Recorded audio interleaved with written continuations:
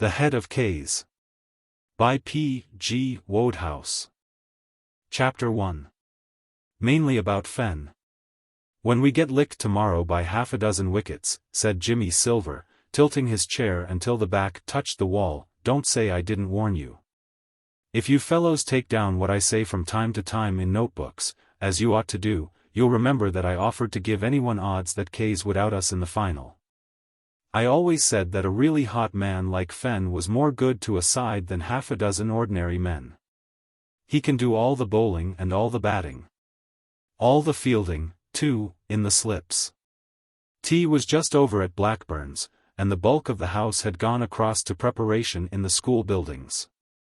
The prefects, as was their custom, lingered on to finish the meal at their leisure. These after-tea conversations were quite an institution at Blackburn's. The labors of the day were over, and the time for preparation for the morrow had not yet come. It would be time to be thinking of that in another hour. Meanwhile, a little relaxation might be enjoyed. Especially so as this was the last day but 2 of the summer term, and all necessity for working after tea had ceased with the arrival of the last lap of the examinations. Silver was head of the house, and captain of its cricket team, which was nearing the end of its last match, the final for the Interhouse Cup, and, on paper, getting decidedly the worst of it. After riding in triumph over the schoolhouse, Bedell's, and Mulholland's, Blackburn's had met its next-door neighbor, K's, in the final, and, to the surprise of the great majority of the school, was showing up badly. The match was affording one more example of how a team of average merit all through may sometimes fall before a one-man side. Blackburn's had the 3 last men on the list of the first 11, Silver, Kennedy, and Chalice. And at least 9 of its representatives had the reputation of being able to knock up a useful 20 or 30 at any time. K's, on the other hand, had one man, Fenn. After him the tale started. But Fenn was such an exceptional all-round man that, as Silver had said, he was as good as half a dozen of the Blackburn's team. Equally formidable whether batting or bowling, he headed the school averages at both. He was one of those batsmen who seem to know exactly what sort of ball you are going to bowl before it leaves your hand, and he could hit like another Jessup. As for his bowling, he bowled left-hand, always a puzzling eccentricity to an undeveloped batsman, and could send them down very fast or very slow, as he thought best. And it was hard to see which particular brand he was going to serve up before it was actually in midair. But it is not necessary to enlarge on his abilities. The figures against his name in Wisden prove a good deal. The fact that he had steered K's through into the last round of the house matches proves still more. It was perfectly obvious to everyone that, if only you could get Fenn out for under 10, K's total for that innings would be nearer 20 than 40. They were an appalling side. But then no house bowler had as yet succeeded in getting Fenn out for under 10. In the 6 innings he had played in the competition up to date, he had made 4 centuries, an 80, and a 70. Kennedy, the second prefect at Blackburn's, paused in the act of grappling with the remnant of a pot of jam belonging to some person unknown, to reply to Silver's remarks. "We aren't beaten yet," he said, in his solid way. Kennedy's chief characteristics were solidity, and an infinite capacity for taking pains. Nothing seemed to tire or discourage him. He kept pegging away till he arrived. The ordinary person, for instance, would have considered the jam-pot, on which he was then engaged, an empty jam-pot. Kennedy saw that there was still a strawberry, or it may have been a section of a strawberry, at the extreme end, and he meant to have that coy vegetable if he had to squeeze the pot to get at it. To take another instance, all the afternoon of the previous day he had bowled patiently at Fenn while the latter lifted every other ball into space. He had been taken off 3 times, and at every fresh attack he had plodded on doggedly, until at last, as he had expected, the batsman had misjudged a straight one. And he had bowled him all over his wicket. Kennedy generally managed to get there sooner or later. "It's no good chucking the game up simply because we're in a tight place," he said, bringing the spoon to the surface at last with the section of strawberry adhering to the end of it. "That sort of thing's awfully feeble. "He calls me feeble," shouted Jimmy Silver. "By James, I've put a man to sleep for less." It was one of his amusements to express himself from time to time in a melodramatic fashion, sometimes accompanying his words with suitable gestures. It was on one of these occasions, when he had assumed at a moment's notice the role of the baffled despot. In an argument with Kennedy in his study on the subject of the house football team, that he broke what Mr. Blackburn considered a valuable door with a poker. Since then he had moderated his transports. "They've got to make 79, said Kennedy. Chalice, the other first 11 man, was reading a green scoring book. "I don't think K's ought to have the face to stick the cup up in their dining room," he said, "considering the little they've done to win it. If they do win it, that is. Still, as they made 200 first innings, they ought to be able to knock off 79. But I was saying that the pot ought to go to Fenn.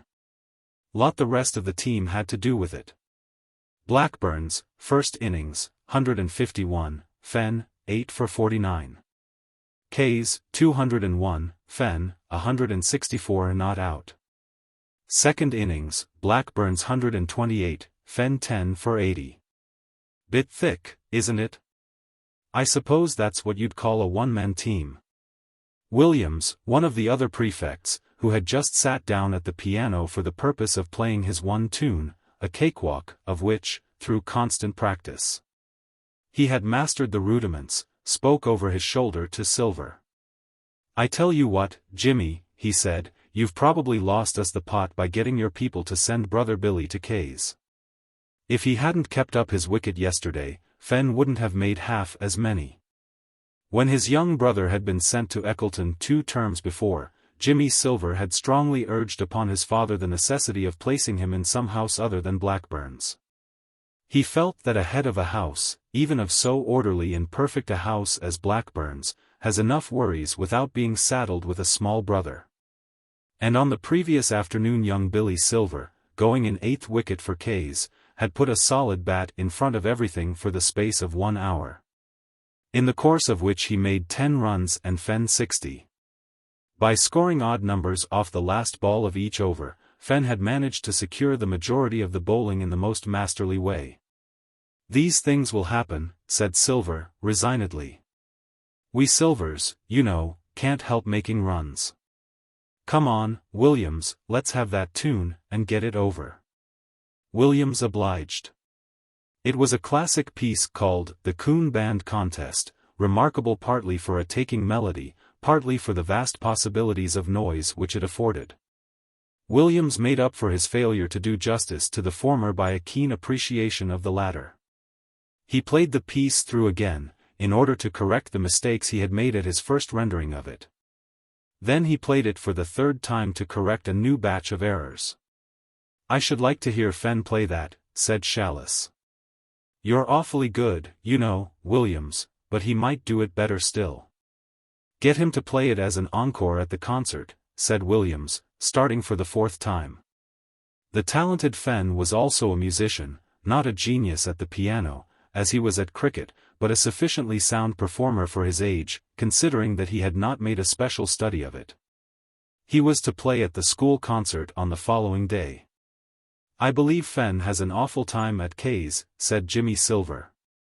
"It must be a fair sort of hole, judging from the specimens you see crawling about in K-caps. I wish I'd known my people were sending young Billy there. I'd have warned them. I only told them not to sling him in here. I had no idea they'd have picked K's." "Fenn was telling me the other day," said Kennedy, "that being in K's had spoiled his whole time at the school. He always wanted to come to Blackburn's, only there wasn't room that particular term. Bad luck, wasn't it? I don't think he found it so bad before he became head of the house. He didn't come into contact with K so much. But now he finds that he can't do a thing without K buzzing round and interfering. I wonder," said Jimmy Silver, thoughtfully, "if that's why he bowls so fast. To work it off, you know." In the course of a beautiful innings of 53 that afternoon, the captain of Blackburn's had received 2 of Fenn's speediest on the same spot just above the pad in rapid succession. and he now hobbled painfully when he moved about. The conversation that evening had dealt so largely with Fenn. The whole school, indeed, was talking of nothing but his great attempt to win the cricket cup single-handed, that Kennedy. Going out into the road for a breather before the rest of the boarders returned from preparation, made his way to Kay's to see if Fenn was imitating his example, and taking the air too. He found him at Kay's gate, and they strolled towards the school buildings together. Fenn was unusually silent. "Well," said Kennedy, after a minute had passed without a remark. "Well, what? What's up?" Fenn laughed what novelists are fond of calling a mirthless laugh. "Oh, I don't know," he said, "I'm sick of this place." Kennedy inspected his friend's face anxiously by the light of the lamp over the school gate. There was no mistake about it. Fenn certainly did look bad. His face always looked lean and craggy, but tonight there was a difference. He looked used up. "Faggied?" asked Kennedy. "No. Sick." "What about?" "Everything. I wish you could come into Kay's for a bit just to see what it's like. Then you'd understand. At present I don't suppose you've an idea of it. I'd like to write a book on Kay day by day. I'd have plenty to put in it." "What's he been doing?" "Oh, nothing out of the ordinary run. It's the fact that he's always at it that does me. You get a house full of, well, you know the sort of chap the average XIII is. They'd keep me busy even if I were allowed a free hand. But I'm not. Whenever I try and keep order and stop things a bit, out springs the man K from nowhere, and takes the job out of my hands, makes a ghastly mess of everything, and retires purring. Once in every 3 times, or thereabouts, he slangs me in front of the kids for not keeping order. I'm glad this is the end of the term. I couldn't stand it much longer. Hullo, here come the chaps from prep. We'd better be getting back. How do you find this book? Any thoughts about the book or the author? Any suggestion for improvement? Please take a moment to share your thoughts in a comment. If you like it, share it with your friends who might enjoy it as well. Subscribe to keep in touch. Visit CompleteAudiobooks.com for more quality content. Chapter 2. An evening at Kay's. They turned, and began to walk towards the houses. Kennedy felt miserable. He never allowed himself to be put out, to any great extent, by his own worries, which, indeed, had not been very numerous up to the present. But the misfortunes of his friends always troubled him exceedingly. When anything happened to him personally, he found the discomfort of being in a tight place largely counterbalanced by the excitement of trying to find a way out. But the impossibility of helping Fenn in any way depressed him.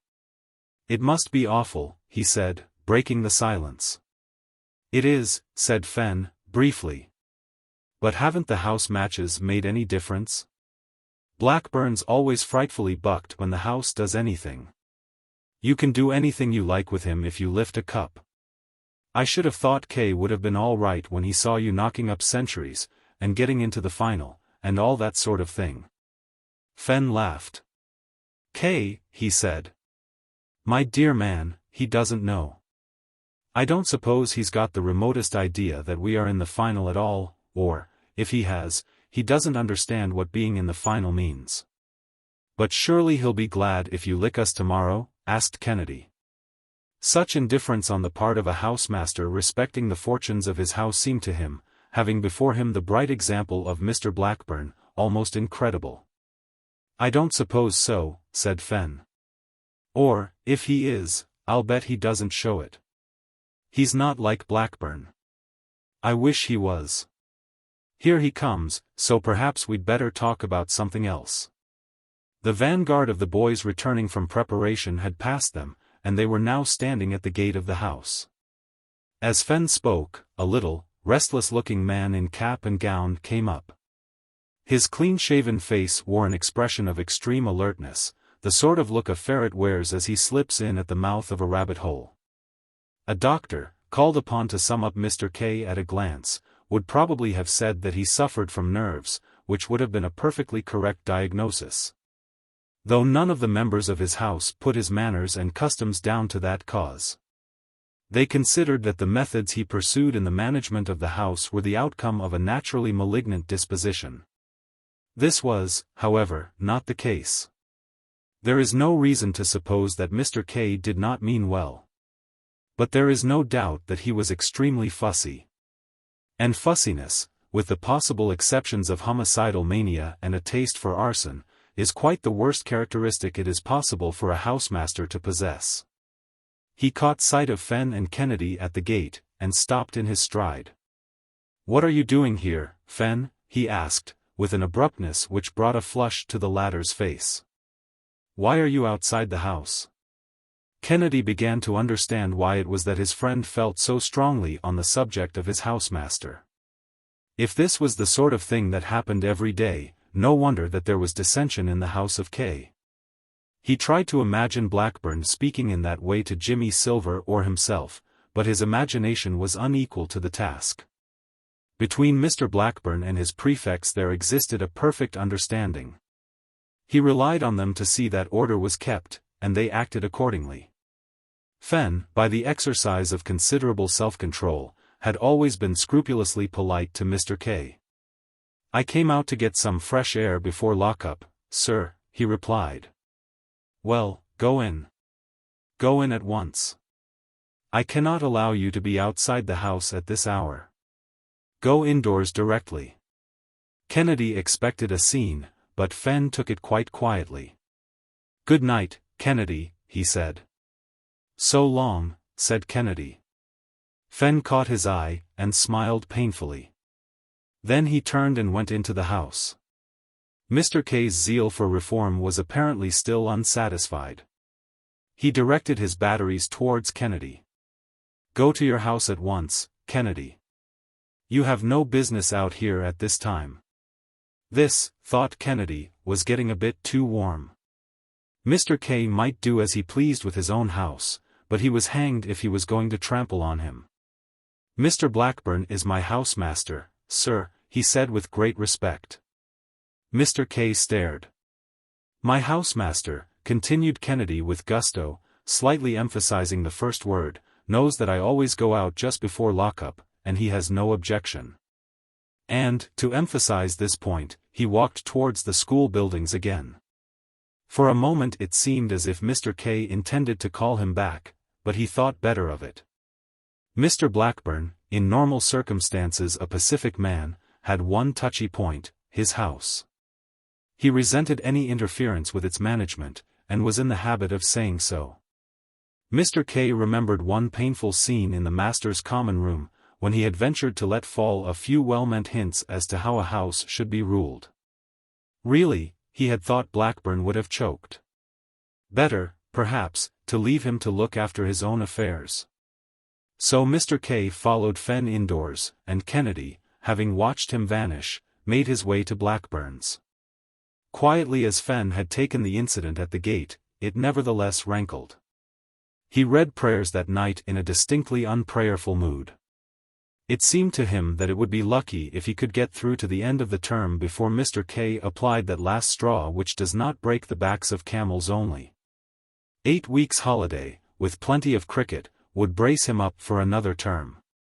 And he had been invited to play for the county against Middlesex 4 days after the holidays began.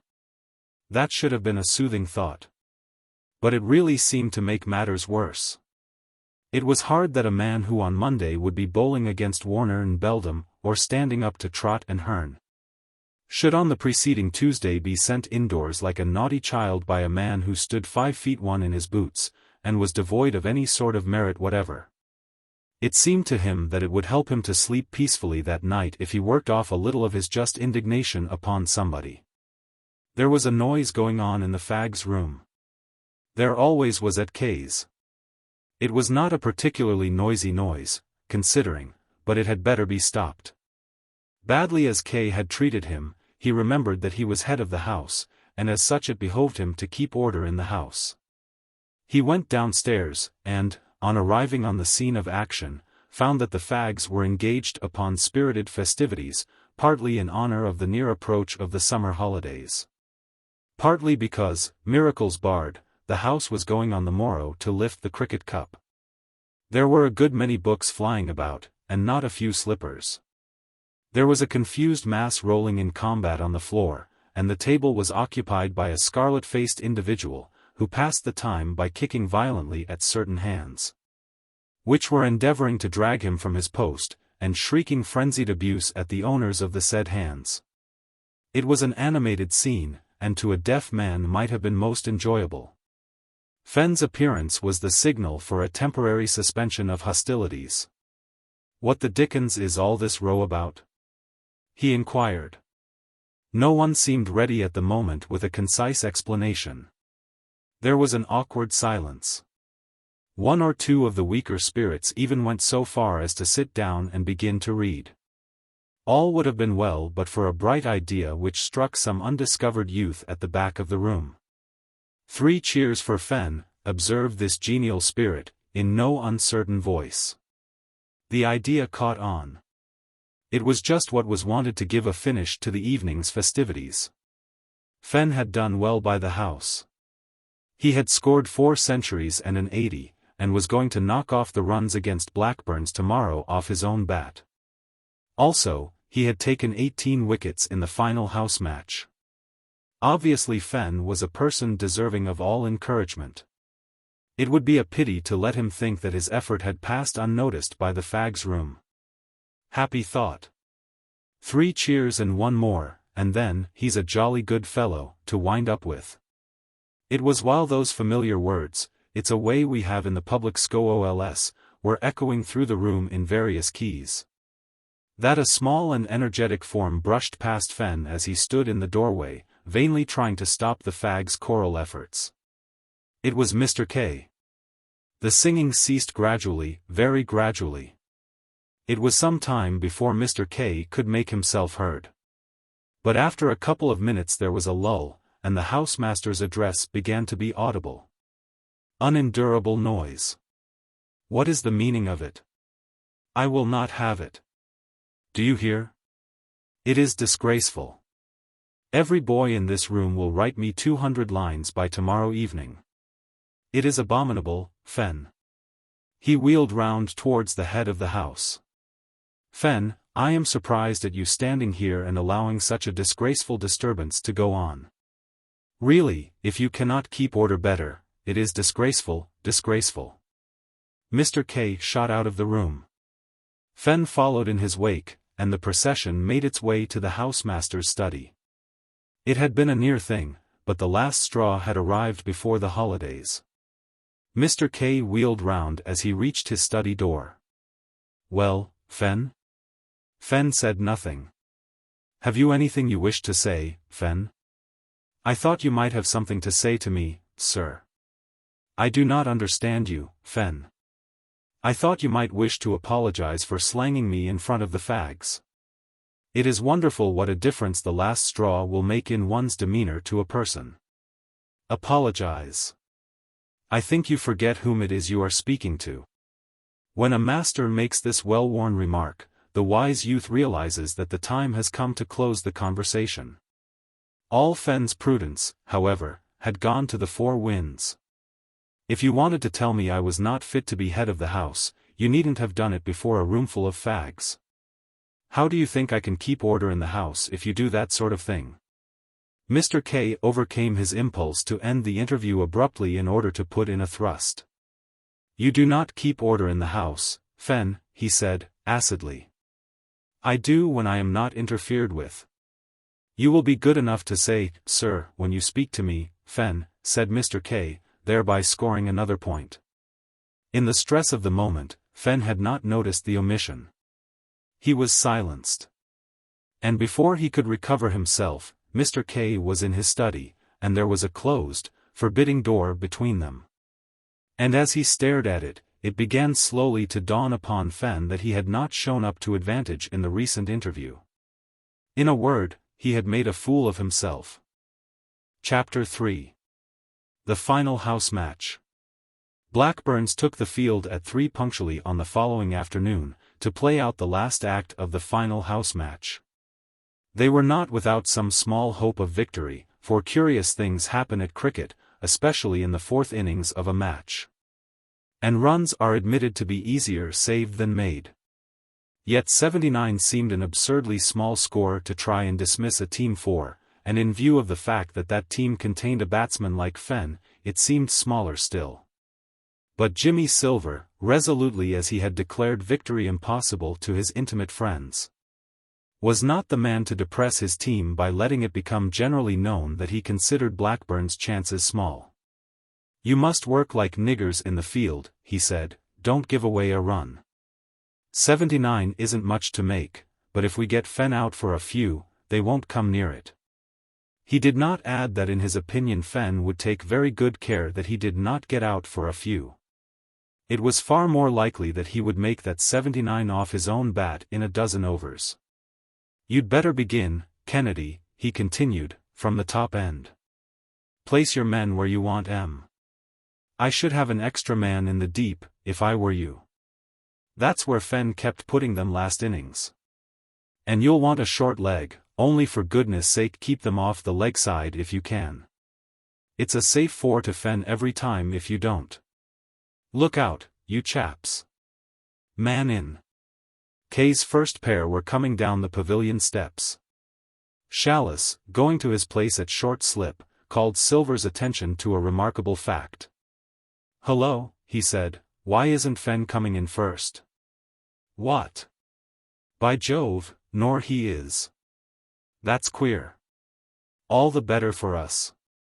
You might get a bit finer, Chalice, in case they snick, Weyburn, who had accompanied Fenn to the wicket at the beginning of Kay's first innings, had now for his partner one Walton, a large, unpleasant-looking youth, said to be a bit of a bruiser, and known to be a black sheep. He was one of those who made life at Kay's so close an imitation of an inferno.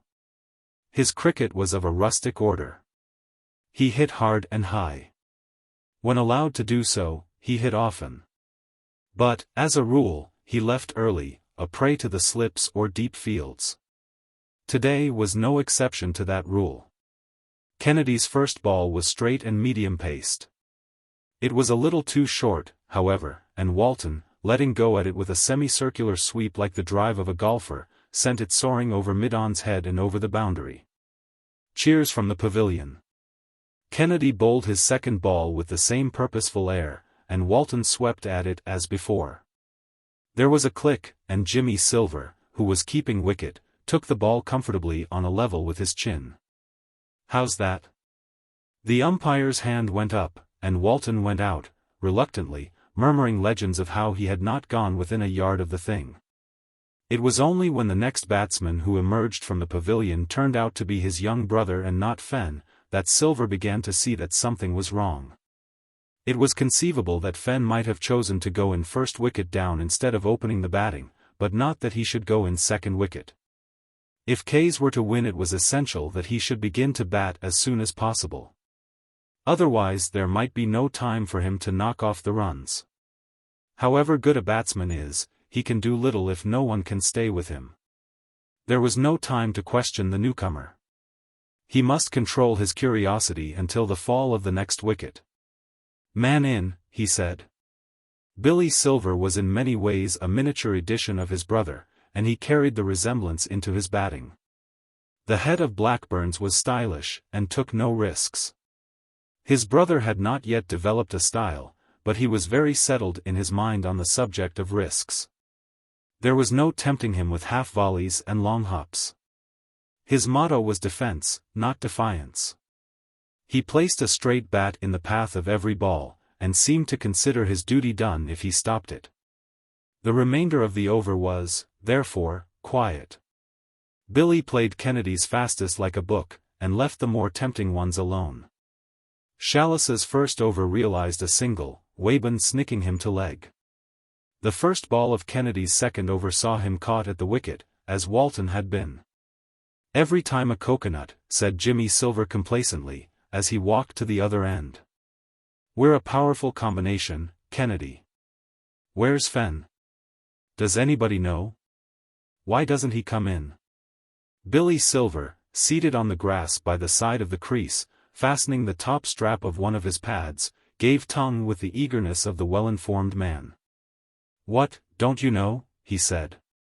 "Why, there's been an awful row. Fenn won't be able to play till 4 o'clock. I believe he and Kay had a row last night, and he cheeked Kay, and the old man's given him a sort of extra. I saw him going over to the schoolhouse, and I heard him tell Wayburn that he wouldn't be able to play till 4. The effect produced by this communication would be most fittingly expressed by the word sensation in brackets. It came as a complete surprise to everyone. It seemed to knock the bottom out of the whole match. Without Fenn the thing would be a farce. Kay's would have no chance. "What a worm that man is," said Kennedy. "Do you know, I had a sort of idea Fenn wouldn't last out much longer. Kay's been ragging him all the term. I went round to see him last night, and Kay behaved like a bounder then. I expect Fenn had it out with him when they got indoors. What a beastly shame, though." "Beastly," agreed Jimmy Silver. "Still, it can't be helped. The sins of the housemaster are visited on the house. I'm afraid it will be our painful duty to wipe the floor with Kay's this day. Speaking at a venture, I should say that we have got them where the hair's short. Yeah. Even on toast, if I may be allowed to use the expression. Who is this coming forth now? Curtis, or me old eyes deceive me? And is not Curtis's record score 3, marred by 10 chances? Indeed yes. A fastish Yorker should settle Curtis's young hash. Try one." Kennedy followed the recipe. A ball later the middle and leg stumps were lying in picturesque attitudes some yards behind the crease, and Curtis was beginning that sad, unending walk to the pavilion, thinking, with the poet, "Thou wast not made to play, infernal ball." Blackburn's non-combatants, dotted round the boundary, shrieked their applause. 3 wickets had fallen for 5 runs, and life was worth living. Kay's were silent and gloomy. Billy Silver continued to occupy one end in an immovable manner, but at the other there was no monotony. Man after man came in, padded and gloved, and looking capable of mighty things. They took guard, patted the ground lustily, as if to make it plain that they were going to stand no nonsense, settled their caps over their eyes, and prepared to receive the ball. When it came it usually took a stump or 2 with it before it stopped. It was a procession such as the school grounds had not often seen. As the 10th man walked from the pavilion, 4 sounded from the clock over the great hall. And 5 minutes later the weary eyes of the supporters of Kay's were refreshed by the sight of Fenn making his way to the arena from the direction of the schoolhouse. Just as he arrived on the scene, Billy Silver's defense broke down. One of Chalice's slows, which he had left alone with the idea that it was going to break away to the off, came in quickly instead, and removed a bail. Billy Silver had only made 8. But, as the full score, including 1 bye, was only 18, this was above the average, and deserved the applause it received. Fenn came in the unusual position of 11th man, with an expression on his face that seemed to suggest that he meant business. He was curiously garbed. Owing to the shortness of the interval allowed him for changing, he had only managed to extend his cricket costume as far as white buckskin boots. He wore no pads or gloves. But even in the face of these sartorial deficiencies, he looked like a cricketer. The field spread out respectfully, and Jimmy Silver moved a man from the slips into the country. There were 3 more balls of Chalice's over, for Billy Silver's collapse had occurred at the 3rd delivery. Fenn mistimed the first. 2 hours riding indoors does not improve the eye. The ball missed the leg stump by an inch. About the 5th ball he made no mistake. He got the full face of the bat to it, and it hummed past cover point to the boundary. The last of the over he put to leg for 3. A remarkable last-wicket partnership now took place, remarkable not so much for tall scoring as for the fact that one of the partners did not receive a single ball from beginning to end of it. With the exception of the one that bowled him. Fenn seemed to be able to do what he pleased with the bowling. Kennedy he played with a shade more respect than the others, but he never failed to score a 3 or a single off the last ball of each of his overs. The figures on the telegraph board rose from 20 to 30, from 30 to 40, from 40 to 50. Williams went on at the lower end instead of Chalice, and Fenn made 12 off his first over. The pavilion was filled with howling enthusiasts, who cheered every hit in a frenzy. Jimmy Silver began to look worried. He held a hasty consultation with Kennedy. The telegraph board now showed the figures 60, 9, 8. "This won't do," said Silver. "It would be too foul to get licked after having 9 of them out for 18.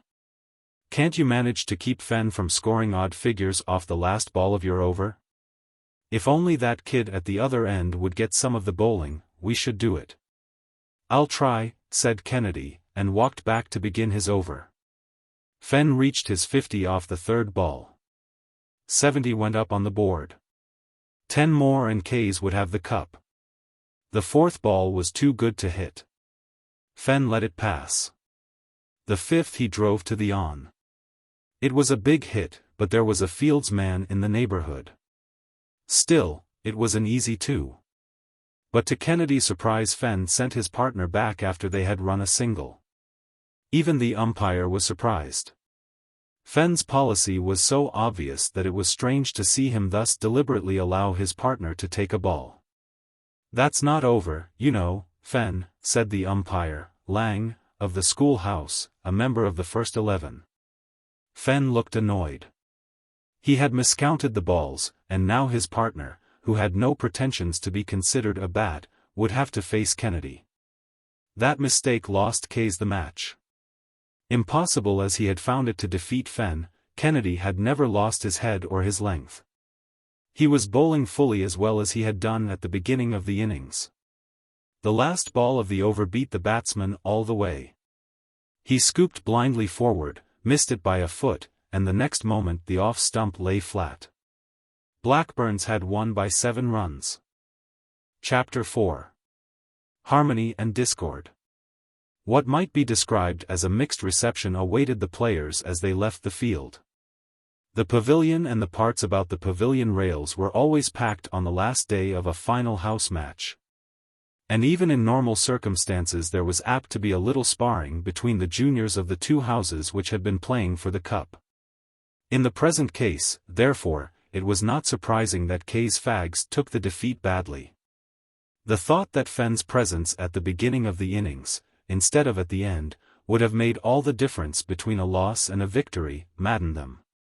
The crowd that seethed in front of the pavilion was a turbulent one. For a time the operation of chairing Fenn up the steps occupied the active minds of the XVIIIs. When he had disappeared into the first 11 room, they turned their attention in other directions. Caustic and uncomplimentary remarks began to fly to and fro between the representatives of Kays and Blackburns. It is not known who actually administered the first blow. But, when Fenn came out of the pavilion with Kennedy and Silver, he found a stirring battle in progress. The members of the other houses who had come to look on at the match stood in knots, and gazed with approval at the efforts of Kays and Blackburn's juniors to wipe each other off the face of the earth. The air was full of shrill battle cries, varied now and then by a smack or a thud, as some young but strenuous fist found a billet. The fortune of war seemed to be distributed equally so far, and the combatants were just warming to their work. "Look here," said Kennedy, "we ought to stop this." "What's the good?" said Fenn, without interest. "It pleases them, and doesn't hurt anybody else." "All the same," observed Jimmy Silver, moving towards the nearest group of combatants, "free fights aren't quite the thing, somehow. For, children, you should never let your angry passions rise. Your little hands were never made to tear each other's eyes." Dr. Watt's advice to young pugilists. "Drop it, you little beasts." He separated 2 heated youths who were just beginning a 4th round. The rest of the warriors, seeing Silver and the others, called a truce, and Silver, having read a sort of riot act, moved on. The juniors of the beaten house, deciding that it would be better not to resume hostilities, consoled themselves by giving 3 groans for Mr. K. "What happened after I left you last night, Fenn?" asked Kennedy. "Oh, I had one of my usual rows with K, only rather worse than usual. I said 1 or 2 things he didn't like, and today the old man sent for me and told me to come to his room from 2 till 4. K had run me in for being grossly rude. Listen to those kids. What a row they're making." "It's a beastly shame," said Kennedy despondently. At the school shop Morel, of Mulholland's, met them. He had been spending the afternoon with a rug and a novel on the hills at the back of the school, and he wanted to know how the final house match had gone. Blackburns had beaten Mulholland's in one of the early rounds. Kennedy explained what had happened. "We should have lost if Fenn had turned up earlier," he said. "He had a row with K, and K gave him a sort of extra between 2 and 4. Fenn, busily occupied with an ice, added no comment of his own to this plain tale. "Rough luck," said Morel. "What's all that row out in the field?" "That's K's kids giving 3 groans for K," explained Silver. "At least, they started with the idea of giving 3 groans. They've got up to about 300 by this time. It seems to have fascinated them. They won't leave off. There's no school rule against groaning in the grounds, and they mean to groan till the end of the term. Personally, I like the sound. But then, I'm fond of music." Morel's face beamed with sudden pleasure. "I knew there was something I wanted to tell you," he said, "only I couldn't remember what. Your saying you're fond of music reminds me. Mulholland's crocked himself, and won't be able to turn out for the concert." "What?" cried Kennedy. "How did it happen? What's he done?" Mr. Mulholland was the master who looked after the music of the school, a fine cricketer and keen sportsman. Had nothing gone wrong, he would have conducted at the concert that night. "I heard it from the matron at our place," said Morel. "She's full of it." Mulholland was batting at the middle net, and somebody else, I forget who, was at the one next to it on the right. The bowler sent down a long hop to leg, and this Johnny had a smack at it, and sent it slap through the net, and it got Mulholland on the side of the head. He was stunned for a bit, but he's getting all right again now. But he won't be able to conduct tonight. Rather bad luck on the man, especially as he's so keen on the concert." "Who's going to sub for him?" asked Silver. "Perhaps they'll scratch the show," suggested Kennedy. "Oh, no," said Morel, "it's all right. K is going to conduct. He's often done it at choir practices when Mulholland couldn't turn up." Fenn put down his empty saucer with an emphatic crack on the counter. "If K's going to run the show, I'm hanged if I turn up," he said. "My dear chap, you can't get out of it now," said Kennedy anxiously. He did not want to see Fenn plunging into any more strife with the authorities this term. "Think of the crowned heads who are coming to hear you," pleaded Jimmy Silver. "Think of the nobility and gentry. Think of me. You must play." "Ah, there you are, Fenn." Mr. K had bustled in his energetic way. Fenn said nothing. He was there. It was idle to deny it. "I thought I should find you here." "Yes, I wanted to see you about the concert tonight. Mr. Mulholland has met with an unfortunate accident, and I am looking after the entertainment in his place. Come with me and play over your piece. I should like to see that you are perfect in it. Dear me, what a noise those boys are making. Why are they behaving in that extraordinary way, I wonder?" K's juniors had left the pavilion, and were trooping back to their house. At the present moment they were passing the school shop, and their tuneful voices floated in through the open window. "This is very unusual. Why, they seem to be boys in my house. They are groaning.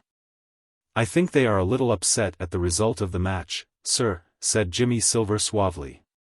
Fenn did not arrive, for some reason, till the end of the innings, so Mr. Blackburn's won. The wicket was good, but a little fiery. "Thank you, Silver," replied Mr. K with asperity. When I require explanations I will ask for them." He darted out of the shop, and a moment later they heard him pouring out a flood of recriminations on the groaning fags. "There was once a man who snubbed me," said Jimmy Silver. "They buried him at Brookwood." "Well, what are you going to do, Fenn? Going to play tonight? Harkee, boy. Say but the word, and I will beard this tyrant to his face." Fenn rose. "Yes," he said briefly, "I shall play. You'd better turn up. I think you'll enjoy it." Silver said that no human power should keep him away. The school concert was always one of the events of the summer term. There was a concert at the end of the winter term, too, but it was not so important.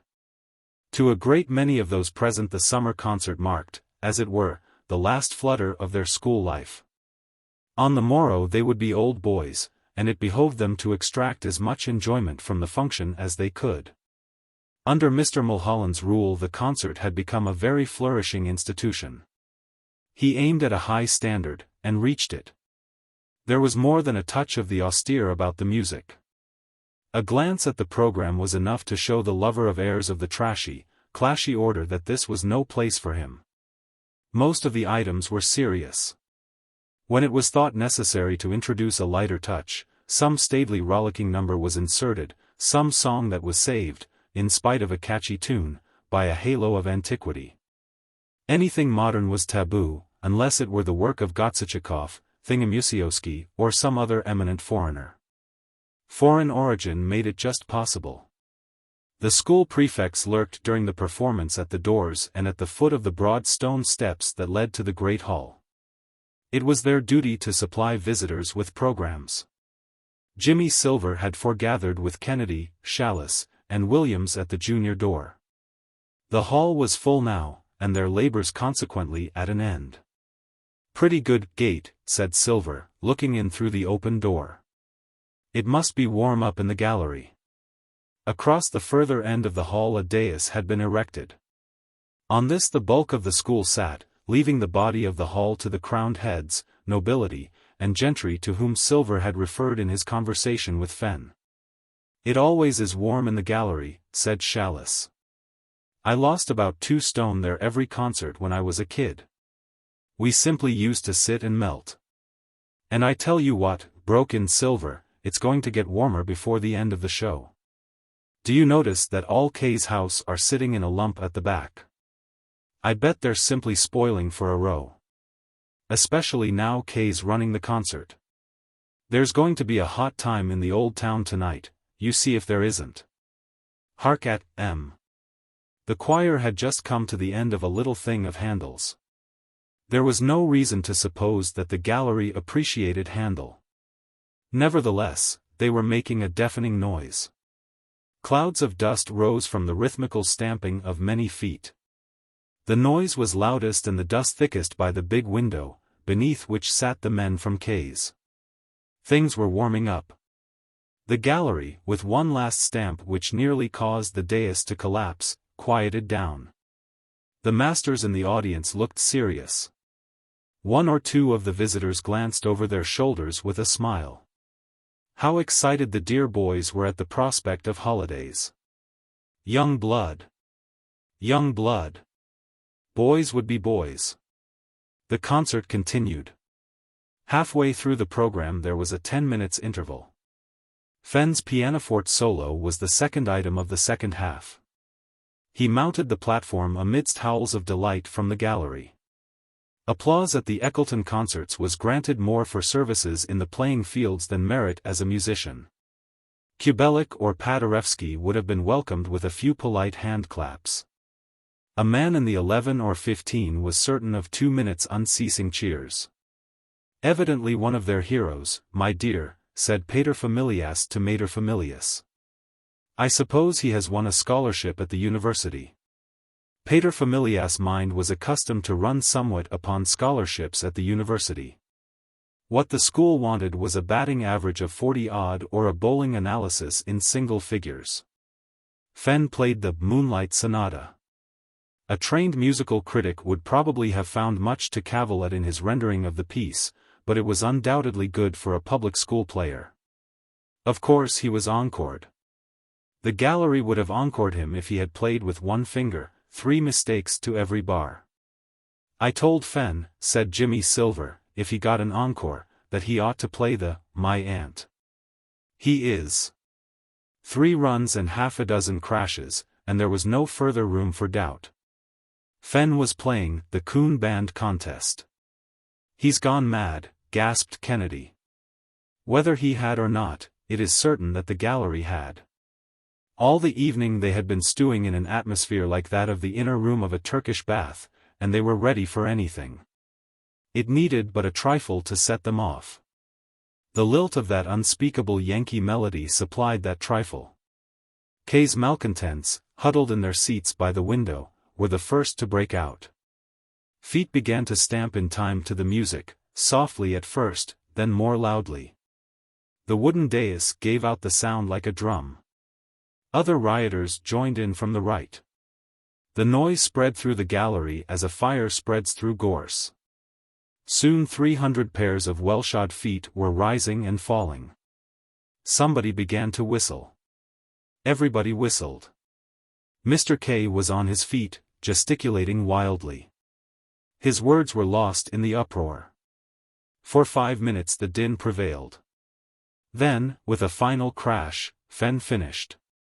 He got up from the music stool, bowed, and walked back to his place by the senior door.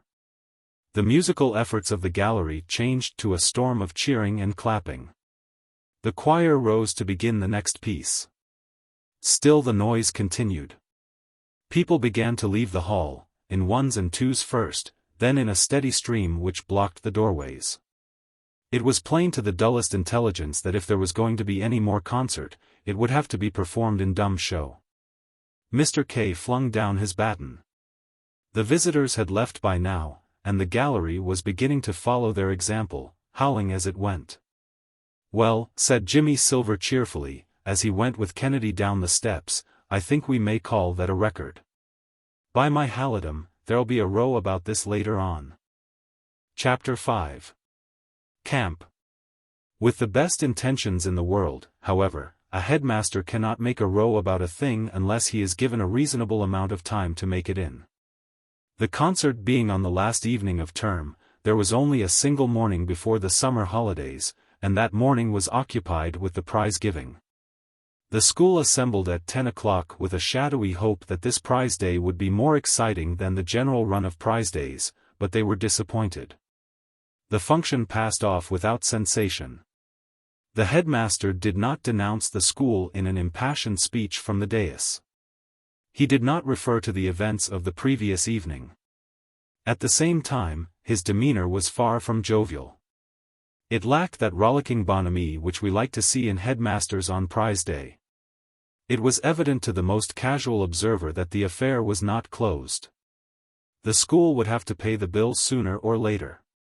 But 8 weeks would elapse before the day of reckoning, which was a comforting thought. The last prize was handed over to its rightful owner.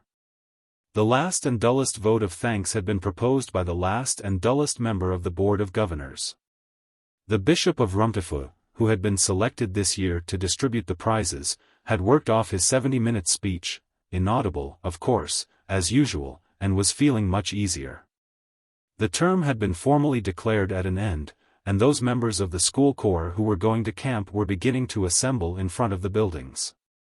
I wonder why it always takes about 3 hours to get us off to the station, said Jimmy Silver. I've been to camp 2 years now, and there's always been this rotting about in the grounds before we start. Nobody's likely to turn up to inspect us for the next hour or so. If any gent cares to put in a modest ginger beer at the shop, I'm with him.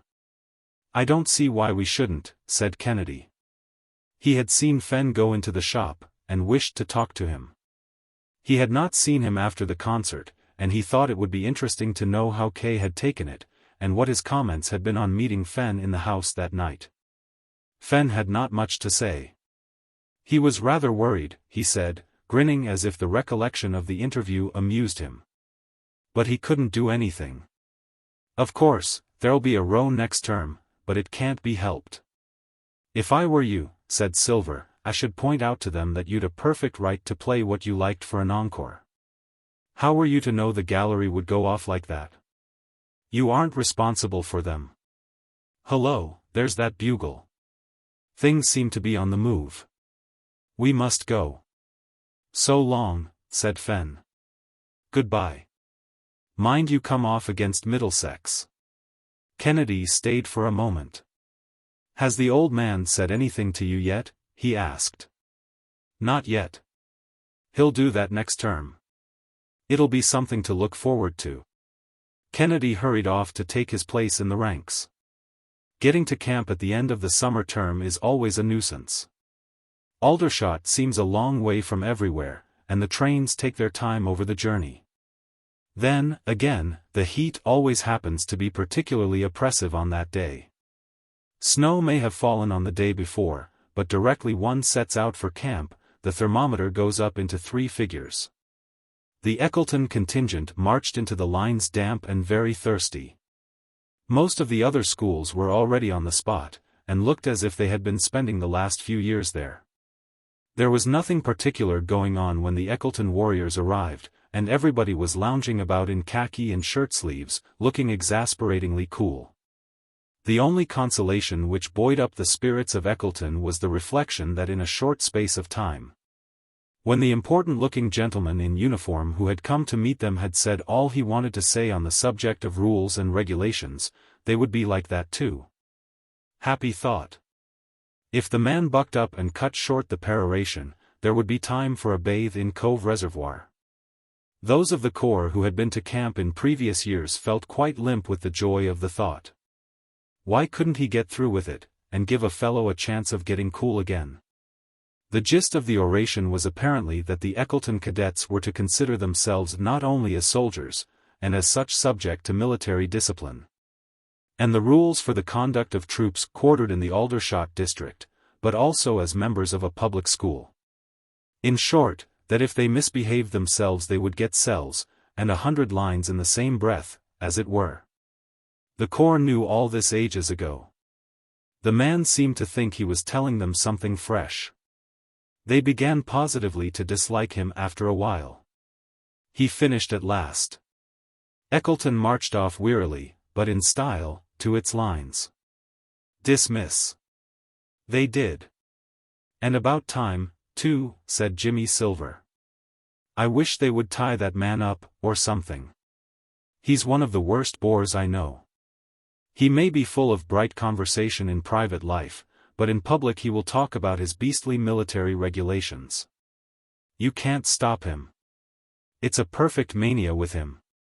Now, I believe, that's to say, I have a sort of dim idea, that there's a place round about here called a canteen.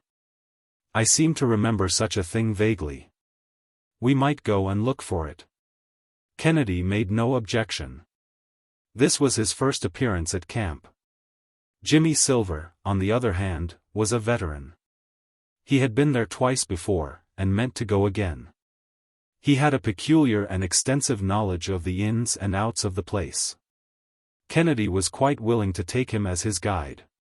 He was full of information. Kennedy was surprised to see what a number of men from the other schools he seemed to know. In the canteen there were, amongst others, a Carthusian, 2 Tunbridge men, and a Haileyburyan. They all greeted Silver with the warmth of old friends. "You get to know a lot of fellows in camp," explained Jimmy, as they strolled back to the Eckleton lines. "That's the best of the place.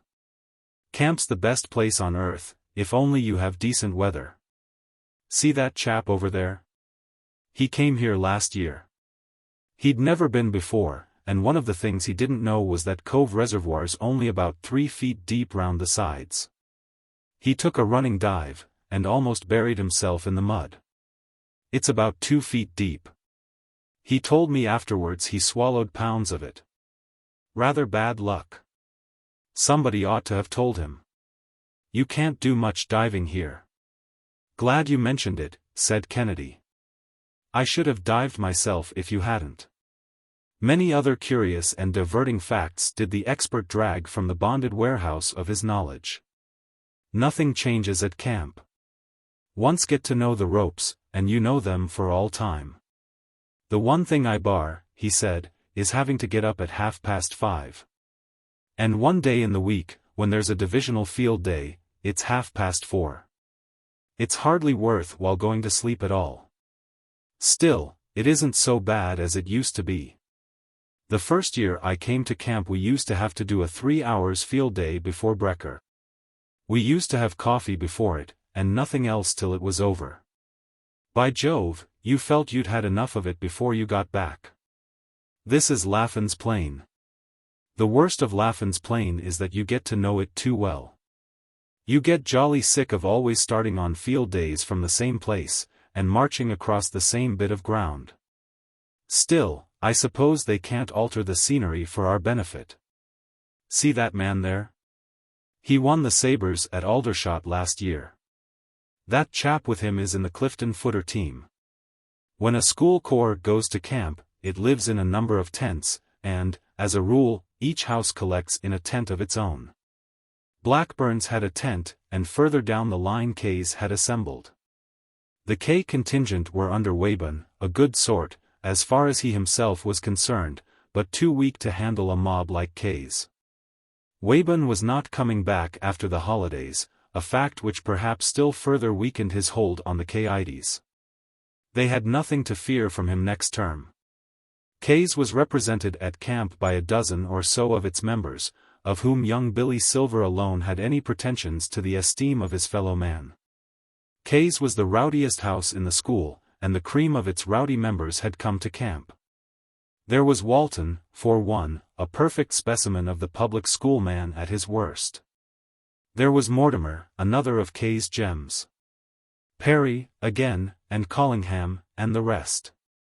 A pleasant gang, fit for anything, if it could be done in safety.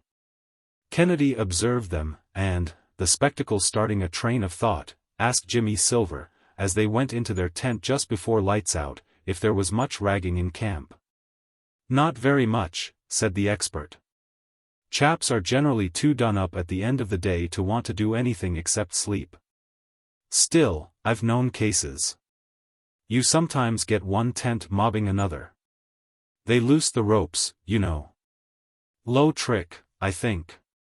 It isn't often done, and it gets dropped on like bricks when it's found out. But why? Do you feel as if you wanted to do it? It only occurred to me that we've got a lively gang from K's here. I was wondering if they'd get any chances of ragging, or if they'd have to lie low. I'd forgotten K's for the moment. Now you mention it, they are rather a crew. But I shouldn't think they'd find it worth while to rot about here. It isn't as if they were on their native heath. People have a prejudice against having their tent ropes loosed, and they'd get beans if they did anything in that line. I remember once there was a tent which made itself objectionable, and it got raided in the night by a sort of vigilance committee from the other schools.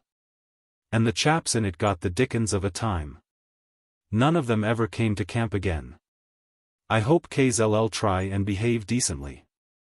It'll be an effort for them, but I hope they'll make it. It would be an awful nuisance if young Billy made an ass of himself in any way. He loves making an ass of himself. It's a sort of hobby of his. As if to support the statement, a sudden volley of subdued shouts came from the other end of the Eckleton lines. Go it, Wren. Stick to it, Silver. Wren. Silver. SSH. Silence, followed almost immediately by a gruff voice inquiring with simple directness what the dickens all this noise was about. Hello, said Kennedy. Did you hear that? I wonder what's been up. Your brother was in it, whatever it was. Of course, said Jimmy Silver, he would be. We can't find out about it now, though. I'll ask him tomorrow, if I remember. I shan't remember, of course. Good night. Good night. Half an hour later, Kennedy, who had been ruminating over the incident in his usual painstaking way, reopened the debate. Who's Wren? He asked. Wah! Murmured Silver, sleepily. Who's Wren? Repeated Kennedy. I dunno. Oh. Lil beast. K's. Red hair. G&I. And sleep reigned in Blackburn's tent. Chapter 6. The Raid on the Guard Tent. Wren and Billy Silver had fallen out over a question of space. It was Silver's opinion that Wren's nest ought to have been built a foot or two further to the left. He stated baldly that he had not room to breathe, and requested the red-headed one to ease off a point or so in the direction of his next-door neighbor. Wren had refused, and, after a few moments' chatty conversation, smote William earnestly in the wind. Trouble had begun upon the instant. It had ceased almost as rapidly owing to interruptions from without, but the truce had been merely temporary. They continued the argument outside the tent at 5:30 the next morning, after the reveille had sounded. Amidst shouts of approval from various shivering mortals who were tubbing preparatory to embarking on the labors of the day. A brisk first round had just come to a conclusion when Walton lounged out of the tent, yawning. Walton proceeded to separate the combatants. After which he rebuked Billy Silver with a swagger stick. Wren's share in the business he overlooked.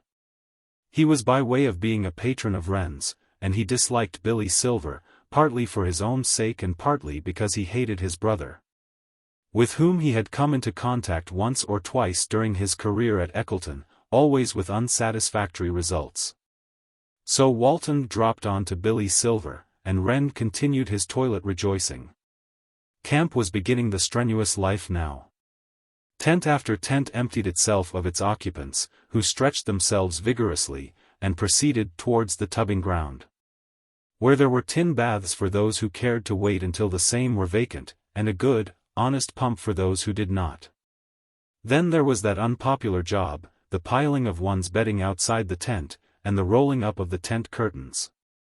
But these unpleasant duties came to an end at last, and signs of breakfast began to appear. Breakfast gave Kennedy his first insight into life in camp. He happened to be tent orderly that day, and it therefore fell to his lot to join the orderlies from the other tents in their search for the Eckleton rations. He returned with a cargo of bread, obtained from the quartermaster, and, later, with a great tin of meat, which the cookhouse had supplied, and felt that this was life. Hitherto breakfast had been to him a thing of white cloths, tables, and food that appeared from nowhere. This was the first time he had ever tracked his food to its source, so to speak, and brought it back with him. After breakfast, when he was informed that, as tent orderly for the day, it was his business to wash up, he began to feel as if he were on a desert island. He had never quite realized before what washing up implied, and he was conscious of a feeling of respect for the servants at Blackburn's, who did it every day as a matter of course, without complaint. He had had no idea before this of the intense stickiness of a jammy plate. One day at camp is much like another. The schools opened the day with parade drill at about 8 o'clock, and, after an instruction series of changing direction half-left in column of double companies, and other pleasant movements of a similar nature, adjourned for lunch. Lunch was much like breakfast, except that the supply of jam was cut off. The people who arrange these things, probably the War Office, or Mr. Broderick, or someone, have come to the conclusion that 2 pots of jam per tent are sufficient for breakfast and lunch. The unwary devour theirs recklessly at the earlier meal, and have to go jamless until tea at 6 o'clock, when another pot is served out. The afternoon at camp is perfect or otherwise, according to whether there is a 4 o'clock field day or not. If there is, there are more maneuverings until tea time, and the time is spent profitably, but not so pleasantly as it might be. If there is no field day, you can take your time about your bathe in Cove Reservoir. And a really satisfactory bathe on a hot day should last at least 3 hours. Kennedy and Jimmy Silver strolled off in the direction of the reservoir as soon as they felt that they had got over the effects of the beef, potatoes, and ginger beer which a generous commissariat had doled out to them for lunch. It was a glorious day, and bathing was the only thing to do for the next hour or so. Stump cricket, that fascinating sport much indulged in camp, would not be at its best until the sun had cooled off a little. After a pleasant half-hour in the mud and water of the reservoir, they lay on the bank and watched the rest of the schools take their afternoon dip. Kennedy had laid in a supply of provisions from the stall which stood at the camp end of the water. Neither of them felt inclined to move. "This is decent," said Kennedy, wriggling into a more comfortable position in the long grass. "Hello. What's up?" inquired Jimmy Silver, lazily. He was almost asleep. "Look at those idiots. They're certain to get spotted." Jimmy Silver tilted his hat off his face, and sat up. "What's the matter?" "Which idiot?" Kennedy pointed to a bush on their right. Walton and Perry were seated beside it. Both were smoking. "Oh, that's all right," said Silver. "Masters never come to Cove Reservoir. It's a sort of unwritten law. They're rotters to smoke, all the same. Certain to get spotted some day. Not worth it. Spoils lungs. Beastly bad, training." He dozed off. The sun was warm, and the grass very soft and comfortable. Kennedy turned his gaze to the reservoir again. It was no business of his what Walton and Perry did.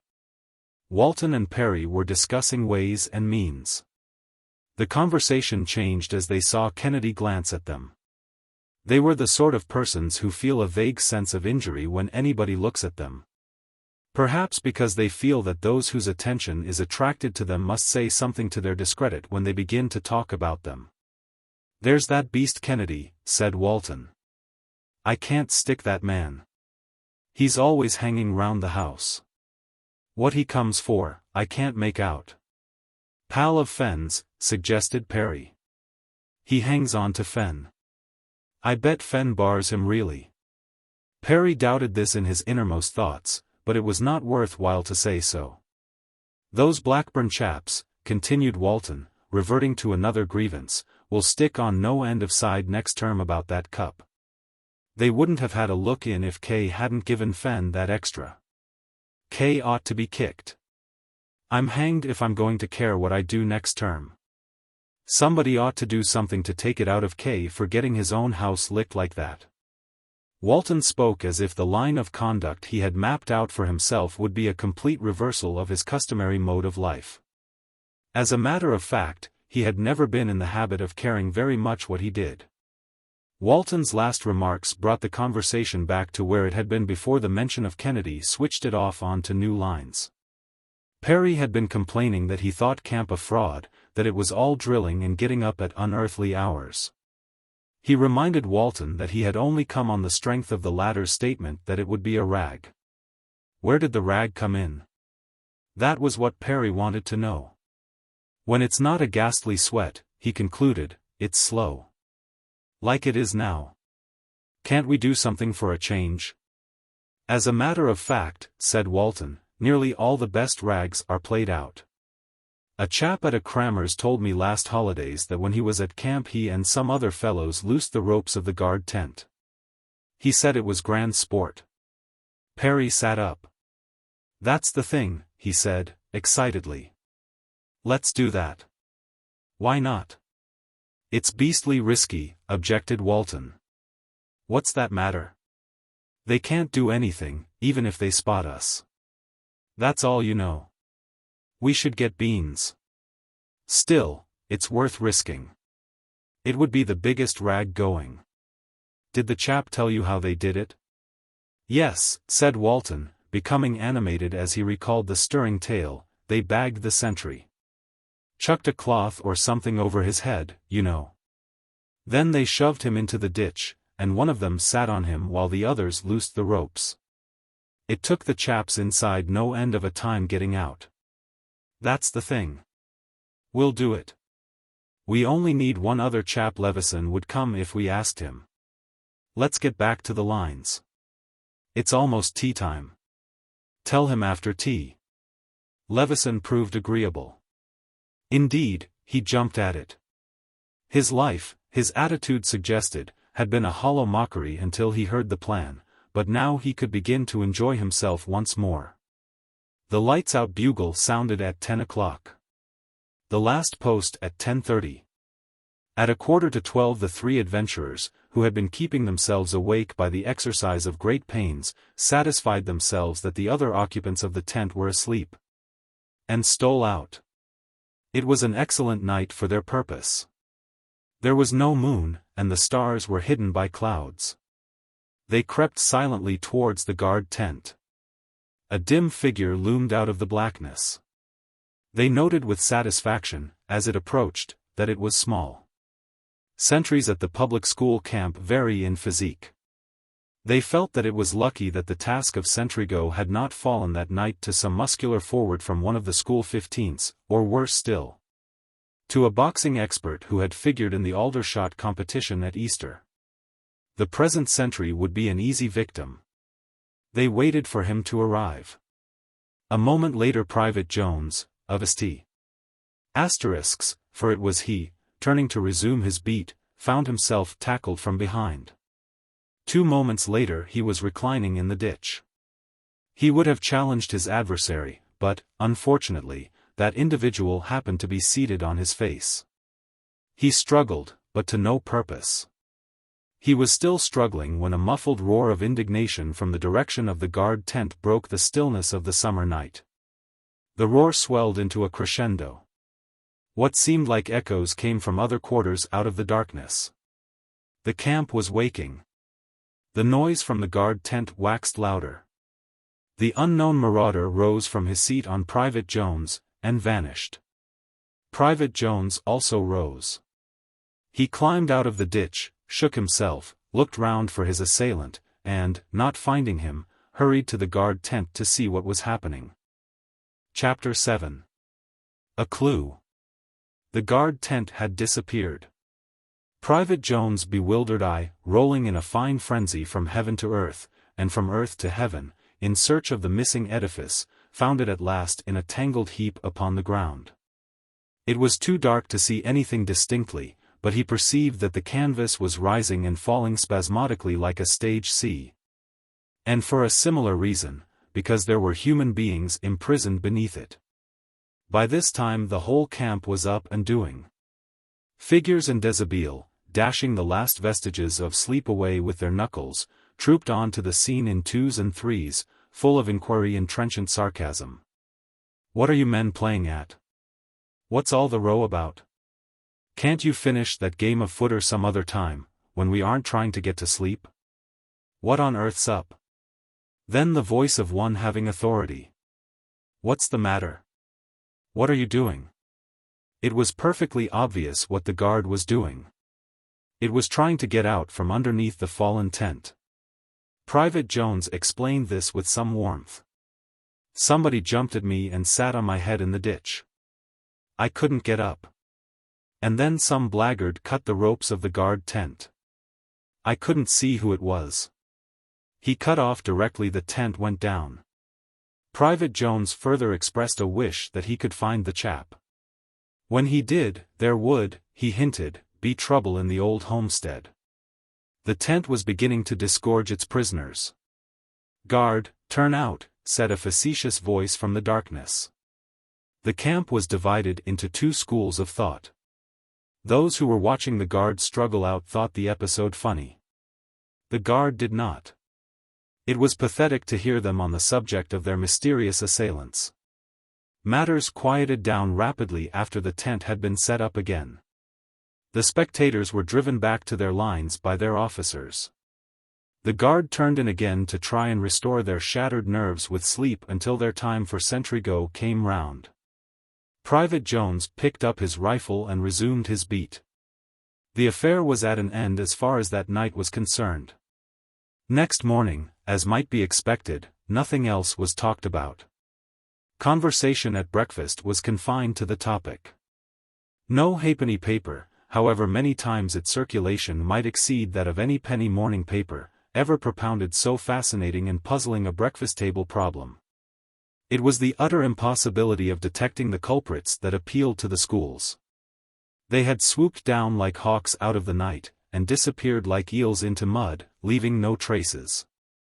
Jimmy Silver, of course, had no doubts. "It was those K's men," he said. "What does it matter about evidence? You've only got to look at them. That's all the evidence you want. The only thing that makes it at all puzzling is that they did nothing worse. You'd naturally expect them to slay the sentry, at any rate.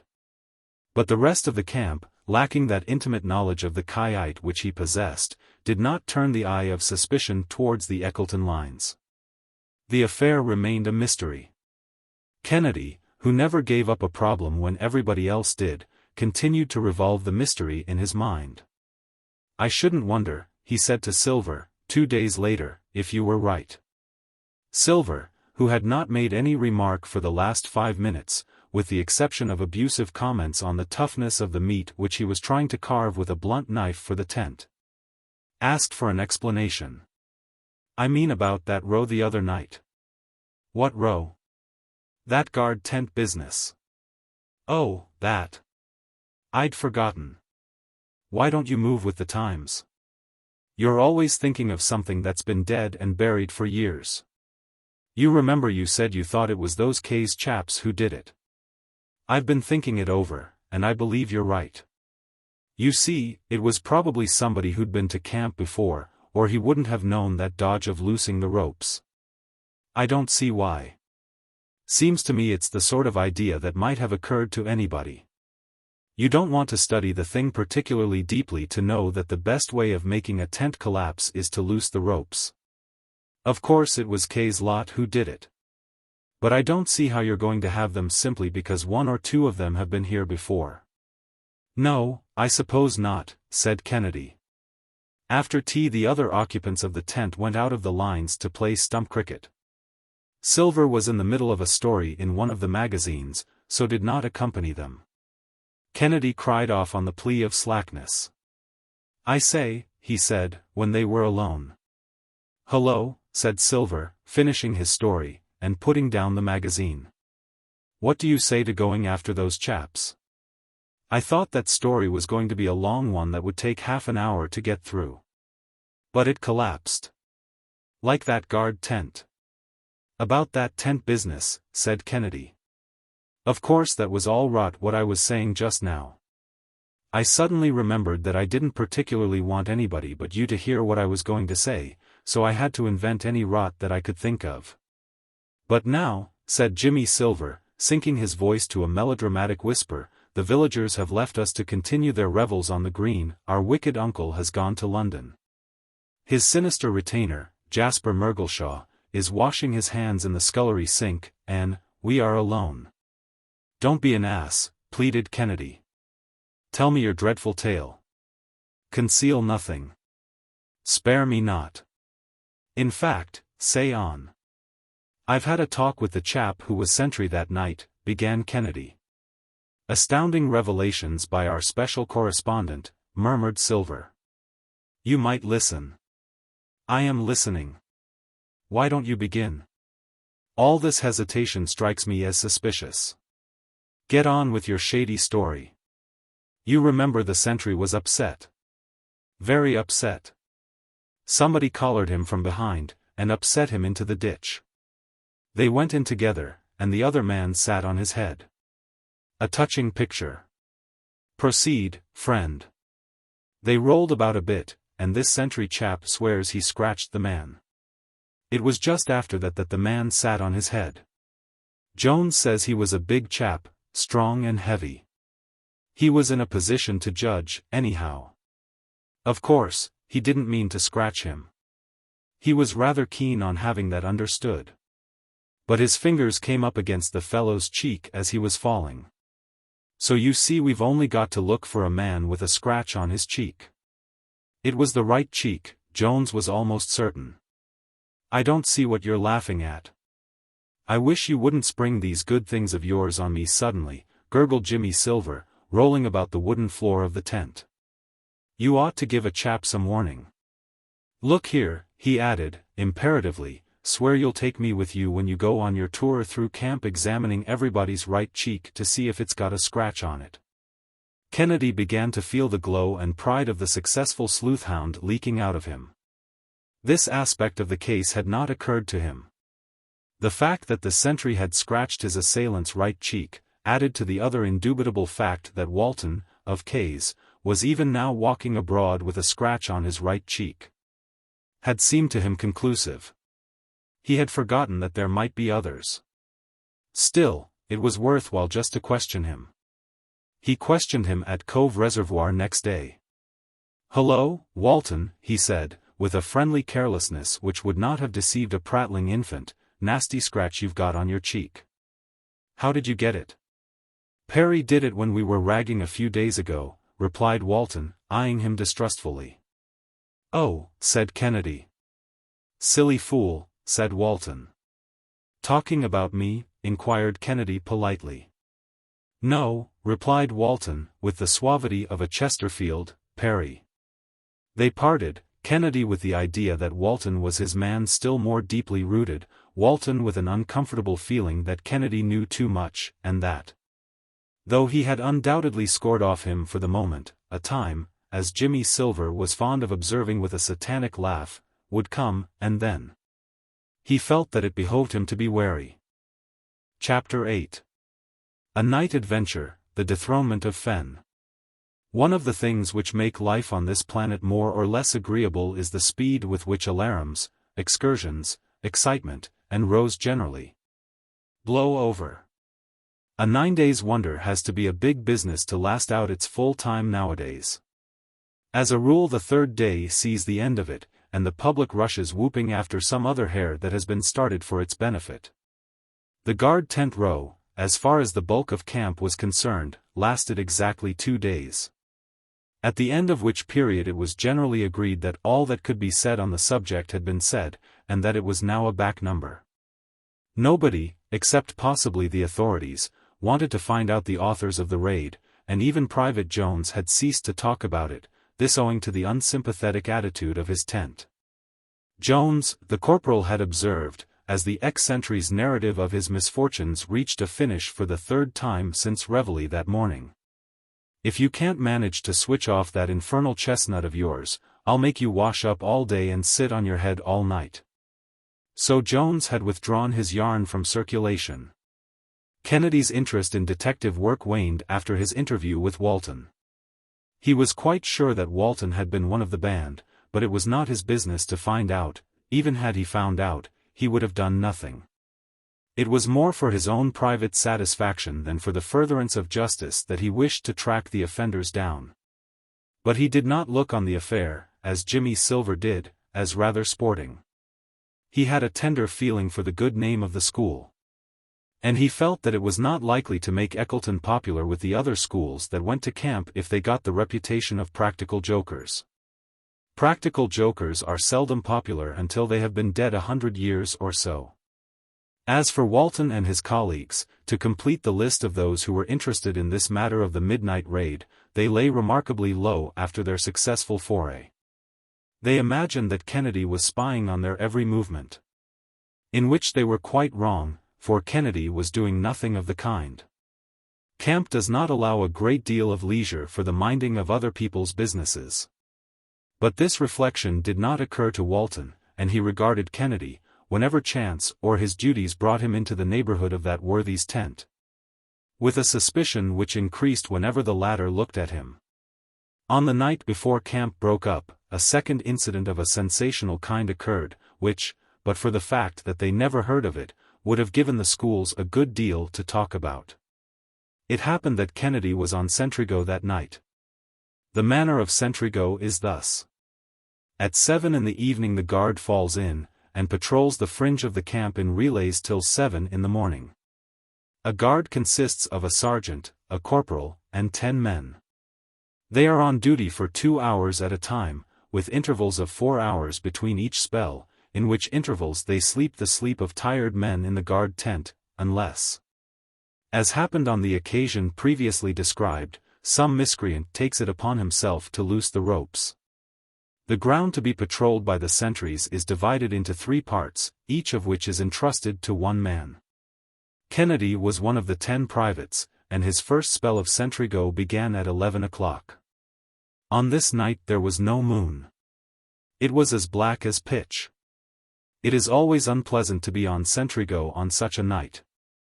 The mind wanders, in spite of all effort to check it, through a long series of all the ghastly stories one has ever read. There is one in particular of Conan Doyle's about a mummy that came to life and chased people on lonely roads, but enough. However courageous one may be, it is difficult not to speculate on the possible horrors which may spring out on one from the darkness. That feeling that there is somebody, or something, just behind one can only be experienced in all its force by a sentry on an inky night at camp. And the thought that, of all the hundreds there, he and two others are the only ones awake, puts a sort of finishing touch to the unpleasantness of the situation. Kennedy was not a particularly imaginative youth, but he looked forward with no little eagerness to the time when he should be relieved. It would be a relief in two senses of the word. His beat included that side of the camp which faces the road to Aldershot. Between camp and this road is a ditch and a wood. After he had been on duty for an hour, this wood began to suggest a variety of possibilities, all grim. The ditch, too, was not without associations. It was into this that Private Jones had been hurled on a certain memorable occasion. Such a thing was not likely to happen again in the same week, and, even if it did, Kennedy flattered himself that he would have more to say in the matter than Private Jones had had. But nevertheless he kept a careful eye in that direction whenever his beat took him along the ditch. It was about 12:30, and he had entered upon the last section of his 2 hours, when Kennedy distinctly heard footsteps in the wood.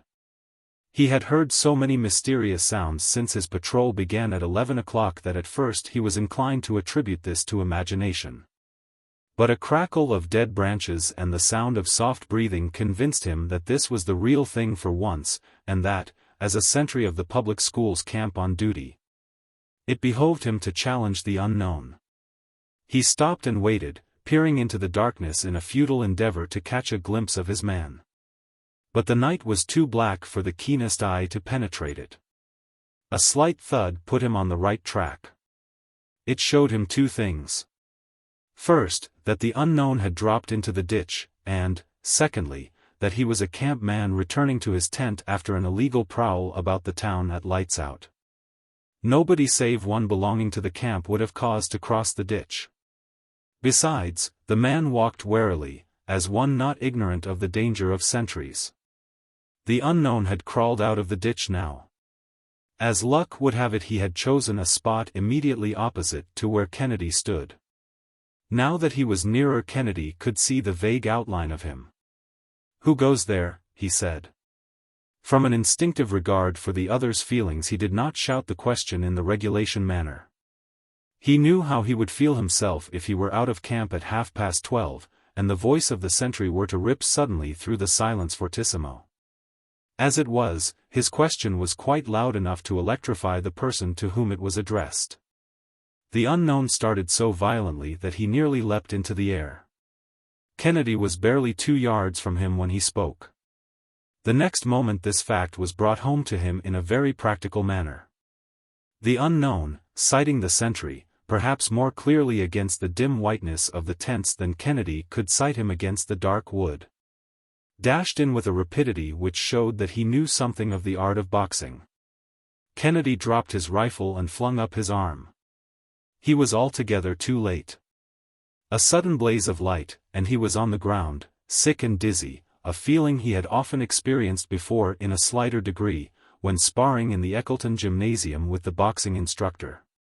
The immediate effect of a flush hit in the regions about the jaw is to make the victim lose for the moment all interest in life. Kennedy lay where he had fallen for nearly half a minute before he fully realized what it was that had happened to him. When he did realize the situation, he leapt to his feet, feeling sick and shaky, and staggered about in all directions in a manner which suggested that he fancied his assailant would be waiting politely until he had recovered. As was only natural, that wily person had vanished, and was by this time doing a quick change into garments of the night. Kennedy had the satisfaction of knowing, for what it was worth, that his adversary was in one of those tents, but to place him with any greater accuracy was impossible. So he gave up the search, found his rifle, and resumed his patrol. And at 1 o'clock his successor relieved him. On the following day camp broke up. Kennedy always enjoyed going home, but, as he traveled back to Eckleton on the last day of these summer holidays, he could not help feeling that there was a great deal to be said for term. He felt particularly cheerful. He had the carriage to himself, and he had also plenty to read and eat. The train was traveling at 40 miles an hour. And there were all the pleasures of a first night after the holidays to look forward to, when you dashed from one friend's study to another's, comparing notes. And explaining, 5 or 6 of you at a time, what a good time you had had in the holidays. This was always a pleasant ceremony at Blackburn's, where all the prefects were intimate friends, and all good sorts, without that liberal admixture of weeds, worms, and outsiders which marred the list of prefects in most of the other houses, such as XVIII. Kennedy could not restrain a momentary gloating as he contrasted the state of affairs in Blackburn's with what existed at XVIII. Then this feeling was merged in one of pity for Fenn's hard case. How he must hate the beginning of term, thought Kennedy. All the well-known stations were flashing by now. In a few minutes he would be at the junction, and in another half-hour back at Blackburn's. He began to collect his baggage from the rack. Nobody he knew was at the junction. This was the late train that he had come down by. Most of the school had returned earlier in the afternoon. He reached Blackburn's at 8 o'clock, and went up to his study to unpack. This was always his first act on coming back to school. He liked to start the term with all his books in their shelves, and all his pictures and photographs in their proper places on the first day. Some of the studies looked like lumber rooms till near the end of the first week. He had filled the shelves, and was arranging the artistic decorations, when Jimmy Silver came in. Kennedy had been surprised that he had not met him downstairs, but the matron had answered his inquiry with the statement that he was talking to Mr. Blackburn in the other part of the house. "When did you arrive?" asked Silver, after the conclusion of the first outbreak of holiday talk. "I've only just come." "Seen Blackburn yet?" "No. I was thinking of going up after I had got this place done properly." Jimmy Silver ran his eye over the room. "I haven't started mine yet," he said. "You're such an energetic man. Now, are all those books in their proper places?" "Yes," said Kennedy. "Sure?" "Yes." "How about the pictures? Got them up?" "All but this lot here." "Shan't be a second." "There you are. How's that for effect?" "Not bad." "Got all your photographs in their places?" "Yes." "Then," said Jimmy Silver, calmly, "you'd better start now to pack them all up again." "And why, my son?" "Because you are no longer a Blackburnite." "That's what?" Kennedy stared. "I've just had the whole yarn from Blackburn," continued Jimmy Silver. "Our dear old pal, Mr. K, wanting somebody in his house capable of keeping order, by way of a change, has gone to the old man and borrowed you. So you're head of K's now. There's an honor for you." Chapter 9. The Sensations of an Exile. "What?" shouted Kennedy. He sprang to his feet as if he had had an electric shock. Jimmy Silver, having satisfied his passion for the dramatic by the abruptness with which he had exploded his mine, now felt himself at liberty to be sympathetic. "It's quite true," he said. "And that's just how I felt when Blackburn told me. Blackburn's as sick as anything.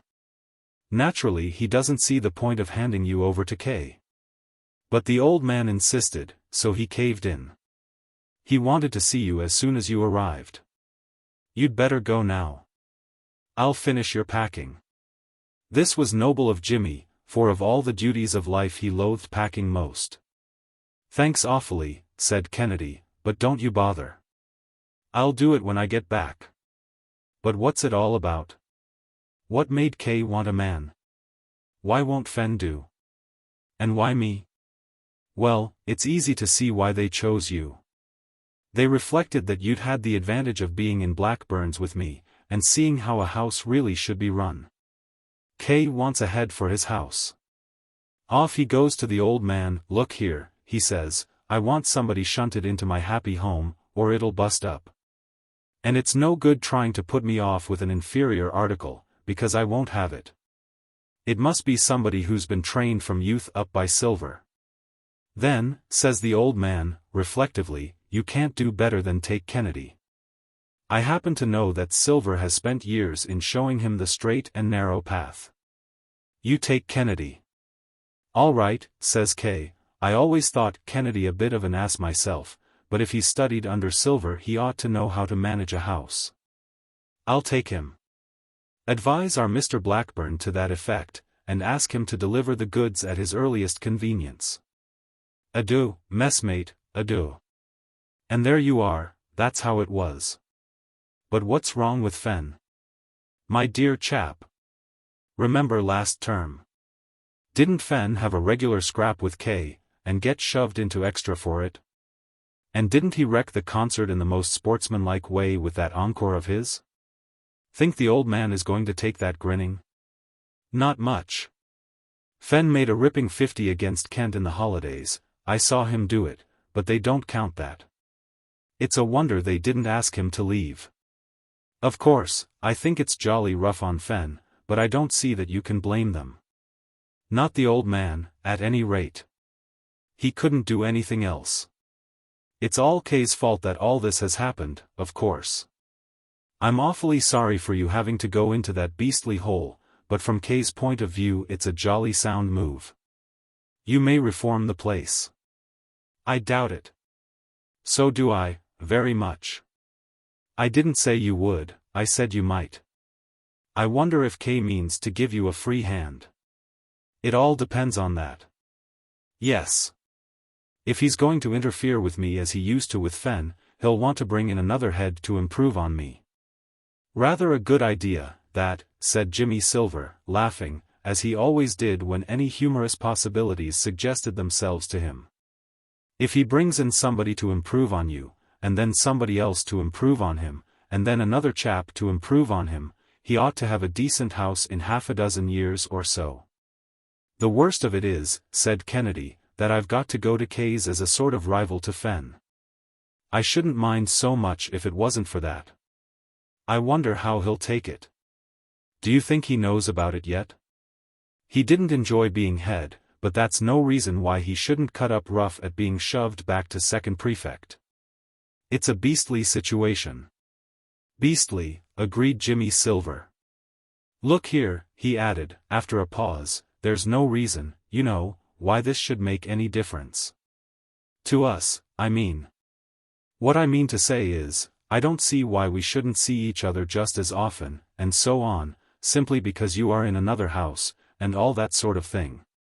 You know what I mean. He spoke shamefacedly, as was his habit whenever he was serious. He liked Kennedy better than anyone he knew, and hated to show his feelings. Anything remotely connected with sentiment made him uncomfortable. Of course, said Kennedy, awkwardly.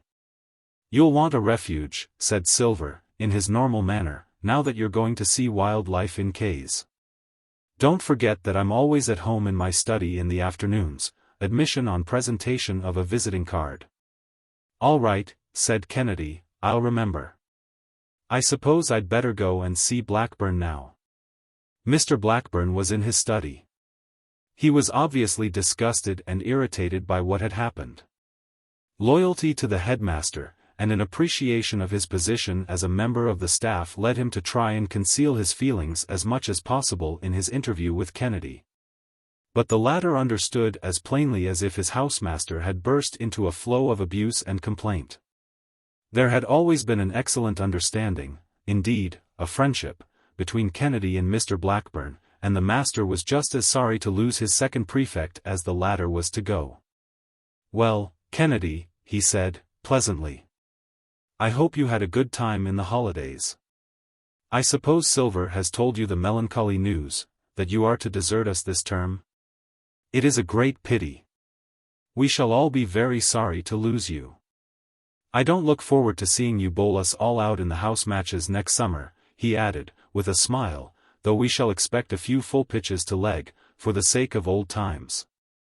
He meant well, but the picture he conjured up almost made Kennedy break down. Nothing up to the present had made him realize the completeness of his exile so keenly as this remark of Mr. Blackburn's about his bowling against the side for which he had taken so many wickets in the past. It was a painful thought. "I am afraid you won't have quite such a pleasant time in Mr. K's as you have had here," resumed the housemaster. "Of course, I know that, strictly speaking, I ought not to talk like this about another master's house, but you can scarcely be unaware of the reasons that have led to this change. You must know that you are being sent to pull Mr. K's house together. This is strictly between ourselves, of course. I think you have a difficult task before you, but I don't fancy that you will find it too much for you. And mind you come here as often as you please. I am sure Silver and the others will be glad to see you. Goodbye, Kennedy. I think you ought to be getting across now to Mr. K's. I told him that you would be there before 9:30. Good night." "Good night, sir," said Kennedy. He wandered out into the house dining room. Somehow, though K's was only next door, he could not get rid of the feeling that he was about to start on a long journey, and would never see his old house again. And in a sense this was so. He would probably visit Blackburn's tomorrow afternoon, but it would not be the same. Jimmy Silver would greet him like a brother, and he would brew in the same study in which he had always brewed, and sit in the same chair, but it would not be the same. He would be an outsider, a visitor, a stranger within the gates, and, worst of all, a XVIII. Nothing could alter that. The walk of the dining room were covered with photographs of the house cricket and football teams for the last 15 years. Looking at them, he felt more than ever how entirely his school life had been bound up in his house. From his first day at Eckleton he had been taught the simple creed of the Blackburnite, that Eckleton was the finest school in the three kingdoms. And that Blackburn's was the finest house in the finest school. Under the gas bracket by the door hung the first photograph in which he appeared, the cricket team of 4 years ago. He had just got the last place in front of Chalice on the strength of a tremendous catch for the house second in a scratch game 2 days before the house matches began. It had been a glaring fluke, but it had impressed Denny, the head of the house, who happened to see it, and had won him his place. He walked round the room, looking at each photograph in turn. It seemed incredible that he had no longer any right to an interest in the success of Blackburn's. He could have endured leaving all this when his time at school was up, for that would have been the natural result of the passing of years. But to be transplanted abruptly and with a wrench from his native soil was too much. He went upstairs to pack, suffering from as severe an attack of the blues as any youth of 18 had experienced since blues were first invented. Jimmy Silver hovered round, while he packed, with expressions of sympathy and bitter remarks concerning Mr. K and his wicked works, and, when the operation was concluded, helped Kennedy carry his box over to his new house with the air of one seeing a friend off to the parts beyond the equator. It was 10 o'clock by the time the front door of K's closed upon its new head. Kennedy went to the matron's sanctum to be instructed in the geography of the house. The matron, a severe lady, whose faith in human nature had been terribly shaken by 5 years of office in K's, showed him his dormitory and study with a lack of geniality which added a deeper tinge of azure to Kennedy's blues. "So you've come to live here, have you?" her manner seemed to say. "Well, I pity you, that's all. A nice time you're going to have." Kennedy spent the half-hour before going to bed in unpacking his box for the second time, and arranging his books and photographs in the study which had been Webern's. He had nothing to find fault with in the study. It was as large as the one he had owned at Blackburn's, and, like it, looked out over the school grounds. At 10:30 the gas gave a flicker and went out, turned off at the main. Kennedy lit a candle and made his way to his dormitory. There now faced him the more than unpleasant task of introducing himself to its inmates. He knew from experience the disconcerting way in which a dormitory greets an intruder. It was difficult to know how to begin matters. It would take a long time, he thought, to explain his presence to their satisfaction. Fortunately, however, the dormitory was not unprepared. Things get about very quickly in a house. The matron had told the housemaids had handed it on to their ally, the boot boy. The boot boy had told Wren, whom he happened to meet in the passage, and Wren had told everybody else. There was an uproar going on when Kennedy opened the door, but it died away as he appeared, and the dormitory gazed at the newcomer in absolute and embarrassing silence. Kennedy had not felt so conscious of the public eye being upon him since he had gone out to bat against the MCC, on his first appearance in the ranks of the Eckleton 11. He went to his bed and began to undress without a word, feeling rather than seeing the eyes that were peering at him. When he had completed the performance of disrobing, he blew out the candle and got into bed. The silence was broken by numerous coughs, of that short, suggestive type with which the public schoolboy loves to embarrass his fellow man. From some unidentified corner of the room came a subdued giggle. Then a whispered, "Shut up, you fool." To which a low voice replied, "All right, I'm not doing anything." More coughs, and another outbreak of giggling from a fresh quarter. "Good night," said Kennedy, to the room in general. There was no reply. The giggler appeared to be rapidly approaching hysterics. "Shut up that row," said Kennedy. The giggling ceased. The atmosphere was charged with suspicion. Kennedy fell asleep fearing that he was going to have trouble with his dormitory before many nights had passed.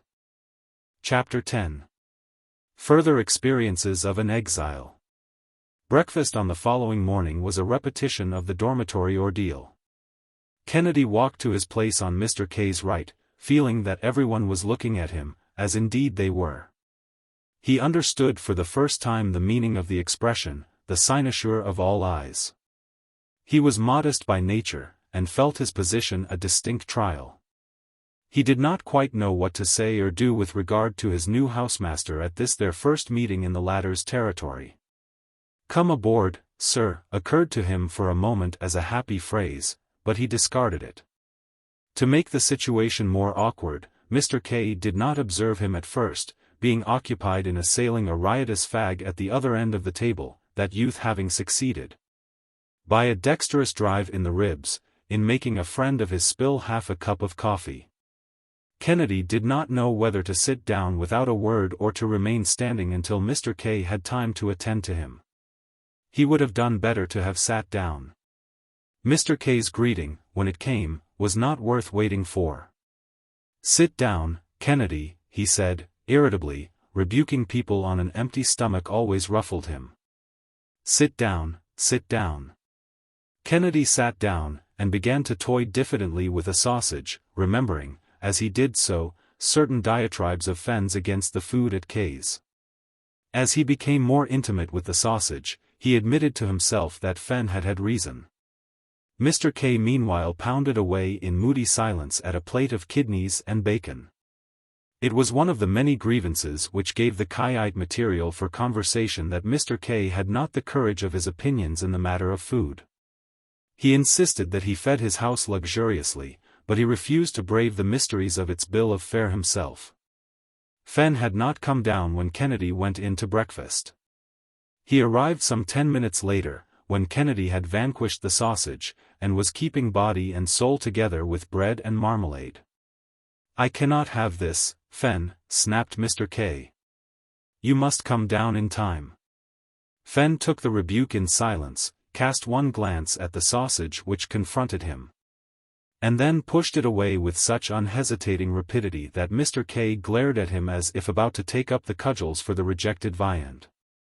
Perhaps he remembered that it scarcely befitted the dignity of a housemaster to enter upon a wrangle with a member of his house on the subject of the merits and demerits of sausages. For he refrained, and Fenn was allowed to go on with his meal in peace. Kennedy's chief anxiety had been with regard to Fenn. True, the latter could hardly blame him for being made head of K's, since he had not been consulted in the matter, and, if he had been, would have refused the post with horror. But nevertheless the situation might cause a coolness between them. And if Fenn, the only person in the house with whom he was at all intimate, refused to be on friendly terms, his stay in K's would be rendered worse than even he had looked for. Fenn had not spoken to him at breakfast, but then there was little table talk at Kay's. Perhaps the quality of the food suggested such gloomy reflections that nobody liked to put them into words. After the meal Fenn ran upstairs to his study. Kennedy followed him, and opened conversation in his direct way with the subject which he had come to discuss. "I say," he said, "I hope you aren't sick about this. You know I didn't want to bag your place as head of the house." "My dear chap," said Fenn, "don't apologize. You're welcome to it. Being head of Kay's isn't such a soft job that one is keen on sticking to it." "All the same," began Kennedy. "I knew Kay would get at me somehow, of course. I've been wondering how all the holidays. I didn't think of this. Still, I'm jolly glad it's happened. I now retire into private life, and look on. I've taken years off my life sweating to make this house decent, and now I'm going to take a rest and watch you tearing your hair out over the job. I'm awfully sorry for you. I wish they'd roped in some other victim. But you're still a house prefect, I suppose?" "I believe so. Kay couldn't very well make me a fag again." "Then you'll help manage things?" Fenn laughed. "Will I, by Jove? I'd like to see myself. I don't want to do the heavy martyr business and that sort of thing, but I'm hanged if I'm going to take any more trouble over the house. Haven't you any respect for Mr. Kay's feelings? He thinks I can't keep order. Surely you don't want me to go and shatter his pet beliefs? Anyhow, I'm not going to do it. I'm going to play villagers and retainers to your hero. If you do anything wonderful with the house, I shall be standing by ready to cheer. But you don't catch me shoving myself forward. Thank heaven I knows me place, as the butler in the play says." Kennedy kicked moodily at the leg of the chair which he was holding. The feeling that his whole world had fallen about his ears was increasing with every hour he spent in Kay's. Last term he and Fenn had been as close friends as you could wish to see. If he had asked Fenn to help him in a tight place then, he knew he could have relied on him. Now his chief desire seemed to be to score off the human race in general, his best friend included. It was a depressing beginning. "Do you know what the sherry said to the man when he was just going to drink it?" inquired Fenn. "It said, 'Nemo me impune laces sit.' That's how I feel. Kay went out of his way to give me a bad time when I was doing my best to run his house properly, so I don't see that I'm called upon to go out of my way to work for him. It's rather rough on me," Kennedy began. Then a sudden indignation rushed through him. Why should he grovel to Fenn? If Fenn chose to stand out, let him. He was capable of running the house by himself. "I don't care," he said, savagely. "If you can't see what a cad you're making of yourself, I'm not going to try to show you. You can do what you jolly well please. I'm not dependent on you. I'll make this a decent house off my own bat without your help. If you like looking on, you'd better look on. I'll give you something to look at soon." He went out, leaving Fenn with mixed feelings. He would have liked to have followed him, taken back what he had said, and formed an offensive alliance against the black sheep of the house, and also, which was just as important, against the slack sheep, who were good for nothing either at work or play. But his bitterness against the housemaster prevented him. He was not going to take his removal from the leadership of Kay's as if nothing had happened. Meanwhile, in the dayrooms and studies, the house had been holding indignation meetings, and at each it had been unanimously resolved that Kay's had been abominably treated, and that the deposition of Fenn must not be tolerated. Unfortunately, a house cannot do very much when it revolts. It can only show its displeasure in little things, and by an increase of rowdiness. This was the line that Kay's took. Fenn became a popular hero.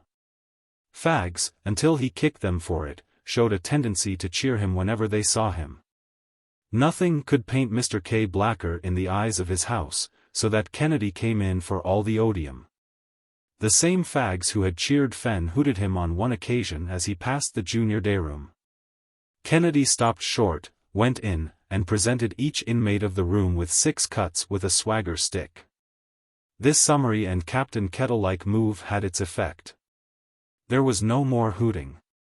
The fags bethought themselves of other ways of showing their disapproval of their new head. One genius suggested that they might kill two birds with one stone, snub Kennedy and pay a stately compliment to Fenn by applying to the latter for leave to go out of bounds instead of to the former. As the giving of leave downtown was the prerogative of the head of the house, and of no other, there was a suggestiveness about this mode of procedure which appealed to the junior dayroom. But the star of the junior dayroom was not in the ascendant. Fenn might have quarreled with Kennedy, and be extremely indignant at his removal from the headship of the house, but he was not the man to forget to play the game. His policy of non-interference did not include underhand attempts to sap Kennedy's authority. When Gorick, of the lower fourth, the first of the fags to put the ingenious scheme into practice, came to him, still smarting from Kennedy's castigation, Fenn promptly gave him 6 more cuts. Worse than the first, and kicked him out into the passage. Gorick naturally did not want to spoil a good thing by giving Fenn's game away, so he lay low and said nothing, with the result that Wren and 3 others met with the same fate, only more so. Because Fenn's wrath increased with each visit. Kennedy, of course, heard nothing of this, or he might perhaps have thought better of Fenn. As for the junior dayroom, it was obliged to work off its emotion by jeering Jimmy Silver from the safety of the touchline when the head of Blackburns was refereeing in a match between the juniors of his house and those of K's.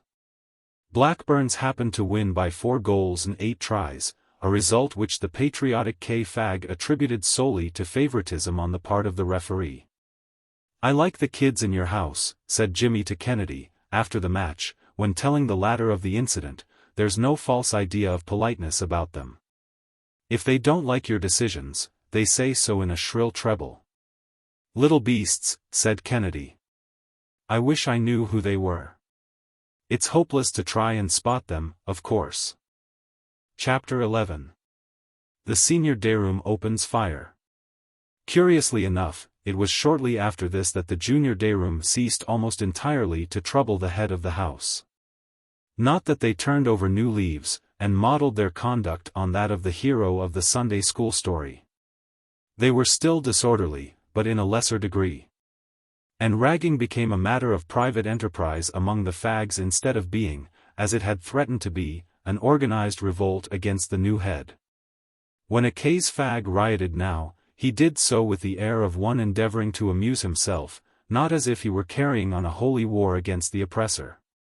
Kennedy's difficulties were considerably diminished by this change. A head of a house expects the juniors of his house to rag. It is what they are put into the world to do, and there is no difficulty in keeping the thing within decent limits. A revolution is another case altogether. Kennedy was grateful for the change, for it gave him more time to keep an eye on the other members of the house, but he had no idea what had brought it about. As a matter of fact, he had Billy Silver to thank for it. The chief organizer of the movement against Kennedy in the junior dayroom had been the red-haired Wren, who preached war to his fellow fags, partly because he loved to create a disturbance. And partly because Walton, who hated Kennedy, had told him to. Between Wren and Billy Silver a feud had existed since their first meeting. The unsatisfactory conclusion to their encounter in camp had given another lease of life to the feud. And Billy had come back to K's with the fixed intention of smiting his auburn-haired foe hip and thigh at the earliest opportunity. Wren's attitude with respect to Kennedy gave him a decent excuse. He had no particular regard for Kennedy. The fact that he was a friend of his brother's was no recommendation. There existed between the two Silvers that feeling which generally exists between an elder and a much younger brother at the same school. Each thought the other a bit of an idiot, and though equal to tolerating him personally, was hanged if he was going to do the same by his friends. In Billy's circle of acquaintances, Jimmy's friends were looked upon with cold suspicion as officious meddlers who would give them lines if they found them out of bounds. The aristocrats with whom Jimmy foregathered barely recognized the existence of Billy's companions. Kennedy's claim to Billy's good offices rested on the fact that they both objected to Wren. So that, when Wren lifted up his voice in the junior dayroom, and exhorted the fags to go and make a row in the passage outside Kennedy's study, and, from a safe distance, and having previously ensured a means of rapid escape, to fling boots at his door, Billy damped the popular enthusiasm which had been excited by the proposal by kicking Wren with some violence, and begging him not to be an ass. Whereupon they resumed their battle at the point at which it had been interrupted at camp. And when, some 5 minutes later, Billy, from his seat on his adversary's chest, offered to go through the same performance with anybody else who wished, the junior dayroom came to the conclusion that his feelings with regard to the new head of the house, however foolish and unpatriotic, had better be respected. And the revolution of the fags had fizzled out from that moment. In the senior dayroom, however, the flag of battle was still unfurled.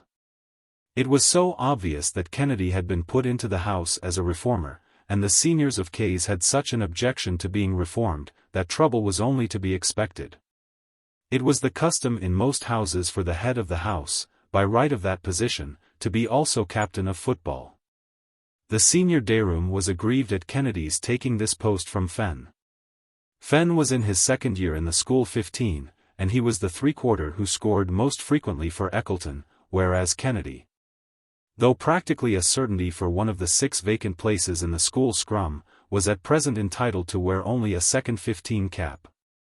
The claims of Fenn to be captain of XVIII's football were strong. Kennedy had begged him to continue in that position more than once.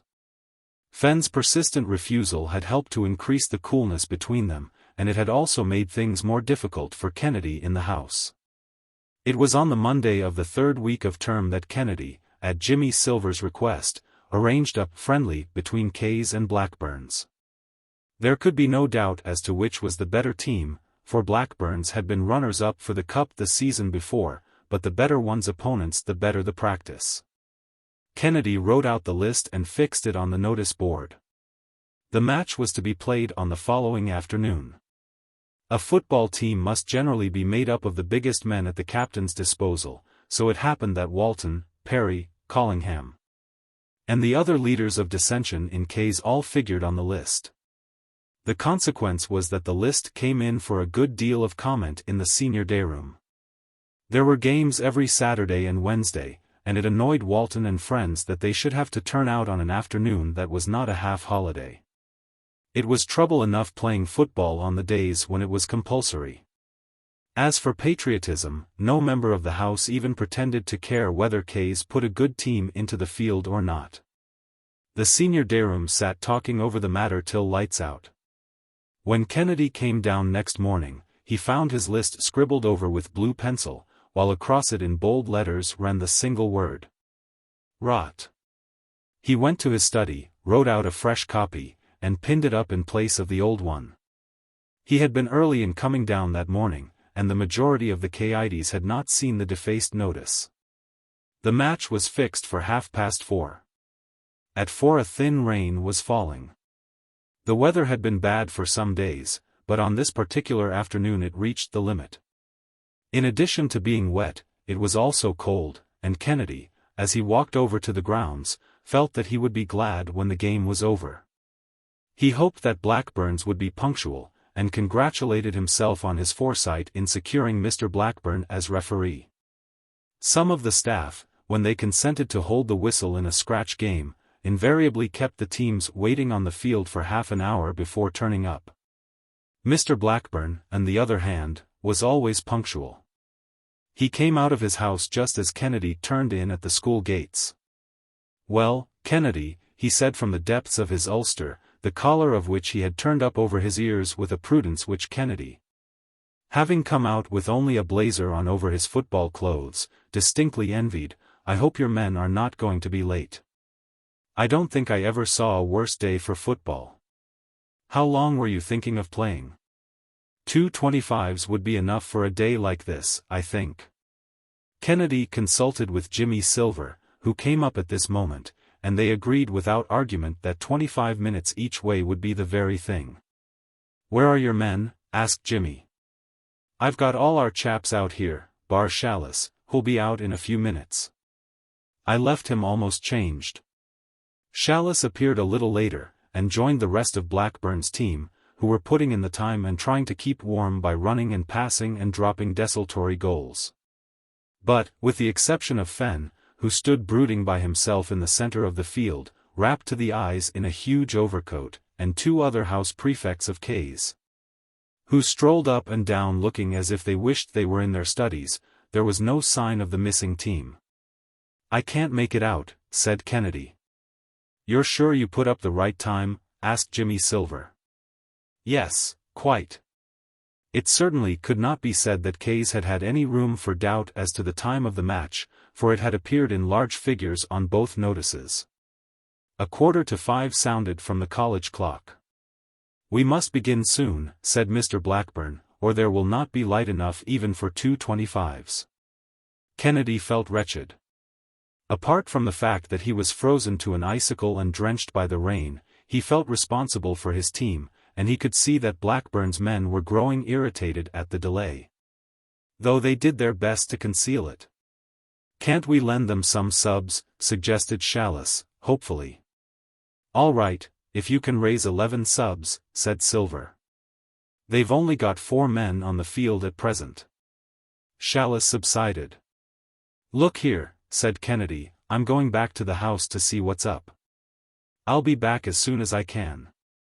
They must have mistaken the time or something after all." He rushed back to the house, and flung open the door of the senior dayroom. It was empty. Kennedy had expected to find his missing men huddled in a semicircle round the fire, waiting for someone to come and tell them that Blackburn's had taken the field, and that they could come out now without any fear of having to wait in the rain for the match to begin. This, he thought, would have been the unselfish policy of K's senior dayroom. But to find nobody was extraordinary. The thought occurred to him that the team might be changing in their dormitories. He ran upstairs. But all the dormitories were locked, as he might have known they would have been. Coming downstairs again he met his fag, Spencer. Spencer replied to his inquiry that he had only just come in. He did not know where the team had got to. No, he had not seen any of them. "Oh, yes, though," he added, as an afterthought, "I met Walton just now. He looked as if he was going downtown." Walton had once licked Spencer, and that vindictive youth thought that this might be a chance of getting back at him. "Oh," said Kennedy, quietly, "Walton? Did you? Thanks." Spencer was disappointed at his lack of excitement. His news did not seem to interest him. Kennedy went back to the football field to inform Jimmy Silver of the result of his investigations. Chapter 12. Kennedy interviews Walton. "I'm very sorry," he said, when he rejoined the shivering group, "but I'm afraid we shall have to call this match off.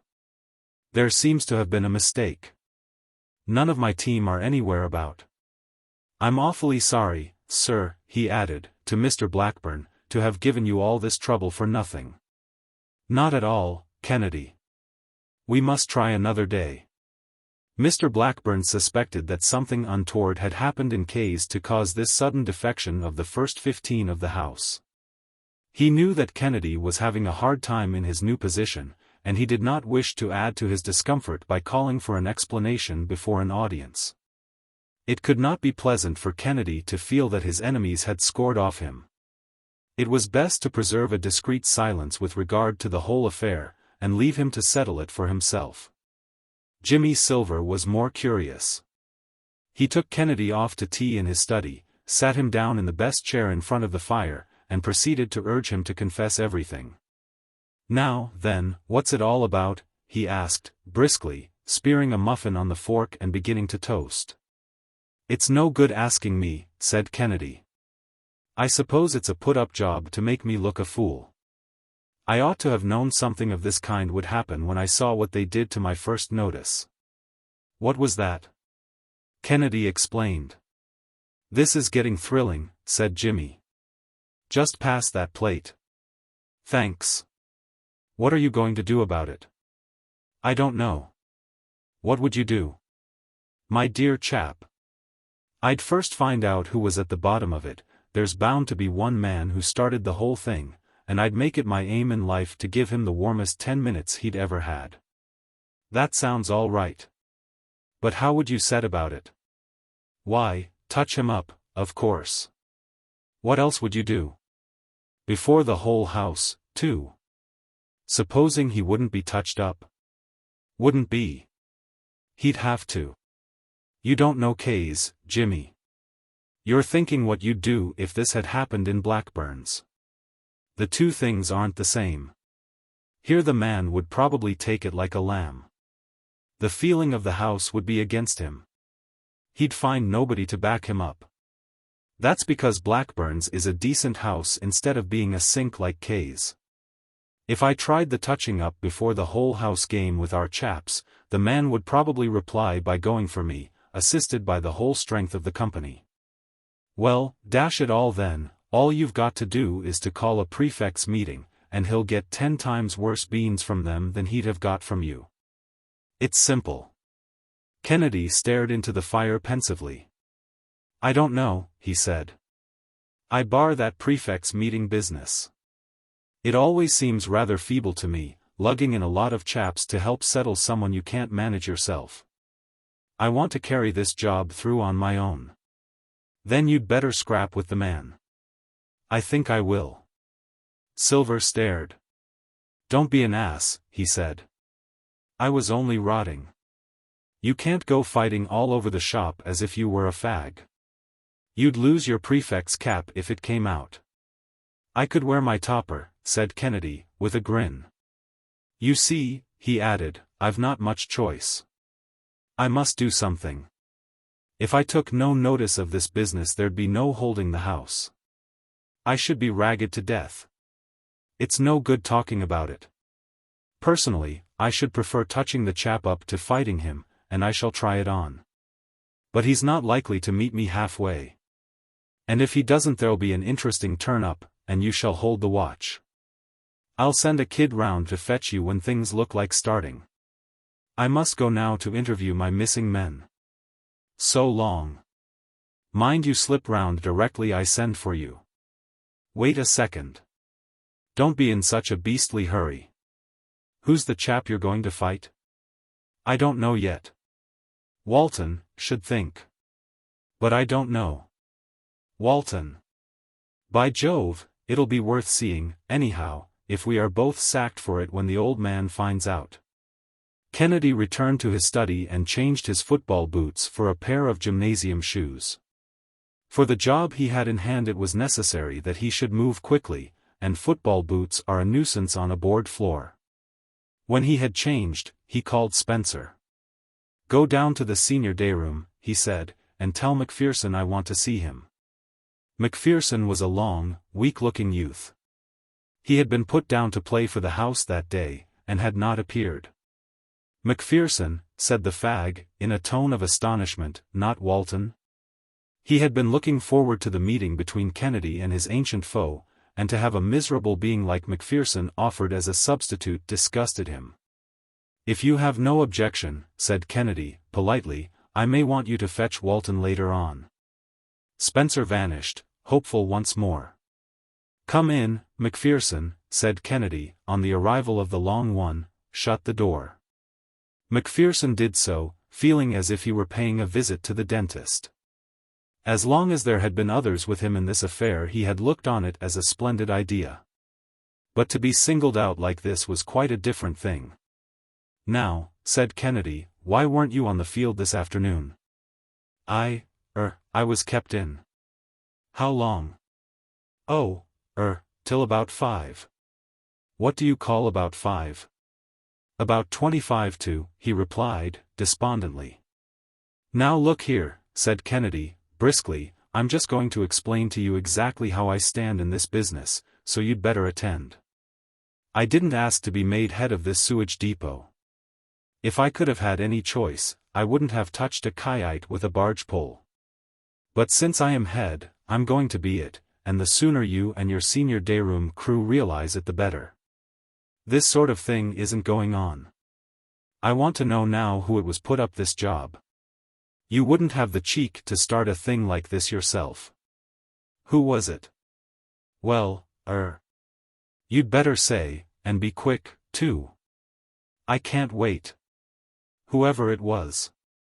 I shan't tell him you told me. And I shan't tell Kay. So now you can go ahead. Who was it? Well, Walton. I thought so. Now you can get out. If you see Spencer, send him here. Spencer, curiously enough, was just outside the door. So close to it, indeed, that he almost tumbled in when Macpherson opened it. Go and fetch Walton, said Kennedy. Spencer dashed off delightedly, and in a couple of minutes Walton appeared. He walked in with an air of subdued defiance, and slammed the door. Don't bang the door like that, said Kennedy. Why didn't you turn out today? I was kept in. Couldn't you get out in time to play? No. When did you get out? 6. Not before? I said 6. Then how did you manage to go downtown, without leave, by the way, but that's a detail, at 5:30? All right, said Walton, better call me a liar. Good suggestion, said Kennedy, cheerfully, I will. It's all very well, said Walton. You know jolly well you can say anything you like. I can't do anything to you. You'd have me up before the prefects. Not a bit of it. This is a private affair between ourselves. I'm not going to drag the prefects into it. You seem to want to make this house worse than it is. I want to make it more or less decent. We can't both have what we want. There was a pause. When would it be convenient for you to be touched up before the whole house? Inquired Kennedy, pleasantly. What? Well, you see, it seems the only thing. I must take it out of someone for this house match business, and you started it. Will tonight suit you, after supper? You'll get it hot if you try to touch me. We'll see. You'd funk taking me on in a scrap, said Walton. Would I? As a matter of fact, a scrap would suit me just as well. Better. Are you ready now? Quite, thanks, sneered Walton. I've knocked you out before, and I'll do it again. Oh, then it was you that night at camp? I thought so. I spotted your style. Hitting a chap when he wasn't ready, you know, and so on. Now, if you'll wait a minute, I'll send across to Blackburn's for Silver. I told him I should probably want him as a timekeeper tonight. What do you want with Silver? Why won't Perry do? Thanks, I'm afraid Perry's timekeeping wouldn't be impartial enough. Silver, I think, if you don't mind. Spencer was summoned once more, and dispatched to Blackburn's. He returned with Jimmy. Come in, Jimmy, said Kennedy. Run away, Spencer. Walton and I are just going to settle a point of order which has arisen, Jimmy. Will you hold the watch? We ought just to have time before tea. Where? Asked Silver. My dormitory would be the best place. We can move the beds. I'll go and get the keys. Kennedy's dormitory was the largest in the house. After the beds had been moved back, there was a space in the middle of 15 feet one way, and 12 the other, not a large ring, but large enough for 2 fighters who meant business. Walton took off his coat, waistcoat, and shirt. Kennedy, who was still in football clothes, removed his blazer. Half a second, said Jimmy Silver, what length rounds? 2 minutes. Said Kennedy to Walton. All right, growled Walton. 2 minutes, then, and half a minute in between. Are you both ready? Asked Jimmy, from his seat on the chest of drawers. Kennedy and Walton advanced into the middle of the impromptu ring. There was dead silence for a moment. Time, said Jimmy Silver. Chapter 13. The Fight in the Dormitory. Stating it broadly, fighters may be said to be divided into 2 classes, those who are content to take 2 blows if they can give 3 in return. And those who prefer to receive as little punishment as possible, even at the expense of scoring fewer points themselves. Kennedy's position, when Jimmy Silver called time, was peculiar. On all the other occasions on which he had fought, with the gloves on in the annual competition, and at the assault at arms, he had gone in for the policy of taking all that the other man liked to give him, and giving rather more in exchange. Now, however, he was obliged to alter his whole style. For a variety of reasons it was necessary that he should come out of this fight with as few marks as possible. To begin with, he represented, in a sense, the majesty of the law. He was tackling Walton more by way of an object lesson to the XIII mutineers than for his own personal satisfaction. The object lesson would lose in impressiveness if he were compelled to go about for a week or so with a pair of black eyes, or other adornments of a similar kind. Again, and this was even more important, if he was badly marked the affair must come to the knowledge of the headmaster. Being a prefect, and in the sixth form, he came into contact with the head every day, and the disclosure of the fact that he had been engaged in a pitched battle with a member of his house, who was, in addition to other disadvantages, very low down in the school, would be likely to lead to unpleasantness. A school prefect of Eckleton was supposed to be hedged about with so much dignity that he could quell turbulent inferiors with a glance. The idea of one of the august body lowering himself to the extent of emphasizing his authority with the bare knuckle would scandalize the powers. So Kennedy, rising at the call of time from the bed on which he sat, came up to the scratch warily. Walton, on the other hand, having everything to gain and nothing to lose, and happy in the knowledge that no amount of bruises could do him any harm, except physically, came on with the evident intention of making a hurricane fight of it. He had very little science as a boxer. Heavy two-handed slogging was his forte, and, as the majority of his opponents up to the present had not had sufficient skill to discount his strength, he had found this a very successful line of action. Kennedy and he had never had the gloves on together. In the competition of the previous year both had entered in their respective classes, Kennedy as a lightweight, Walton in the middles, and both, after reaching the semi-final, had been defeated by the narrowest of margins by men who had since left the school. That had been in the previous Easter term, and, while Walton had remained much the same as regards weight and strength, Kennedy, owing to a term of hard bowling and a summer holiday spent in the open, had filled out. They were now practically on an equality, as far as weight was concerned. As for condition, that was all in favor of Kennedy. He played football in his spare time. Walton, on the days when football was not compulsory, smoked cigarettes. Neither of the pair showed any desire to open the fight by shaking hands. This was not a friendly spar. It was business. The first move was made by Walton, who feinted with his right and dashed in to fight at close quarters. It was not a convincing feint. At any rate, it did not deceive Kennedy. He countered with his left, and swung his right at the body with all the force he could put into the hit. Walton went back a pace, sparred for a moment, then came in again, hitting heavily. Kennedy's counter missed its mark this time.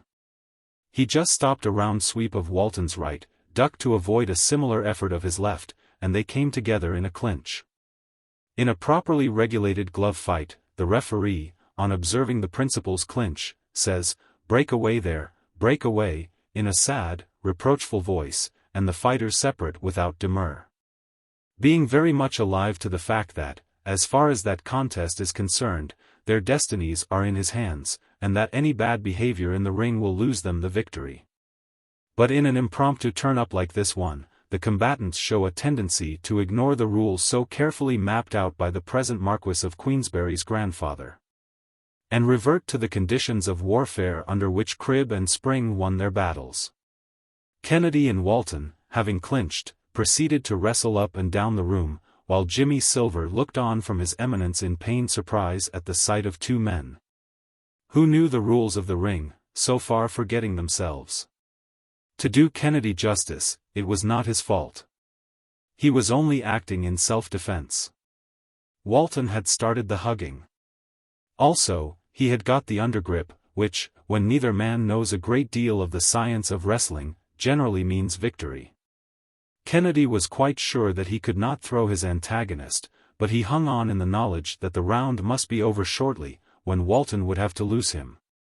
"Time," said Jimmy Silver. Kennedy instantly relaxed his grip, and in that instant Walton swung him off his feet, and they came down together with a crash that shook the room. Kennedy was underneath, and, as he fell, his head came into violent contact with the iron support of a bed. Jimmy Silver sprang down from his seat. "What are you playing at, Walton? Didn't you hear me call time? It was a beastly foul, the worst I ever saw. You ought to be sacked for a thing like that." "Look here, Kennedy, you needn't go on. I disqualify Walton for fouling." The usually genial James stammered with righteous indignation. Kennedy sat down on a bed, dizzily.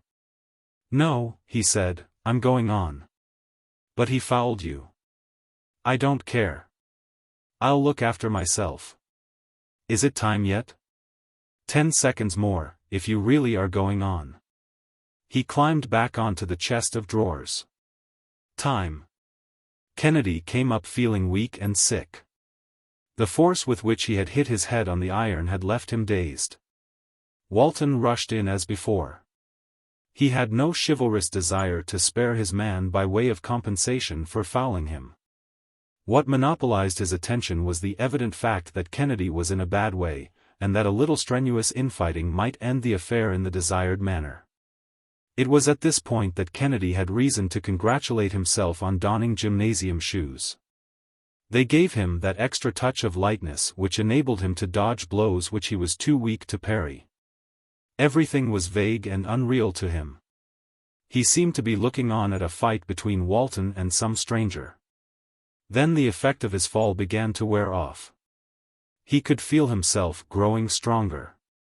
Little by little his head cleared, and he began once more to take a personal interest in the battle. It is astonishing what a power a boxer, who has learnt the art carefully, has of automatic fighting. The expert gentleman who fights under the pseudonym of Kid McCoy once informed the present writer that in one of his fights he was knocked down by such a severe hit that he remembered nothing further. And it was only on reading the paper next morning that he found, to his surprise, that he had fought 4 more rounds after the blow, and won the battle handsomely on points. Much the same thing happened to Kennedy. For the greater part of the second round he fought without knowing it. When Jimmy Silver called time he was in as good case as ever, and the only effects of the blow on his head were a vast lump underneath the hair, and a settled determination to win or perish. In a few minutes the bell would ring for tea, and all his efforts would end in nothing. It was no good fighting a draw with Walton if he meant to impress the house. He knew exactly what rumor, assisted by Walton, would make of the affair in that case. "Have you heard the latest?" A would ask of B. Why, Kennedy tried to touch Walton up for not playing footer, and Walton went for him and would have given him frightful beans, only they had to go down to tea. There must be none of that sort of thing. "Time," said Jimmy Silver, breaking in on his meditations. It was probably the suddenness and unexpectedness of it that took Walton aback. Up till now his antagonist had been fighting strictly on the defensive, and was obviously desirous of escaping punishment as far as might be possible. And then the fall at the end of round 1 had shaken him up, so that he could hardly fight at all at their second meeting. Walton naturally expected that it would be left to him to do the leading in round 3. Instead of this, however, Kennedy opened the round with such a lightning attack that Walton was all abroad in a moment. In his most scientific mood he had never had the remotest notion of how to guard. He was aggressive and nothing else. Attacked by a quick hitter, he was useless. 3 times Kennedy got through his guard with his left. The third hit staggered him. Before he could recover, Kennedy had got his right in, and down went Walton in a heap. He was up again as soon as he touched the boards, and down again almost as soon as he was up. Kennedy was always a straight hitter. And now a combination of good cause and bad temper, for the thought of the foul in the first round had stirred what was normally a more or less placid nature into extreme viciousness, lent a vigor to his left arm to which he had hitherto been a stranger. He did not use his right again. It was not needed. Twice more Walton went down. He was still down when Jimmy Silver called time. When the half-minute interval between the rounds was over, he stated that he was not going on. Kennedy looked across at him as he sat on a bed dabbing tenderly at his face with a handkerchief, and was satisfied with the success of his object lesson. From his own face the most observant of headmasters could have detected no evidence that he had been engaged in a vulgar fight. Walton, on the other hand, looked as if he had been engaged in several, all violent. Kennedy went off to his study to change, feeling that he had advanced a long step on the thorny path that led to the perfect house. Chapter 14. Fenn receives a letter. But the step was not such a very long one after all. What it amounted to was simply this, that open rebellion ceased in K's. When Kennedy put up the list on the notice board for the third time, which he did on the morning following his encounter with Walton, and wrote on it that the match with Blackburns would take place that afternoon, his team turned out like lambs, and were duly defeated by 31 points. He had to play a substitute for Walton, who was rather too battered to be of any real use in the scrum. But, with that exception, the team that entered the field was the same that should have entered it the day before. But his labors in the Augean stables of K's were by no means over. Practically they had only begun. The state of the house now was exactly what it had been under Fenn. When Kennedy had taken over the reins, K's had become on the instant twice as bad as it had been before. By his summary treatment of the revolution, he had, so to speak, wiped off this deficit. What he had to do now was to begin to improve things. K's was now in its normal state, slack, rowdy in an underhand way, and utterly useless to the school. It was up to Kennedy, as they say in America, to start in and make something presentable and useful out of these unpromising materials. What annoyed him more than anything else was the knowledge that if only Fenn chose to do the square thing and help him in his work, the combination would be irresistible. It was impossible to make any leeway to speak of by himself. If Fenn would only forget his grievances and join forces with him, they could electrify the house. Fenn, however, showed no inclination to do anything of the kind. He and Kennedy never spoke to one another now except when it was absolutely unavoidable. And then they behaved with that painful politeness in which the public schoolman always wraps himself as in a garment when dealing with a friend with whom he has quarreled. On the Walton episode Fenn had made no comment, though it is probable that he thought a good deal. It was while matters were in this strained condition that Fenn received a letter from his elder brother. This brother had been at Eckleton in his time, schoolhouse, and had left 5 years before to go to Cambridge. Cambridge had not taught him a great deal, possibly because he did not meet the well-meant efforts of his tutor halfway. The net result of his 3 years at King's was, imprimis, a cricket blue, including a rather lucky 83 at Lord's, secondly, a very poor degree. Thirdly and lastly, a taste for literature and the drama. He had been a prominent member of the Footlights Club. When he came down he looked about him for some occupation which should combine in happy proportions a small amount of work and a large amount of salary, and, finding none, drifted into journalism. At which calling he had been doing very fairly ever since. Dear Bob, the letter began. Fenn's names were Robert Mowbray, the second of which he had spent much of his time in concealing. Just a line. The elder Fenn always began his letters with these words, whether they ran to 1 sheet or 8. In the present case the screed was not particularly long. Do you remember my reading you a bit of an opera I was writing? Well, I finished it, and, after going the round of most of the managers, who chucked it with wonderful unanimity, it found an admirer in Higgs, the man who took the part of the Duke in The Outsider. Luckily, he happened to be thinking of starting on his own in opera instead of farce, and there's a part in mine which fits him like a glove. So he's going to bring it out at the Imperial in the spring, and by way of testing the piece, trying it on the dog, as it were, he means to tour with it. Now, here's the point of this letter. We start at Eckleton next Wednesday. We shall only be there one night, for we go on to Southampton on Thursday. I suppose you couldn't come and see it? I remember Peter Brown, who got the last place in the team the year I got my cricket colours, cutting out of his house, K's, by the way, and going downtown to see a piece at the theatre. I'm bound to admit he got sacked for it, but still, it shows that it can be done. All the same, I shouldn't try it on if I were you. You'll be able to read all about the striking success and unrestrained enthusiasm in the Eckleton Mirror on Thursday. Mind you buy a copy. The rest of the letter was on other subjects. It took Fenn less than a minute to decide to patronize that opening performance.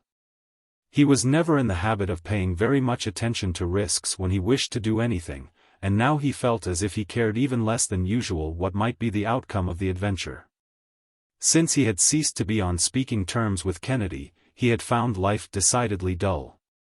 Kennedy had been his only intimate friend. He had plenty of acquaintances, as a first 11 and first 15 man usually has, but none of them were very entertaining. Consequently, he welcomed the idea of a break in the monotony of affairs. The only thing that had broken it up to the present had been a burglary at the schoolhouse.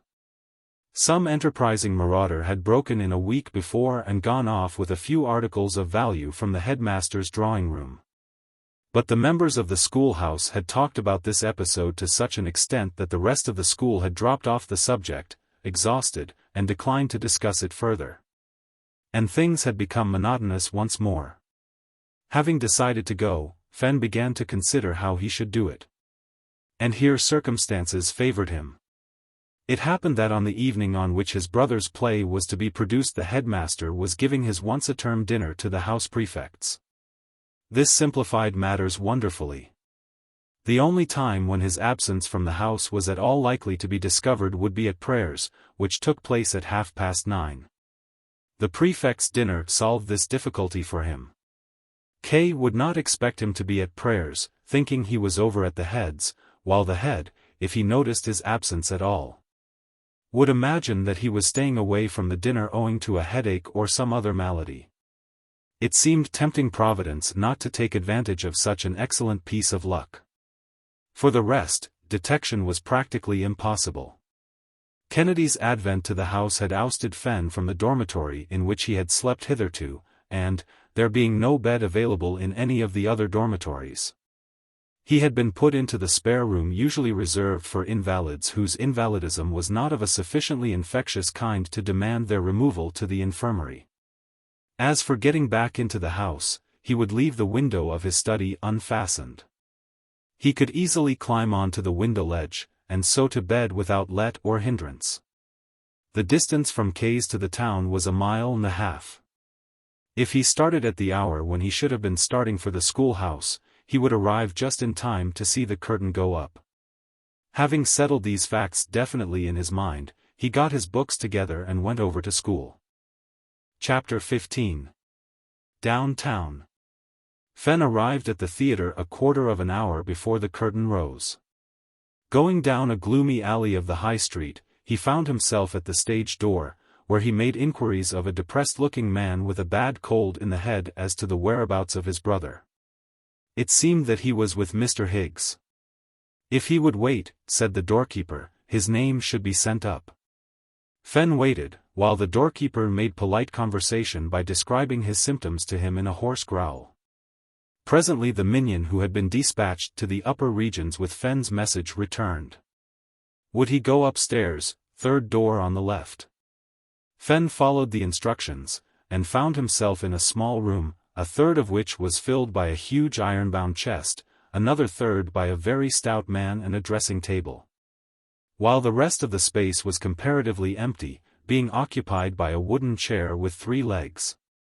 On this seat his brother was trying to balance himself, giving what part of his attention was not required for this feat to listening to some story the fat man was telling him.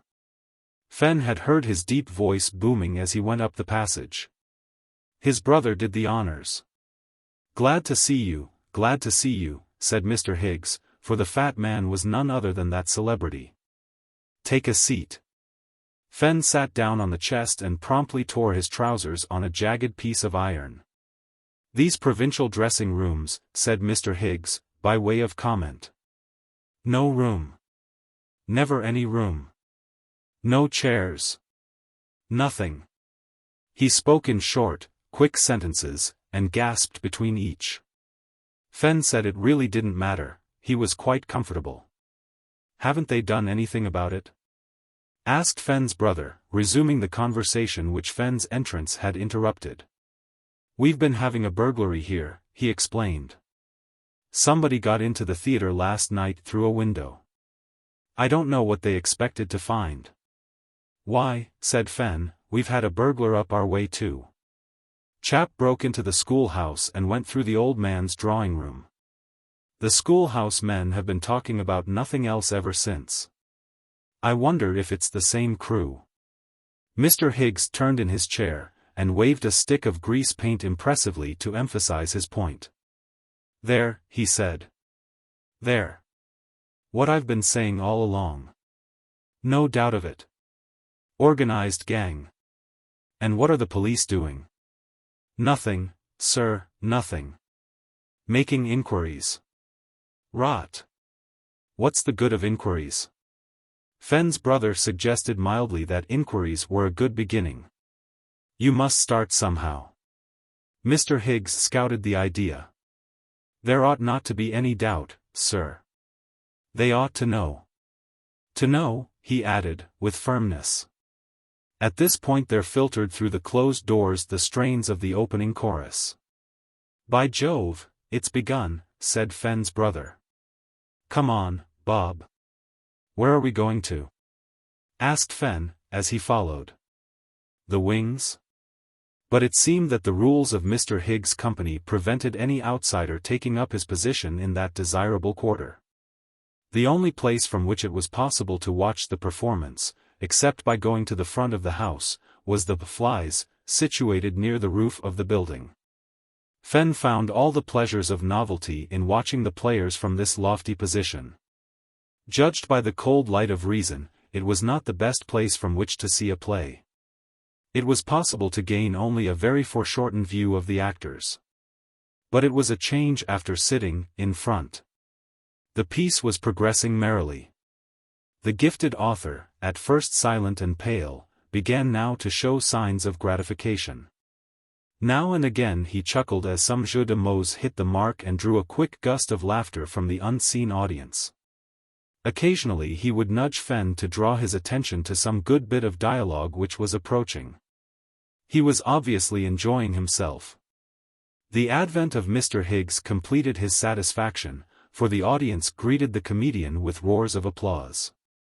As a rule Eckleton took its drama through the medium of third-rate touring companies, which came down with plays that had not managed to attract London to any great extent, and were trying to make up for failures in the metropolis by long tours in the provinces. It was seldom that an actor of the Higgs type paid the town a visit, and in a play, too, which had positively never appeared before on any stage. Eckleton appreciated the compliment. Listen, said Fenn's brother. Isn't that just the part for him? It's just like he was in the dressing room, Short sentences and everything. The funny part of it is that I didn't know the man when I wrote the play. It was all luck. Mr. Higgs' performance sealed the success of the piece. The house laughed at everything he said. He sang a song in his gasping way, and they laughed still more. Fenn's brother became incoherent with delight. The verdict of Eckleton was hardly likely to affect London theatregoers, but it was very pleasant notwithstanding. Like every playwright with his first piece, he had been haunted by the idea that his dialogue would not act, that, however humorous it might be to a reader, it would fall flat when spoken. There was no doubt now as to whether the lines sounded well. At the beginning of the second act the great Higgs was not on the stage, Fenn's brother knowing enough of the game not to bring on his big man too soon. He had not to enter for 10 minutes or so. The author, who had gone down to see him during the interval, stayed in the dressing room. Fenn, however, who wanted to see all of the piece that he could, went up to the Flies again. It occurred to him when he got there that he would see more if he took the seat which his brother had been occupying. It would give him much the same view of the stage, and a wider view of the audience. He thought it would be amusing to see how the audience looked from the flies. Mr. W.S. Gilbert once wrote a poem about a certain bishop who, while fond of amusing himself, objected to his clergy doing likewise. And the consequence was that whenever he did so amuse himself, he was always haunted by a phantom curate, who joined him in his pleasures, much to his dismay. On one occasion he stopped to watch a Punch and Judy show, and heard, as Punch was being treated penally, that phantom curate laughing all hyenally. The disgust and panic of this eminent cleric was as nothing compared with that of Fenn, when, shifting to his brother's seat, he got the first clear view he had had of the audience. In a box to the left of the dress circle sat, laughing all hyenally, the following distinguished visitors: Mr. Mulholland of No. 7 College Buildings, Mr. Raines of No. 4 Ditto, and Mr. K. Fenn drew back like a flash, knocking his chair over as he did so. "Giddy, sir," said a stage hand, pleasantly. "Bless you, lots of gents is like that when they comes up here. Can't stand the bait, they can't. You'll be all right in a jiffy." "Yes. It is rather high, isn't it?" said Fenn. "Awful glare, too." He picked up his chair and sat down well out of sight of the box. Had they seen him? He wondered. Then common sense returned to him. They could not possibly have seen him. Apart from any other reasons, he had only been in his brother's seat for half a dozen seconds. No. He was all right so far. But he would have to get back to the house, and at once. With 3 of the staff, including his own housemaster, ranging the town, things were a trifle too warm for comfort. He wondered it had not occurred to him that, with a big attraction at the theater, some of the staff might feel an inclination to visit it. He did not stop to say goodbye to his brother. Descending from his perch, he hurried to the stage door. "It's in the tubs that I feel it, sir," said the doorkeeper, as he let him out, resuming their conversation as if they had only just parted. Fenn hurried off without waiting to hear more. It was drizzling outside, and there was a fog. Not a London particular, but quite thick enough to make it difficult to see where one was going. People and vehicles passed him, vague phantoms in the darkness. Occasionally the former collided with him. He began to wish he had not accepted his brother's invitation. The unexpected sight of the 3 masters had shaken his nerve. Till then only the romantic, adventurous side of the expedition had struck him. Now the risks began to loom larger in his mind. It was all very well, he felt, to think, as he had done, that he would be expelled if found out, but that all the same he would risk it. Detection then had seemed a remote contingency. With 3 masters in the offing it became at least a possibility. The melancholy case of Peter Brown seemed to him now to have a more personal significance for him. Wrapped in these reflections, he lost his way. He did not realize this for some time. It was borne in upon him when the road he was taking suddenly came to an abrupt end in a blank wall. Instead of being, as he had fancied, in the High Street, he must have branched off into some miserable blind alley. More than ever he wished he had not come. Eckleton was not a town that took up a great deal of room on the map of England, but it made up for small dimensions by the eccentricity with which it had been laid out. On a dark and foggy night, to one who knew little of its geography, it was a perfect maze. Fenn had wandered some way when the sound of someone whistling a popular music hall song came to him through the gloom. He had never heard anything more agreeable.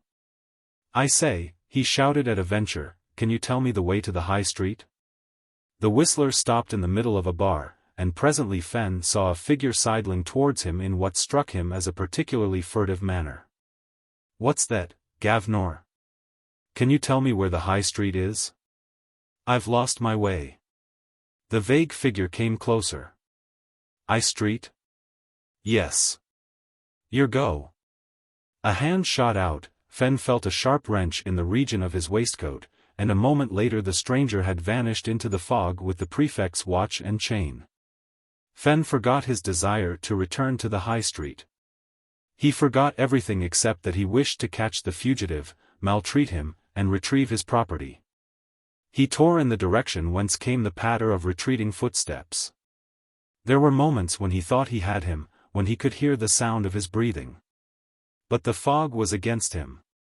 Just as he was almost on his man's heels, the fugitive turned sharply into a street which was moderately well lighted. Fenn turned after him. He had just time to recognize the street as his goal, the high street, when somebody, walking unexpectedly out of the corner house, stood directly in his path. Fenn could not stop himself. He charged the man squarely, clutched him to save himself, and they fell in a heap on the pavement. Chapter 16. What happened to Fenn? Fenn was up first. Many years' experience of being tackled at full speed on the football field had taught him how to fall. The stranger, whose football days, if he had ever had any, were long past, had gone down with a crash, and remained on the pavement, motionless. Fenn was conscious of an ignoble impulse to fly without stopping to chat about the matter. Then he was seized with a gruesome fear that he had injured the man seriously, which vanished when the stranger sat up. His first words were hardly of the sort that one would listen to from choice.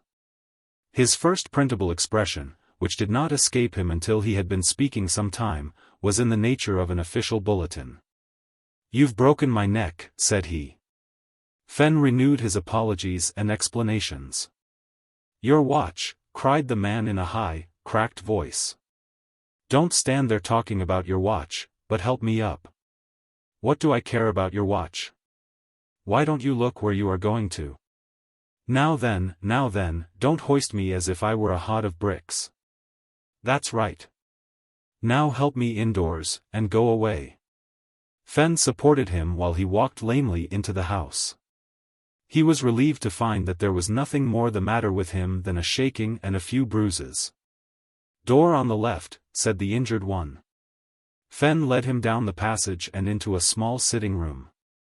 The gas was lit, and as he turned it up he saw that the stranger was a man well advanced in years. He had grey hair that was almost white. His face was not a pleasant one.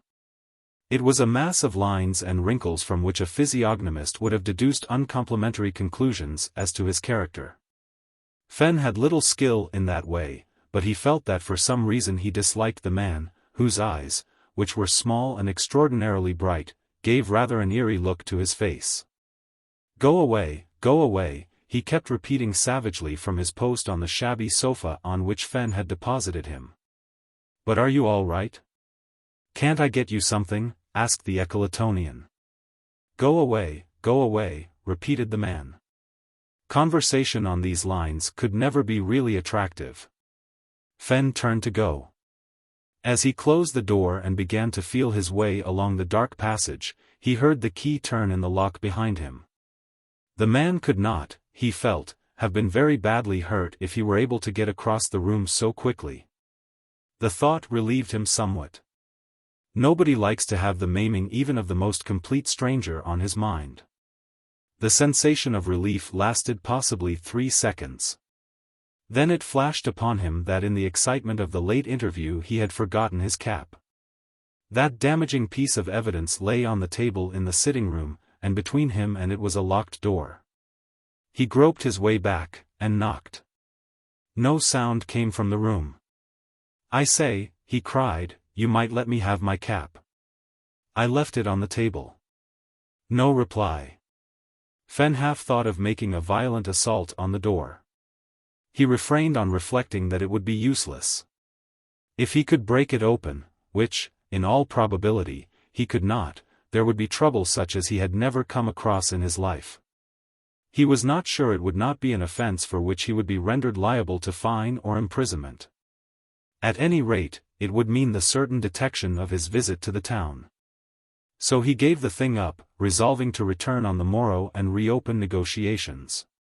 For the present, what he had to do was to get safely back to his house.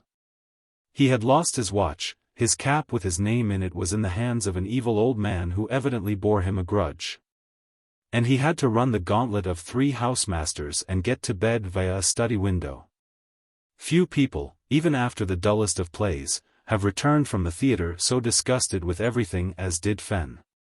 Reviewing the situation as he ran with long, easy strides over the road that led to K's, he found it devoid of any kind of comfort. Unless his mission in quest of the cap should prove successful, he was in a tight place. It is just as well that the gift of second sight is accorded to but few. If Fenn could have known at this point that his adventures were only beginning, that what had taken place already was but as the overture to a drama. It is possible that he would have thrown up the sponge for good and all, entered K's by way of the front door, after knocking up the entire household, and remarked, in answer to his housemaster's excited questions, "Enough. Enough. I am a victim of fate, a toad beneath the harrow. Sack me tomorrow, if you like, but for goodness sake let me get quietly to bed now." As it was, not being able to peep with security into futurity, he imagined that the worst was over. He began to revise this opinion immediately on turning in at K's gate. He had hardly got halfway down the drive when the front door opened and 2 indistinct figures came down the steps. As they did so his foot slipped off the grass border on which he was running to deaden the noise of his steps, and grated sharply on the gravel. "What's that?" said a voice. The speaker was Mr. K. "What's what?" replied a second voice which he recognized as Mr. Mulholland's. "Didn't you hear a noise?" "I heard the water lapping on the crag," replied Mr. Mulholland, poetically. "It was over there," persisted Mr. K. "I am certain I heard something, positively certain, Mulholland. And after that burglary at the schoolhouse." He began to move towards the spot where Fenn lay crouching behind a bush. Mr. Mulholland followed, mildly amused. They were a dozen yards away when Fenn, debating in his mind whether it would not be better, as it would certainly be more dignified, for him to rise and deliver himself up to justice instead of waiting to be discovered wallowing in the damp grass behind a laurel bush, was aware of something soft and furry pressing against his knuckles. A soft purring sound reached his ears. He knew at once who it was, Thomas Edward, the matron's cat, ever a staunch friend of his. Many a time had they taken tea together in his study in happier days. The friendly animal had sought him out in his hiding place, and was evidently trying to intimate that the best thing they could do now would be to make a regular night of it. Fenn, as I have said, liked and respected Thomas. In ordinary circumstances he would not have spoken an unfriendly word to him.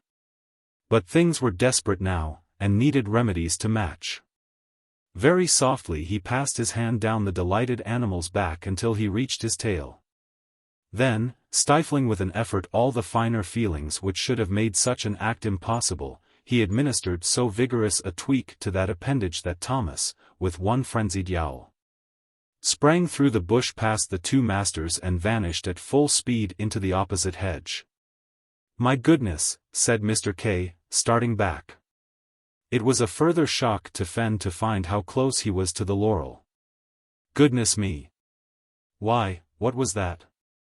"Silent be! It was the cat," chanted Mr. Mulholland, who was in poetical vein after the theatre. "It was a cat," gasped Mr. K. "So I am disposed to imagine. What lungs! We shall be having the RSPCA down on us if we aren't careful. They must have heard that noise at the headquarters of the society, wherever they are.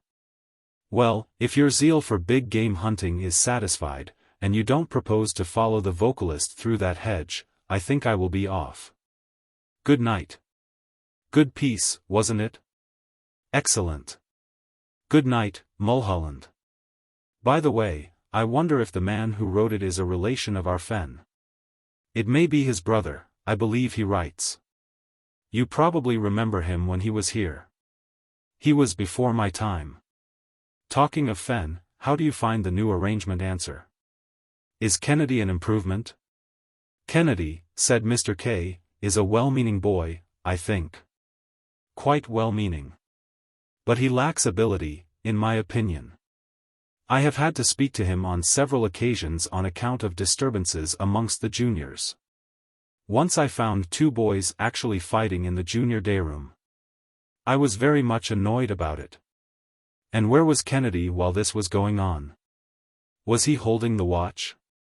The watch, said Mr. K, in a puzzled tone of voice. Kennedy was over at the gymnasium when it occurred.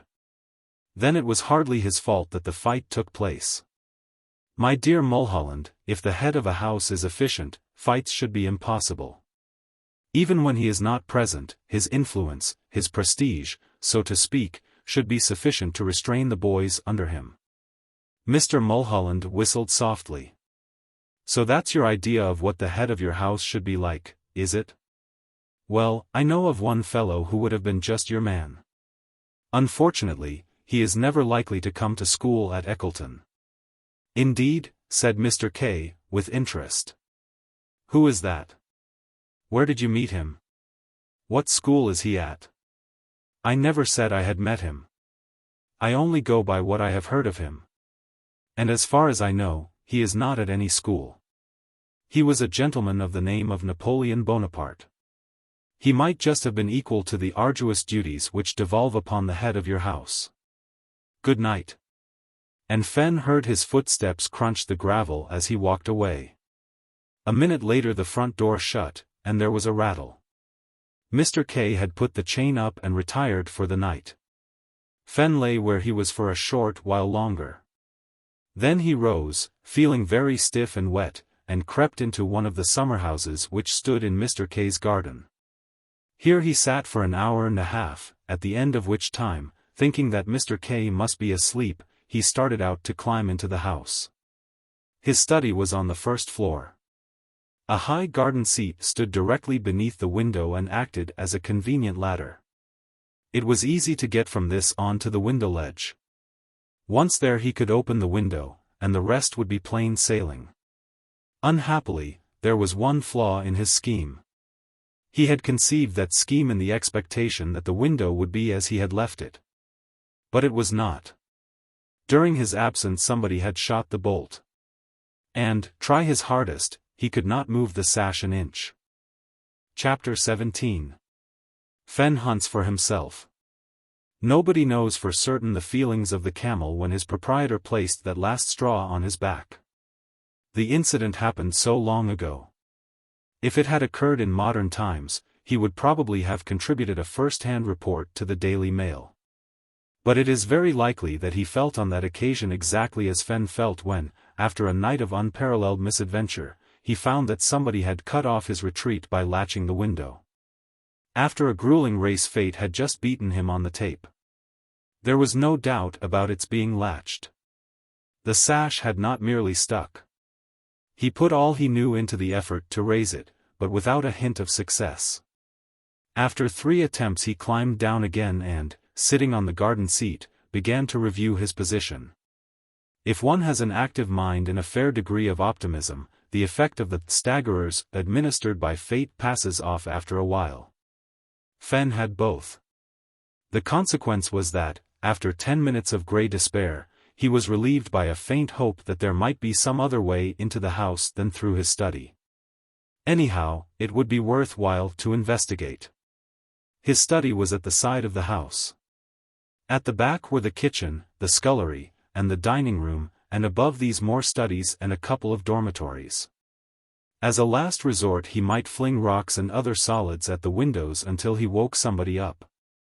But he did not feel like trying this plan until every other had failed. He had no desire to let a garrulous dormitory into the secret of his wanderings. What he hoped was that he might find one of the lower windows open. And so he did.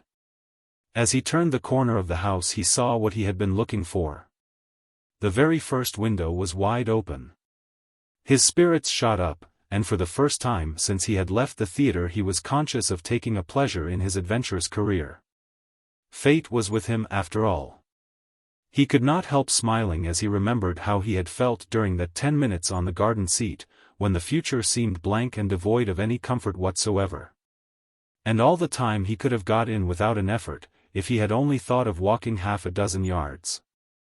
Now that the way was open to him, he wasted no time. He climbed through into the dark room. He was not certain which room it was, in spite of his lengthy residence at XVIII. He let himself down softly till his foot touched the floor. After a moment's pause he moved forward a step. Then another. At the third step his knee struck the leg of a table. He must be in the dining room.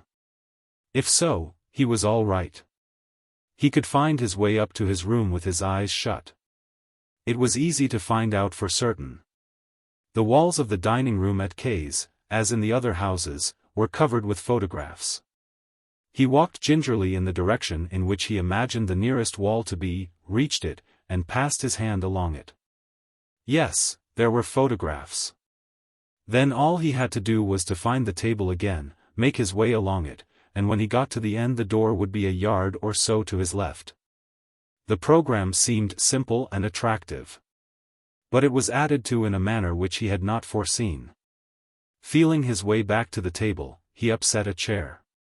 If he had upset a cartload of coal onto a sheet of tin it could not, so it seemed to him in the disordered state of his nerves, have made more noise. It went down with an appalling crash, striking the table on its way. This, thought Fenn, savagely, as he waited, listening, is where I get collared. What a fool I am to barge about like this. He felt that the echoes of that crash must have penetrated to every corner of the house. But no one came. Perhaps, after all, the noise had not been so great. He proceeded on his journey down the table, feeling every inch of the way. The place seemed one bristling mass of chairs. But by the exercise of consummate caution, he upset no more and won through at last in safety to the door. It was at this point that the really lively and exciting part of his adventure began. Compared with what was to follow, his evening had been up to the present dull and monotonous. As he opened the door there was a sudden stir and crash at the other end of the room. Fenn had upset one chair and the noise had nearly deafened him. Now chairs seemed to be falling in dozens. Bang! Bang! Crash!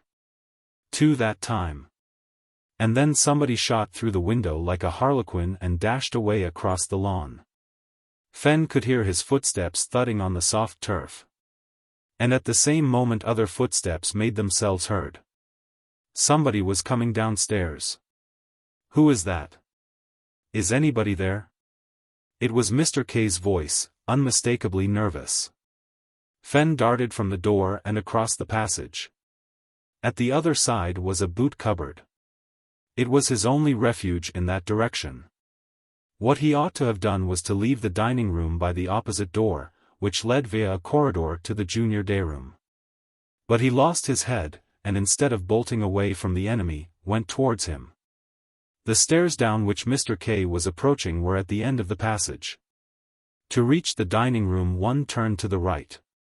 Beyond the stairs on the left the passage ended in a wall, so that Mr. K was bound to take the right direction in the search. Fenn wondered if he had a pistol. Not that he cared very much. If the housemaster was going to find him, it would be very little extra discomfort to be shot at.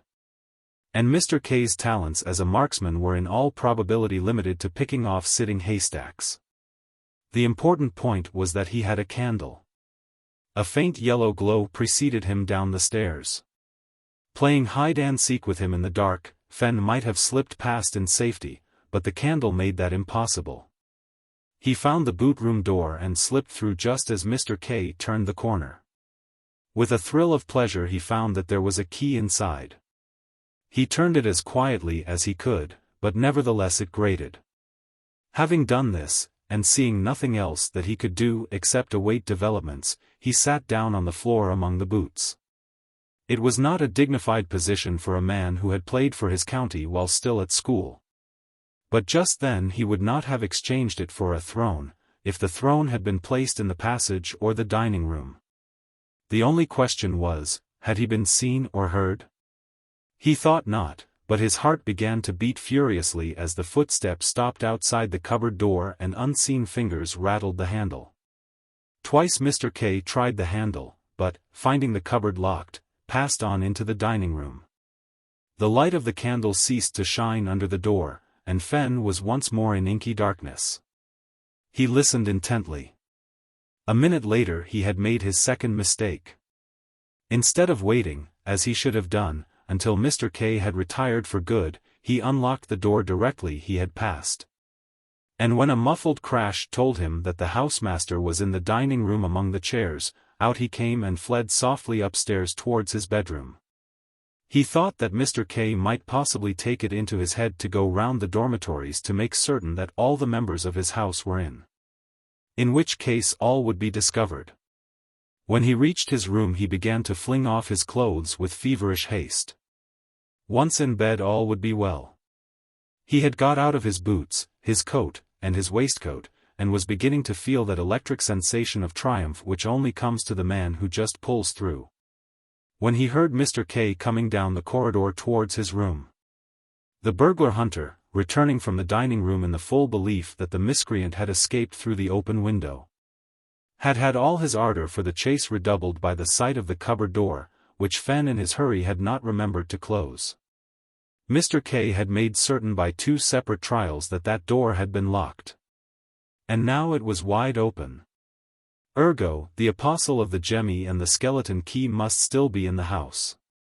Mr. K, secure in the recollection that burglars never show fight if they can possibly help it, determined to search the house. Fenn made up his mind swiftly. There was no time to finish dressing.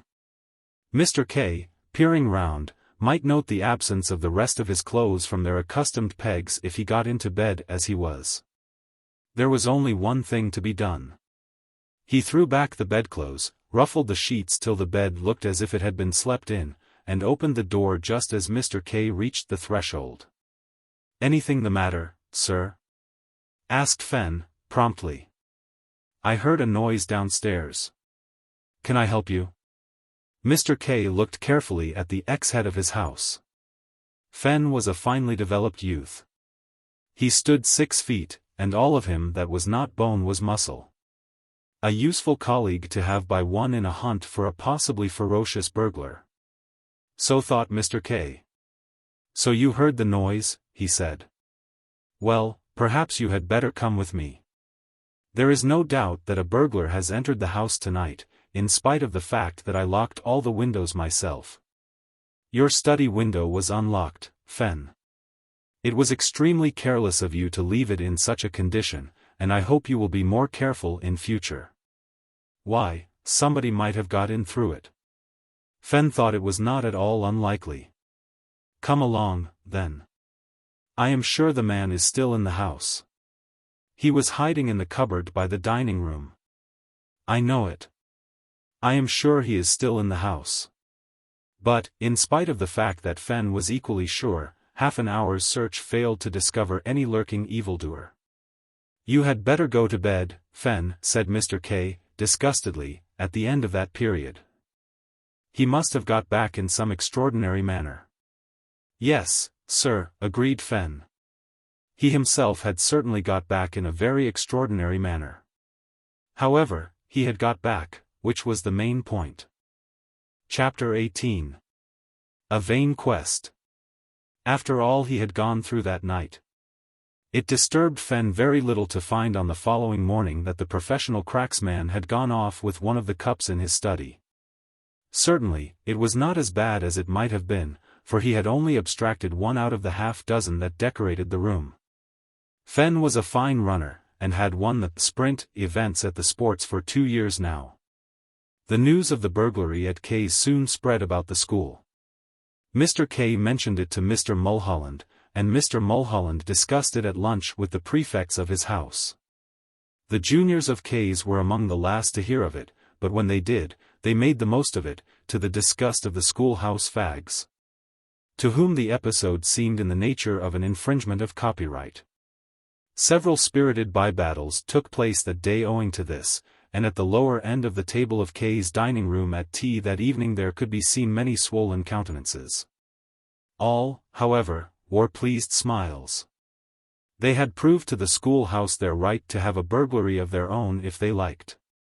It was the first occasion since Kennedy had become head of the house that Kays had united in a common and patriotic cause. Directly afternoon school was over that day, Fenn started for the town.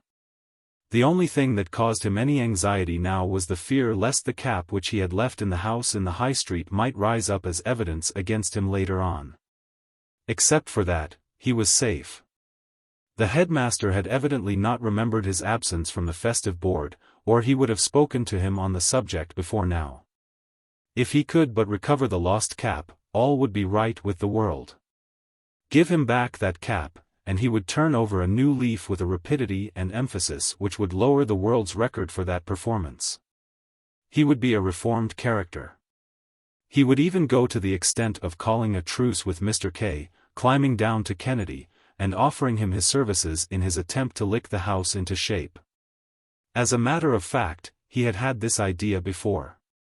Jimmy Silver, who was in the position, common at school, of being very friendly with two people who were not on speaking terms, had been at him on the topic. "It's rot," James had said, with perfect truth, "to see two chaps like you making idiots of themselves over a house like Kays. And it's all your fault, too," he had added frankly. "You know jolly well you aren't playing the game. You ought to be backing Kennedy up all the time. Instead of which, you go about trying to look like a Christian martyr." "I don't," said Fenn, indignantly. "Well, like a stuffed frog, then, it's all the same to me. It's perfect rot. If I'm walking with Kennedy, you stalk past as if we'd both got the plague or something. And if I'm with you, Kennedy suddenly remembers an appointment, and dashes off at a gallop in the opposite direction. If I had to award the bronze medal for driveling lunacy in this place, you would get it by a narrow margin, and Kennedy would be proxim and honorably mentioned. Silly idiots. Don't stop, Jimmy. Keep it up," said Fenn, settling himself in his chair. The dialogue was taking place in Silver's study. "My dear chap, you didn't think I'd finished, surely. I was only trying to find some description that would suit you. But it's no good. I can't.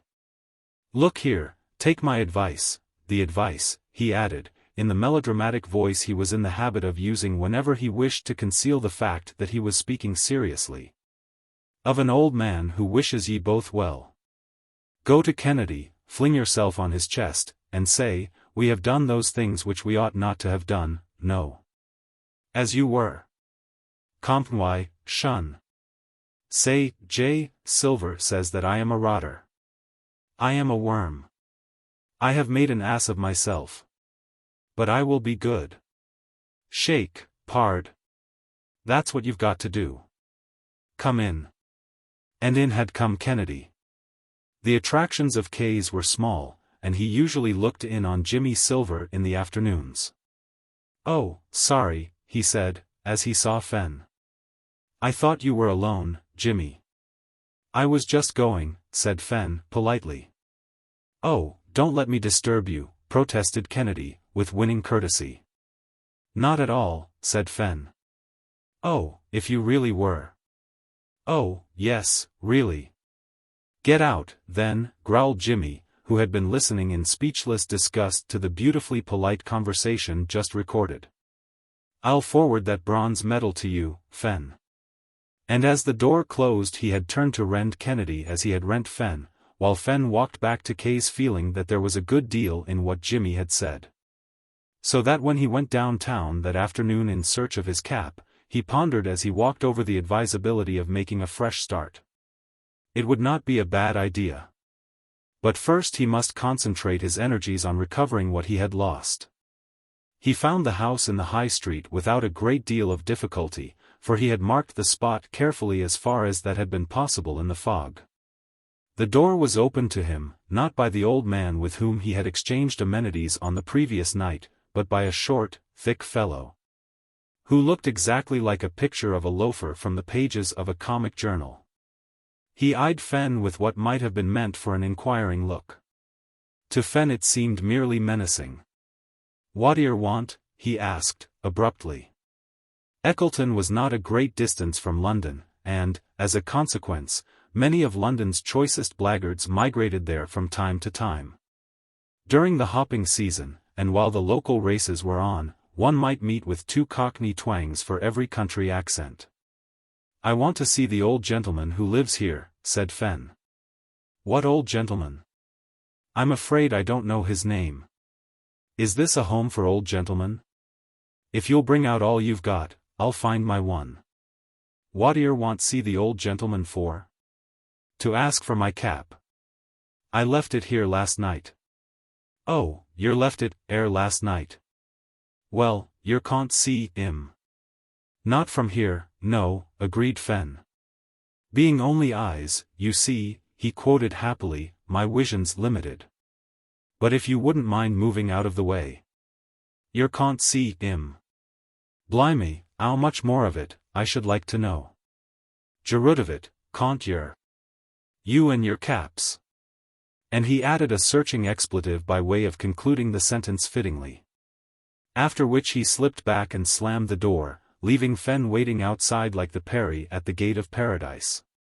His resemblance to the Peri ceased after the first quarter of a minute. That lady, we read, took her expulsion lying down. Fenn was more vigorous. He seized the knocker, and banged lustily on the door. He had given up all hope of getting back the cap. All he wanted was to get the doorkeeper out into the open again, when he would proceed to show him, to the best of his ability, what was what. It would not be the first time he had taken on a gentleman of the same class and a similar type of conversation. But the man refused to be drawn. For all the reply Fenn's knocking produced, the house might have been empty.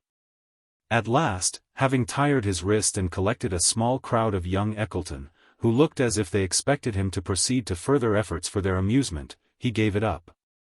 And retired down the high street with what dignity he could command, which, as he was followed for the first 50 yards by the silent but obviously expectant youths, was not a great deal. They left him, disappointed, near the town hall, and Fenn continued on his way alone. The window of the grocer's shop, with its tins of preserved apricots and pots of jam, recalled to his mind what he had forgotten, that the food at XVIII, though it might be wholesome, which he doubted, was undeniably plain, and, secondly, that he had run out of jam. Now that he was here he might as well supply that deficiency. Now it chanced that Master Wren, of XVIII, was downtown, without leave, as was his habit, on an errand of a very similar nature. Walton had found that he, like Fenn, lacked those luxuries of life which are so much more necessary than necessities, and, being unable to go himself, owing to the unfortunate accident of being kept in by his former master, had asked Wren to go for him. Wren's visit to the grocer's was just ending when Fenn's began. They met in the doorway. Wren looked embarrassed, and nearly dropped a pot of honey, which he secured low down after the manner of a catch in the slips. Fenn, on the other hand, took no notice of his fellow XVIII, but walked on into the shop and began to inspect the tins of biscuits which were stacked on the floor by the counter. Chapter 19. The Guile of Wren. Wren did not quite know what to make of this. Why had not Fenn said a word to him? There were 1 or 2 prefects in the school whom he might have met even at such close quarters and yet have cherished a hope that they had not seen him.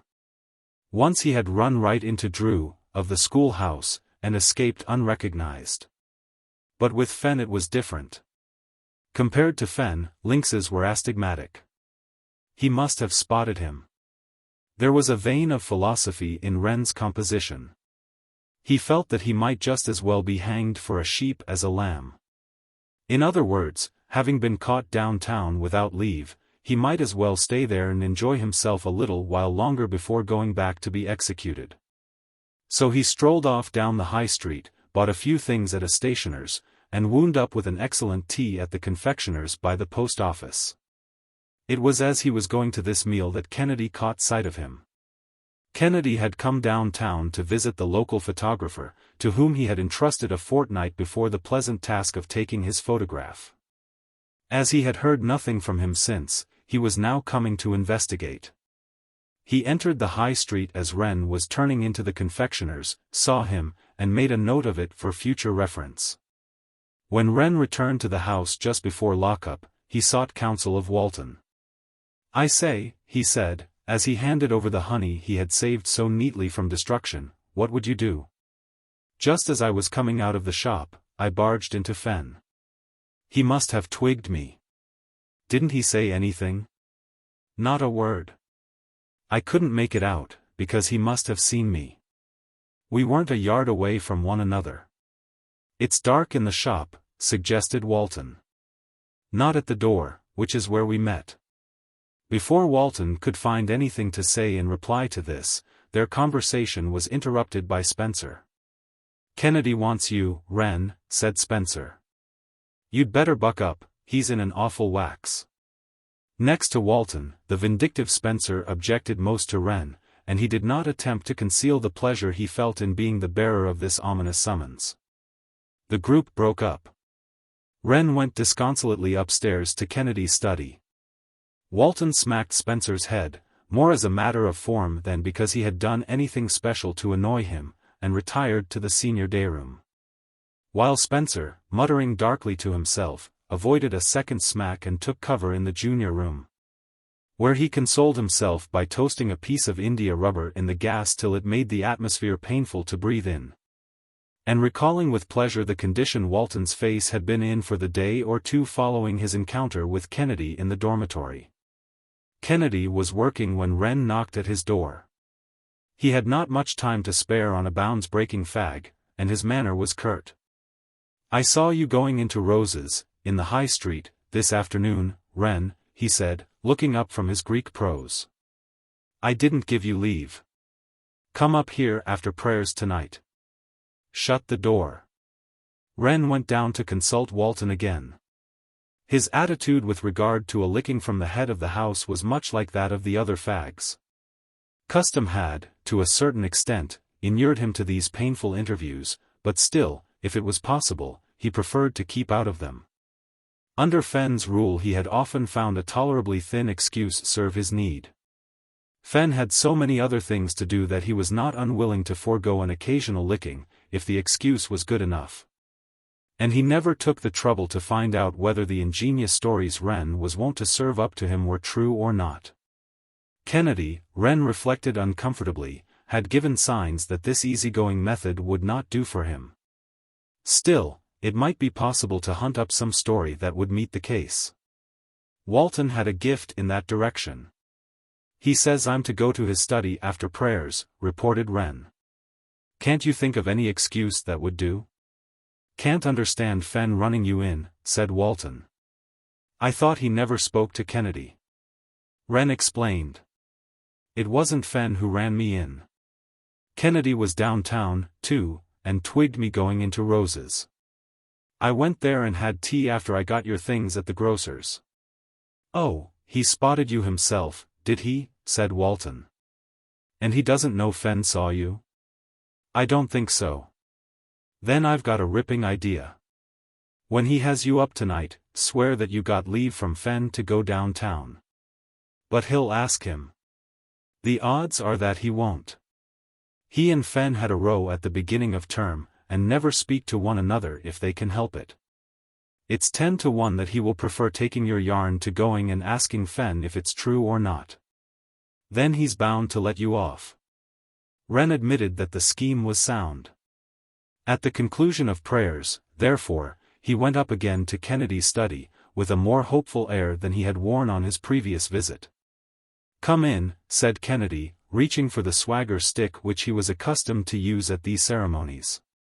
"Please, Kennedy," said Wren, glibly. "I did get leave to go downtown this afternoon." "What?"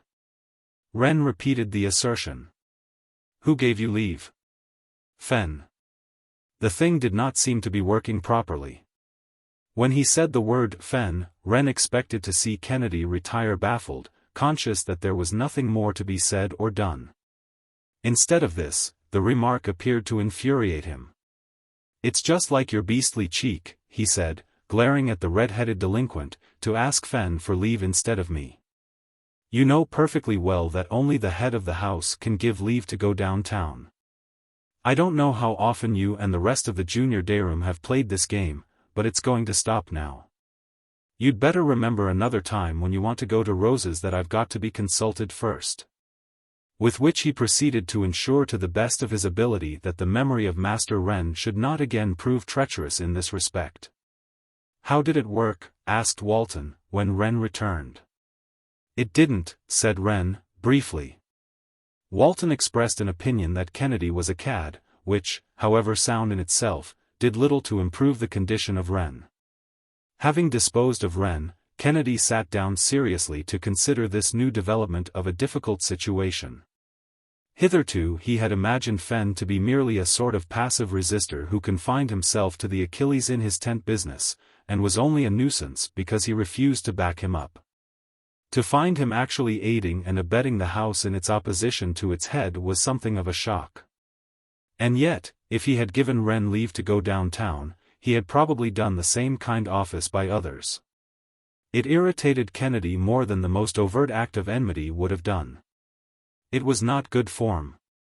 It was hitting below the belt. There was, of course, the chance that Wren's story had not been true. But he did not build much on that. He did not yet know his Wren well, and believed that such an audacious lie would be beyond the daring of a fag. But it would be worth while to make inquiries. He went down the passage to Fenn's study. Fenn, however, had gone to bed, so he resolved to approach him on the subject next day. There was no hurry. He went to his dormitory, feeling very bitter towards Fenn, and rehearsing home truths with which to confound him on the morrow. Chapter 20. Jimmy the Peacemaker. In these hustling times it is not always easy to get 10 minutes conversation with an acquaintance in private. There was drill in the dinner hour next day for the corps, to which Kennedy had to go directly after lunch. It did not end till afternoon school began. When afternoon school was over, he had to turn out and practice scrummaging with the first 15, in view of an important school match which was coming off on the following Saturday. Kennedy had not yet received his cap, but he was playing regularly for the first 15, and was generally looked upon as a certainty for one of the last places in the team. Fenn, being a three-quarter, had not to participate in this practice. While the forwards were scrummaging on the second 15 ground, the outsides ran and passed on the first 15 ground over at the other end of the field. Fenn's training for the day finished earlier than Kennedy's, the captain of the Eckleton 15, who led the scrum, not being satisfied with the way in which the forwards wheeled. He kept them for a quarter of an hour after the outsides had done their day's work, and when Kennedy got back to the house and went to Fenn's study, the latter was not there.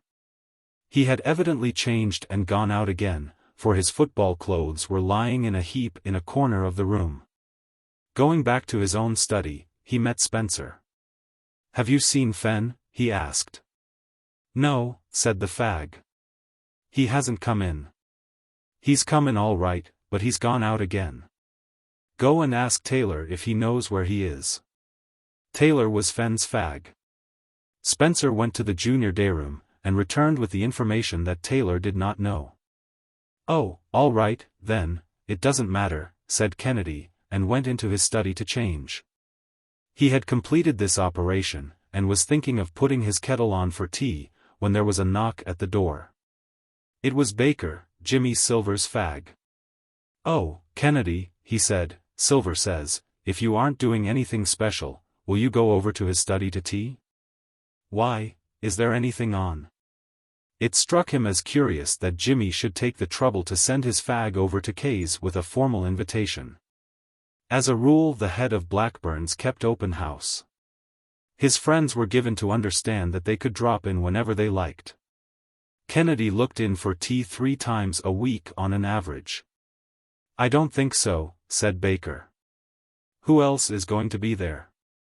Jimmy Silver sometimes took it into his head to entertain weird beings from other houses whose brothers or cousins he had met in the holidays. On such occasions he liked to have some trusty friend by him to help the conversation along. It struck Kennedy that this might be one of those occasions. If so, he would send back a polite but firm refusal of the invitation. Last time he had gone to help Jimmy entertain a guest of this kind, conversation had come to a dead standstill a quarter of an hour after his arrival. The guest refusing to do anything except eat prodigiously, and reply yes or no, as the question might demand, when spoken to. Also he had declined to stir from his seat till 6:45. Kennedy was not going to be let in for another orgy of that nature if he knew it. "Who's with Silver?" he asked. "Only Fenn," said Baker. Kennedy pondered for a moment. "All right," he said, at last, "tell him I'll be round in a few minutes." He sat thinking the thing over after Baker had gone back to Blackburn's with the message.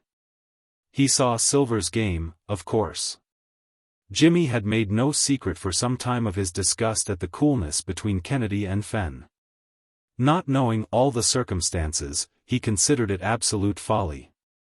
If only he could get the two together over a quiet pot of tea, he imagined that it would not be a difficult task to act effectively as a peacemaker. Kennedy was sorry for Jimmy. He appreciated his feelings in the matter. He would not have liked it himself if his two best friends had been at daggers drawn.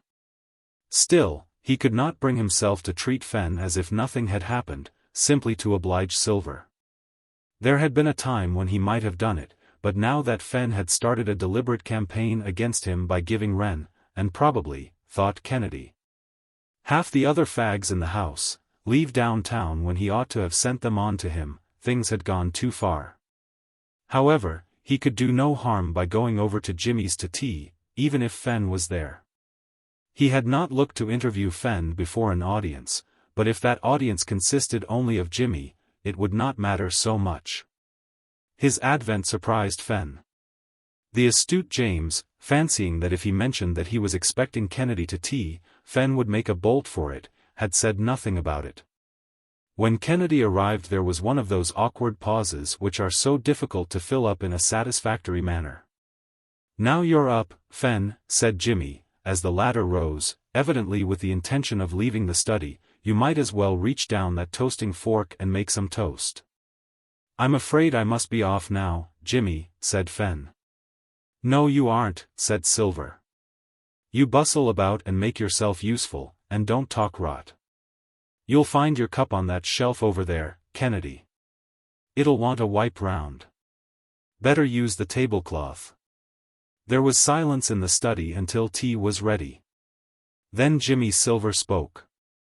"Long time since we three had tea together," he said, addressing the remark to the teapot. "Kennedy's a busy man," said Fenn, suavely. "He's got a house to look after." "And I'm going to look after it," said Kennedy, "as you'll find." Jimmy Silver put in a plaintive protest. "I wish you two men wouldn't talk shop," he said. "It's bad enough having K's next door to one, without your dragging it into the conversation. How were the forwards this evening, Kennedy?" "Not bad," said Kennedy, shortly. "I wonder if we shall lick Tuppenham on Saturday?" "I don't know," said Kennedy, and there was silence again. "Look here, Jimmy," said Kennedy, after a long pause, during which the head of Blackburn's tried to fill up the blank in the conversation by toasting a piece of bread in a way which was intended to suggest that if he were not so busy, the talk would be unchecked and animated. "It's no good. We must have it out some time, so it may as well be here as anywhere else. I've been looking for Fenn all day." "Sorry to give you all that trouble," said Fenn, with a sneer. "Got something important to say?" "Yes." "Go ahead, then." Jimmy Silver stood between them with the toasting fork in his hand, as if he meant to plunge it into the one who first showed symptoms of flying at the other's throat. He was unhappy. His peacemaking tea party was not proving a success. "I wanted to ask you," said Kennedy, quietly, "what you meant by giving the fags leave downtown when you knew that they ought to come to me?" The gentle and intelligent reader will remember, though that miserable worm, the vapid and irreflective reader, will have forgotten, that at the beginning of the term the fags of K's had endeavored to show their approval of Fenn and their disapproval of Kennedy by applying to the former for leave when they wished to go to the town. And that Fenn had received them in the most ungrateful manner with blows instead of exeats. Strong in this recollection, he was not disturbed by Kennedy's question. Indeed, it gave him a comfortable feeling of rectitude. There is nothing more pleasant than to be accused to your face of something which you can deny on the spot with an easy conscience. It is like getting a very loose ball at cricket. Fenn felt almost friendly towards Kennedy. "I meant nothing," he replied, "for the simple reason that I didn't do it. I caught Wren downtown yesterday, and he said you had given him leave. Then he lied, and I hope you licked him." "There you are, you see," broke in Jimmy Silver triumphantly, "it's all a misunderstanding. You two have got no right to be cutting one another. Why on earth can't you stop all this rot, and behave like decent members of society again?" "As a matter of fact," said Fenn, "they did try it on earlier in the term. I wasted a lot of valuable time pointing out to them with a swagger stick that I was the wrong person to come to. I'm sorry you should have thought I could play it as low down as that." Kennedy hesitated. It is not very pleasant to have to climb down after starting a conversation in a stormy and wrathful vein. But it had to be done. "I'm sorry, Fenn," he said, "I was an idiot." Jimmy Silver cut in again. "You were," he said, with enthusiasm. "You both were. I used to think Fenn was a bigger idiot than you, but now I'm inclined to call it a dead heat. What's the good of going on trying to see which of you can make the bigger fool of himself? You've both lowered all previous records." "I suppose we have," said Fenn. "At least, I have." "No, I have," said Kennedy. "You both have," said Jimmy Silver. "Another cup of tea, anybody?" "Say when." Fenn and Kennedy walked back to Kay's together, and TD together in Fenn's study on the following afternoon, to the amazement, and even scandal, of Master Spencer, who discovered them at it. Spencer liked excitement, and with the two leaders of the house at loggerheads, things could never be really dull. If, as appearances seemed to suggest, they had agreed to settle their differences, life would become monotonous again, possibly even unpleasant. This thought flashed through Spencer's brain, as he called it, when he opened Fenn's door and found him helping Kennedy to tea. "Oh, the headmaster wants to see you, please, Fenn," said Spencer, recovering from his amazement, "and told me to give you this." This was a prefect's cap. Fenn recognized it without difficulty. It was the cap he had left in the sitting room of the house in the High Street. Chapter 21. In which an episode is closed. "Thanks," said Fenn. He stood twirling the cap round in his hand as Spencer closed the door. Then he threw it on to the table. He did not feel particularly disturbed at the thought of the interview that was to come. He had been expecting the cap to turn up, like the corpse of Eugene Aram's victim, at some inconvenient moment. It was a pity that it had come just as things looked as if they might be made more or less tolerable in Kay's. He had been looking forward with a grim pleasure to the sensation that would be caused in the house when it became known that he and Kennedy had formed a combine for its moral and physical benefit. But that was all over. He would be sacked, beyond a doubt. In the history of Eckleton, as far as he knew it, there had never been a case of a fellow breaking out at night and not being expelled when he was caught. It was one of the cardinal sins in the school code. There had been the case of Peter Brown, which his brother had mentioned in his letter. And in his own time he had seen 3 men vanish from Eckleton for the same offense. He did not flatter himself that his record at the school was so good as to make it likely that the authorities would stretch a point in his favor. "So long, Kennedy," he said. "You'll be here when I get back, I suppose?" "What does he want you for, do you think?" asked Kennedy, stretching himself, with a yawn. It never struck him that Fenn could be in any serious trouble. Fenn was a prefect, and when the headmaster sent for a prefect, it was generally to tell him that he had got a split infinitive in his English essay that week. "Glad I'm not you," he added, as a gust of wind rattled the sash, and the rain dashed against the pane. "Beastly evening to have to go out." "It isn't the rain I mind," said Fenn. "It's what's going to happen when I get indoors again, and refuse to explain further." There would be plenty of time to tell Kennedy the whole story when he returned. It was better not to keep the headmaster waiting. The first thing he noticed on reaching the schoolhouse was the strange demeanor of the butler. Whenever Fenn had had occasion to call on the headmaster hitherto, Watson had admitted him with the air of a high priest leading a devotee to a shrine of which he was the sole managing director. This evening he seemed restless, excited. "Good evening, Mr. Fenn," he said. "This way, sir." Those were his actual words. Fenn had not known for certain until now that he could talk. On previous occasions their conversations had been limited to an "Is the headmaster in?" from Fenn, and a stately inclination of the head from Watson. The man was getting a positive babbler. With an eager, springy step, distantly reminiscent of a shop walker heading a procession of customers, with a touch of the style of the winner in a walking race to Brighton. The once slow-moving butler led the way to the headmaster's study.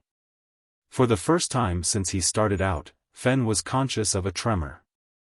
There is something about a closed door, behind which somebody is waiting to receive one, which appeals to the imagination, especially if the ensuing meeting is likely to be an unpleasant one. "Ah, Fenn," said the headmaster. "Come in." Fenn wondered. It was not in this tone of voice that the head was wont to begin a conversation which was going to prove painful. "You've got your cap, Fenn? I gave it to a small boy in your house to take to you." "Yes, sir." He had given up all hope of understanding the head's line of action. Unless he was playing a deep game, and intended to flash out suddenly with a keen question which it would be impossible to parry. There seemed nothing to account for the strange absence of anything unusual in his manner. He referred to the cap as if he had borrowed it from Fenn, and had returned it by bearer, hoping that its loss had not inconvenienced him at all. "I dare say," continued the head, "that you are wondering how it came into my possession. You missed it, of course?" "Very much, sir," said Fenn, with perfect truth. "It has just been brought to my house, together with a great many other things, more valuable, perhaps," here he smiled a headmagisterial smile, "by a policeman from Eckleton." Fenn was still unequal to the intellectual pressure of the conversation. He could understand, in a vague way, that for some unexplained reason things were going well for him, but beyond that his mind was in a whirl. "You will remember the unfortunate burglary of Mr. K's house and mine. Your cap was returned with the rest of the stolen property." Just so, thought Fenn. The rest of the stolen property? Exactly. Go on. Don't mind me. I shall begin to understand soon, I suppose. He condensed these thoughts into the verbal reply, "Yes, sir. I sent for you to identify your own property. I see there is a silver cup belonging to you. Perhaps there are also other articles. Go and see. You will find them on that table. They are in a hopeless state of confusion, having been conveyed here in a sack. Fortunately, nothing is broken." He was thinking of certain valuables belonging to himself which had been abstracted from his drawing room on the occasion of the burglar's visit to the schoolhouse. Fenn crossed the room, and began to inspect the table indicated. On it was as mixed a collection of valuable and useless articles as one could wish to see. He saw his cup at once, and attached himself to it. But of all the other exhibits in this private collection, he could recognize nothing else as his property. "There is nothing of mine here except the cup, sir," he said. "Ah. Then that is all, I think. You are going back to Mr. K's. Then please send Kennedy to me. Good night, Fenn." "Good night, sir." Even now Fenn could not understand it. The more he thought it over, the more his brain reeled. He could grasp the fact that his cap and his cup were safe again, and that there was evidently going to be no sacking for the moment. But how it had all happened, and how the police had got hold of his cap, and why they had returned it with the loot gathered in by the burglar who had visited K's and the schoolhouse, were problems which, he had to confess, were beyond him. He walked to K's through the rain with the cup under his mackintosh. And freely admitted to himself that there were things in heaven and earth, and particularly earth, which no fellow could understand. "I don't know," he said, when Kennedy pressed for an explanation of the reappearance of the cup. "It's no good asking me. I'm going now to borrow the matron's smelling salts. I feel faint. After that I shall wrap a wet towel round my head, and begin to think it out. Meanwhile, you're to go over to the head. He's had enough of me, and he wants to have a look at you." "Me?" said Kennedy. "Why? Now, is it any good asking me?" said Fenn. "If you can find out what it's all about, I'll thank you if you'll come and tell me." 10 minutes later Kennedy returned. He carried a watch and chain. "I couldn't think what had happened to my watch," he said. "I missed it on the day after that burglary here, but I never thought of thinking it had been collared by a professional. I thought I must have lost it somewhere." "Well, have you grasped what's been happening?" "I've grasped my ticker, which is good enough for me." "Half a second. The old man wants to see the rest of the prefects. He's going to work through the house in batches, instead of man by man. I'll just go round the studies and rout them out, and then I'll come back and explain. It's perfectly simple." "Glad you think so," said Fenn. Kennedy went and returned. "Now," he said, subsiding into a deck chair, "what is it you don't understand?" "I don't understand anything. Begin at the beginning." "I got the yarn from the butler. What's his name?" "Those who know him well enough to venture to give him a name, I've never dared to myself, call him Watson," said Fenn. "I got the yarn from Watson. He was as excited as anything about it. I never saw him like that before. I noticed something queer about him. He's awfully bucked, and is doing the Ancient Mariner business all over the place. Wants to tell the story to everyone he sees. Well, suppose you follow his example." "I want to hear about it." "Well, it seems that the police have been watching a house at the corner of the High Street for some time. What's up?" "Nothing." "Go on." "But you said, by Jove."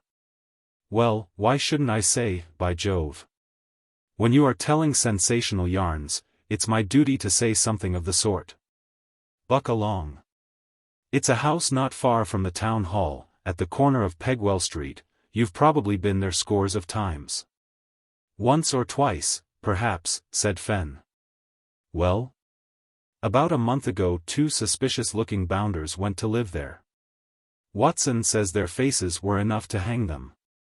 Anyhow, they must have been pretty bad, for they made even the Eckleton police, who are pretty average-sized rotters, suspicious, and they kept an eye on them. Well, after a bit there began to be a regular epidemic of burglary round about here. Watson says half the houses round were broken into. The police thought it was getting a bit too thick, but they didn't like to raid the house without some jolly good evidence that these 2 men were the burglars. So they lay low and waited till they should give them a decent excuse for jumping on them. They had had a detective chap down from London, by the way, to see if he couldn't do something about the burglaries, and he kept his eye on them, too. They had quite a gallery." "Didn't they notice any of the eyes?" "No. Then after a bit one of them nipped off to London with a big bag. The detective chap was after him like a shot. He followed him from the station, saw him get into a cab, got into another himself, and stuck to him hard. The front cab stopped at about a dozen pawnbrokers' shops. The detective Johnny took the names and addresses, and hung on to the burglar man all day, and finally saw him return to the station, where he caught a train back to Eckleton. Directly he had seen him off, the detective got into a cab, called on the dozen pawnbrokers, showed his card, with Scotland Yard on it, I suppose, and asked to see what the other chap had pawned. He identified every single thing as something that had been collared from one of the houses round Eckleton Way. So he came back here, told the police, and they raided the house, and there they found stacks of loot of all descriptions.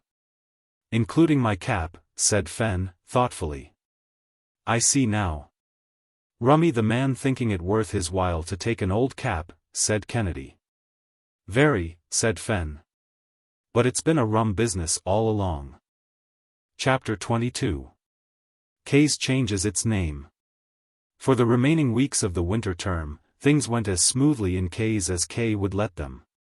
That restless gentleman still continued to burst in on Kennedy from time to time with some sensational story of how he had found a fag doing what he ought not to have done.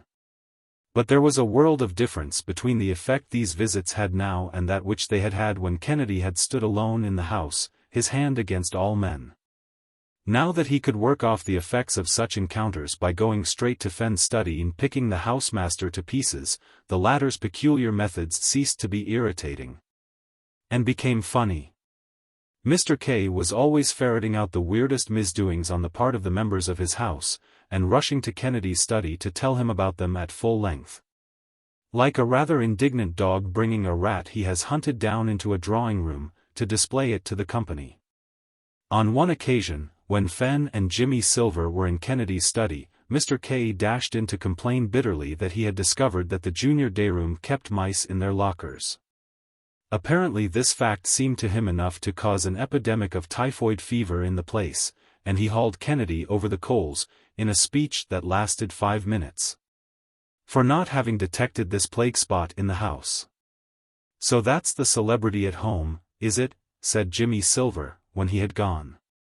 "I now begin to understand more or less why this house wants a new head every 2 terms.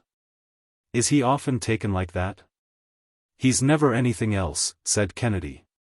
"Fenn keeps a list of the things he rags me about, and we have an even shilling on, each week, that he will beat the record of the previous week. At first I used to get the shilling if he lowered the record, but after a bit it struck us that it wasn't fair, so now we take it on alternate weeks. This is my week, by the way. I think I can trouble you for that, Bob, Fenn." "I wish I could make it more," said Fenn, handing over the shilling. "What sort of things does he rag you about generally?" inquired Silver.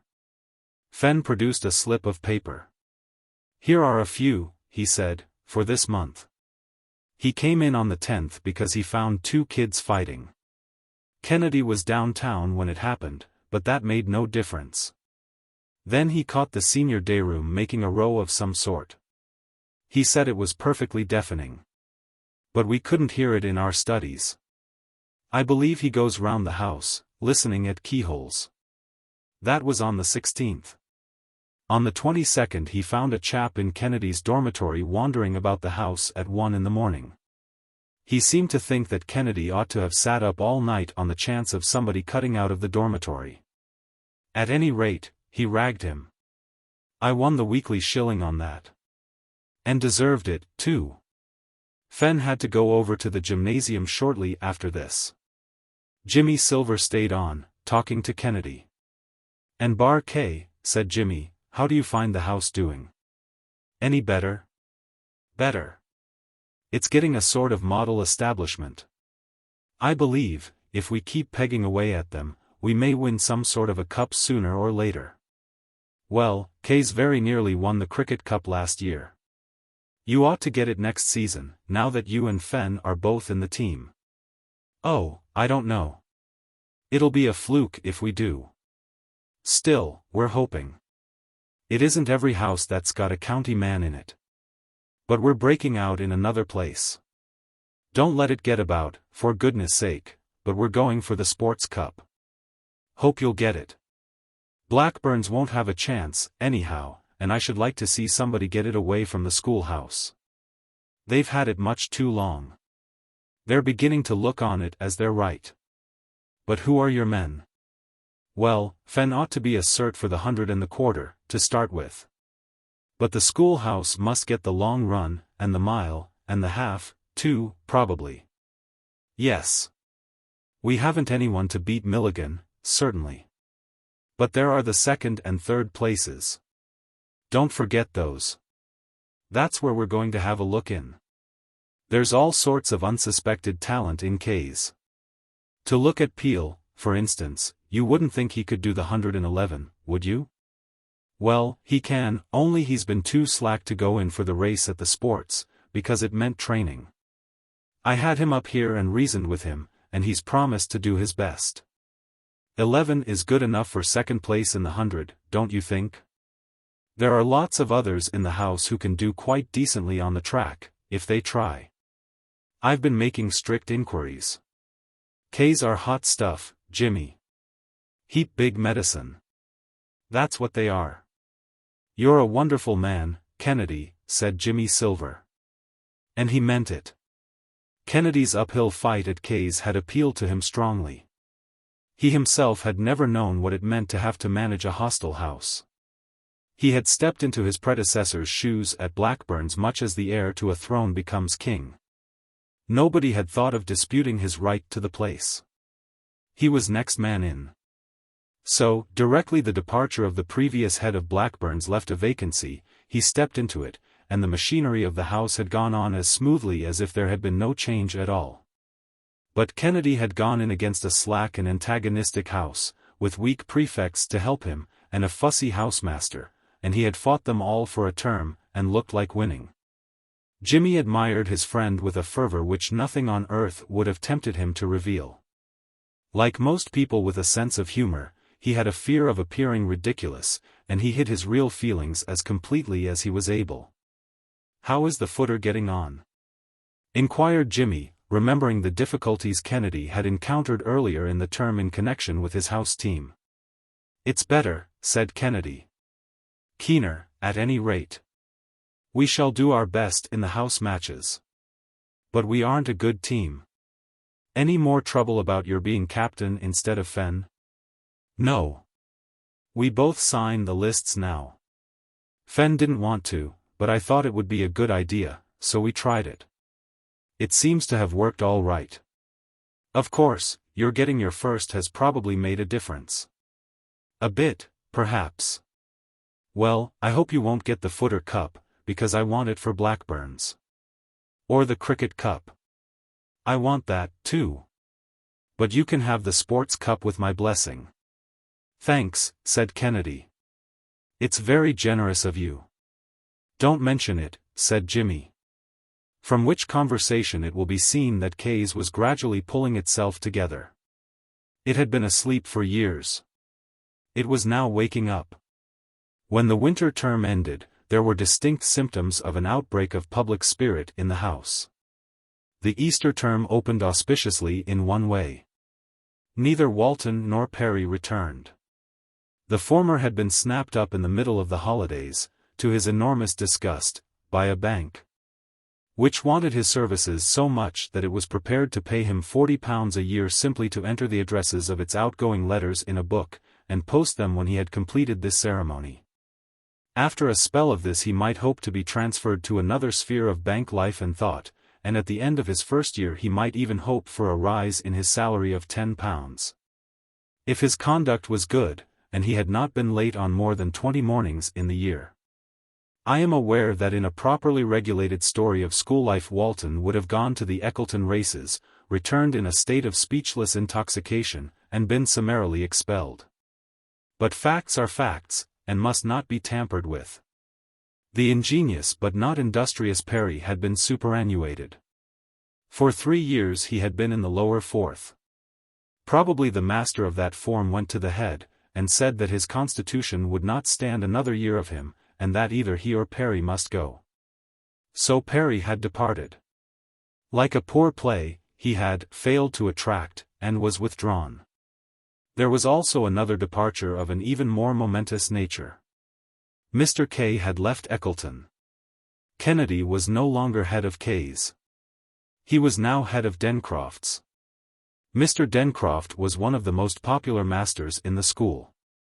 He was a keen athlete and a tactful master. Fenn and Kennedy knew him well, through having played at the nets and in scratch games with him. They both liked him. If Kennedy had had to select a housemaster, he would have chosen Mr. Blackburn first. But Mr. Dencroft would have been easily second. Fenn learned the facts from the matron, and detailed them to Kennedy. K got the offer of a headmastership at a small school in the north, and jumped at it. I pity the fellows there. They are going to have a lively time. I'm jolly glad Dencroft has got the house, said Kennedy. We might have had some awful rotter put in. Dencroft will help us buck up the house games. The new housemaster sent for Kennedy on the first evening of term. He wished to find out how the head of the house and the ex-head stood with regard to one another. He knew the circumstances, and comprehended vaguely that there had been trouble. "I hope we shall have a good term," he said. "I hope so, sir," said Kennedy. You think the house is keener, Kennedy, than when you first came in?" "Yes, sir. They are getting quite keen now. We might win the sports." "I hope we shall. I wish we could win the football cup, too, but I am afraid Mr. Blackburn's are very heavy metal. It's hardly likely we shall have very much chance with them, but we might get into the final. It would be an excellent thing for the house if we could. I hope Fenn is helping you get the team into shape," he added. "Oh, yes, sir," said Kennedy. "We share the captaincy. We both sign the lists." "A very good idea," said Mr. Dencroft, relieved. "Good night, Kennedy." "Good night, sir," said Kennedy. Chapter 23. The House Matches. The chances of K's in the inter-house football competition were not thought very much of by their rivals. Of late years each of the other houses had prayed to draw K's for the first round, it being a certainty that this would mean that they got at least into the second round. And so a step nearer the cup. Nobody, however weak compared to Blackburn's, which was at the moment the crack football house, ever doubted the result of a match with K's. It was looked on as a sort of gentle trial trip. But the efforts of the two captains during the last weeks of the winter term had put a different complexion on matters. Football is not like cricket. It is a game at which anybody of average size and a certain amount of pluck can make himself at least moderately proficient. Kennedy, after consultations with Fenn, had picked out what he considered the best 15, and the two set themselves to knock it into shape. In weight there was not much to grumble at. There were several heavy men in the scrum. If only these could be brought to use their weight to the last ounce when shoving, all would be well as far as the forwards were concerned. The outsides were not so satisfactory. With the exception, of course, of Fenn, they lacked speed. They were well-meaning, but they could not run any faster by virtue of that. K's would have to trust to its scrum to pull it through. Peel, the sprinter whom Kennedy had discovered in his search for athletes, had to be put in the pack on account of his weight, which deprived the three-quarter line of what would have been a good man in that position. It was a drawback, too, that Fenn was accustomed to play on the wing. To be of real service, a wing three-quarter must be fed by his centers, and, unfortunately, there was no center in K's, or Dencroft's, as it should now be called, who was capable of making openings enough to give Fenn a chance. So he had to play in the center, where he did not know the game so well.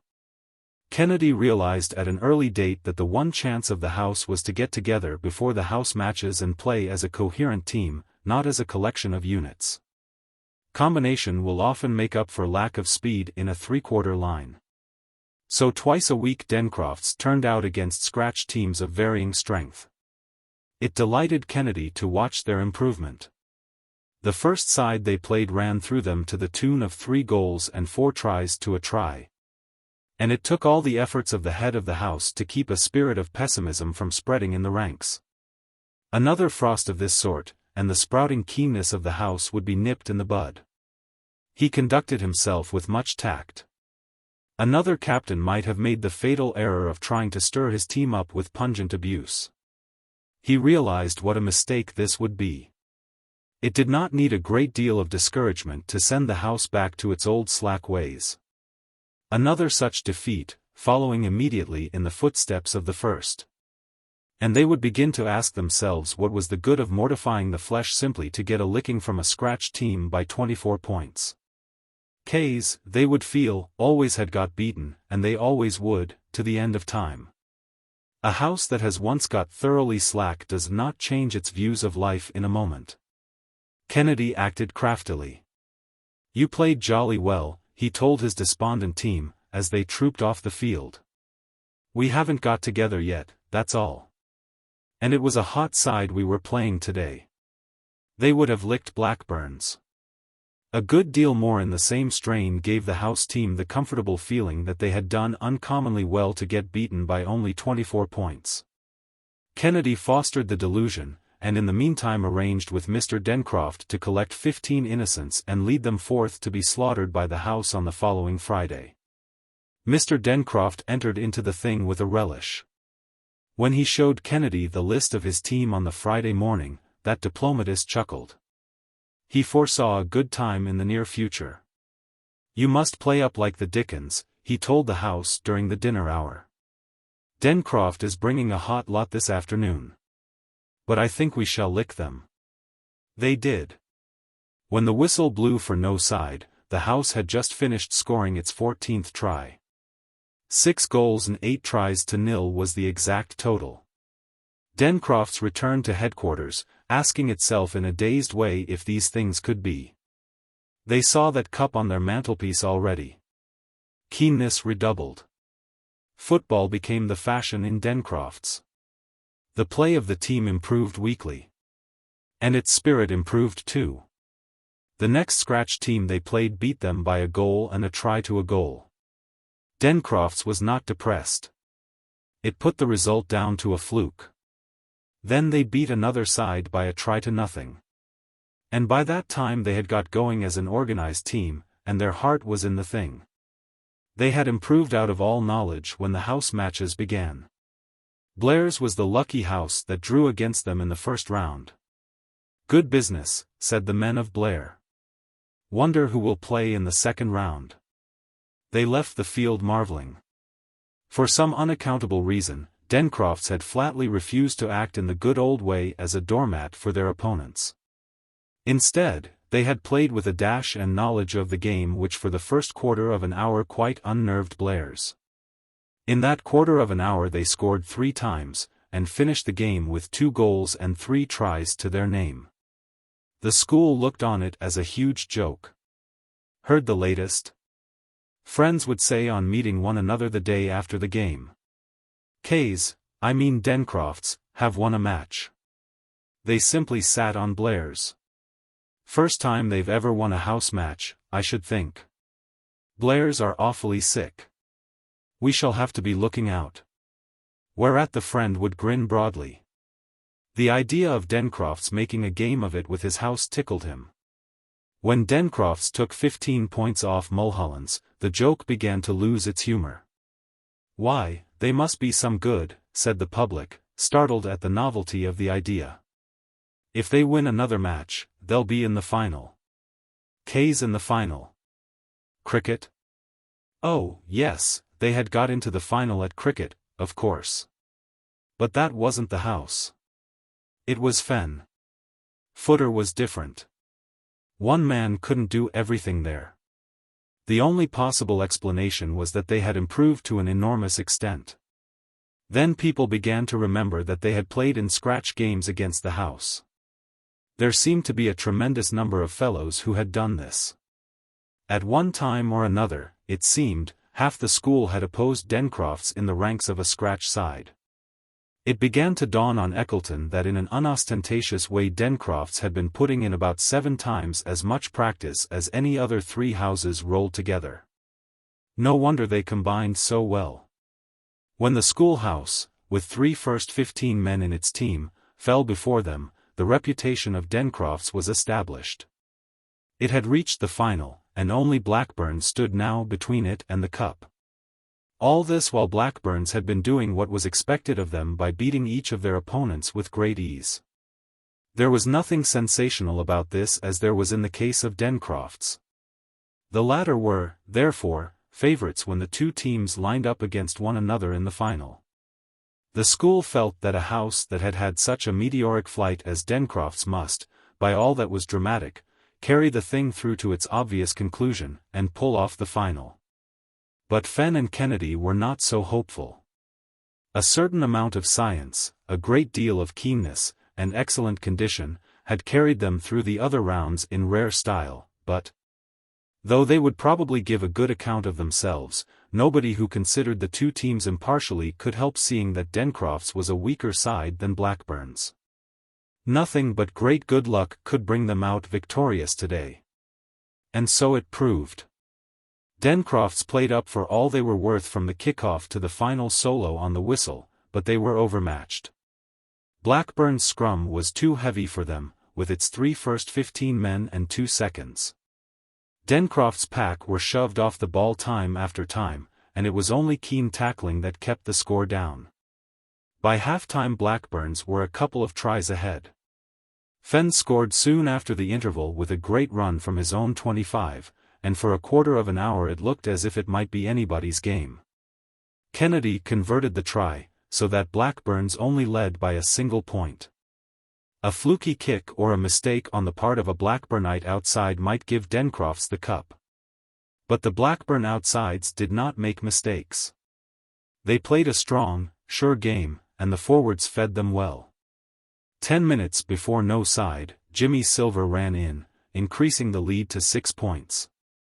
And though Dencroft's never went to pieces, and continued to show fight to the very end, Blackburn's were not to be denied, and Chalice scored a final try in the corner.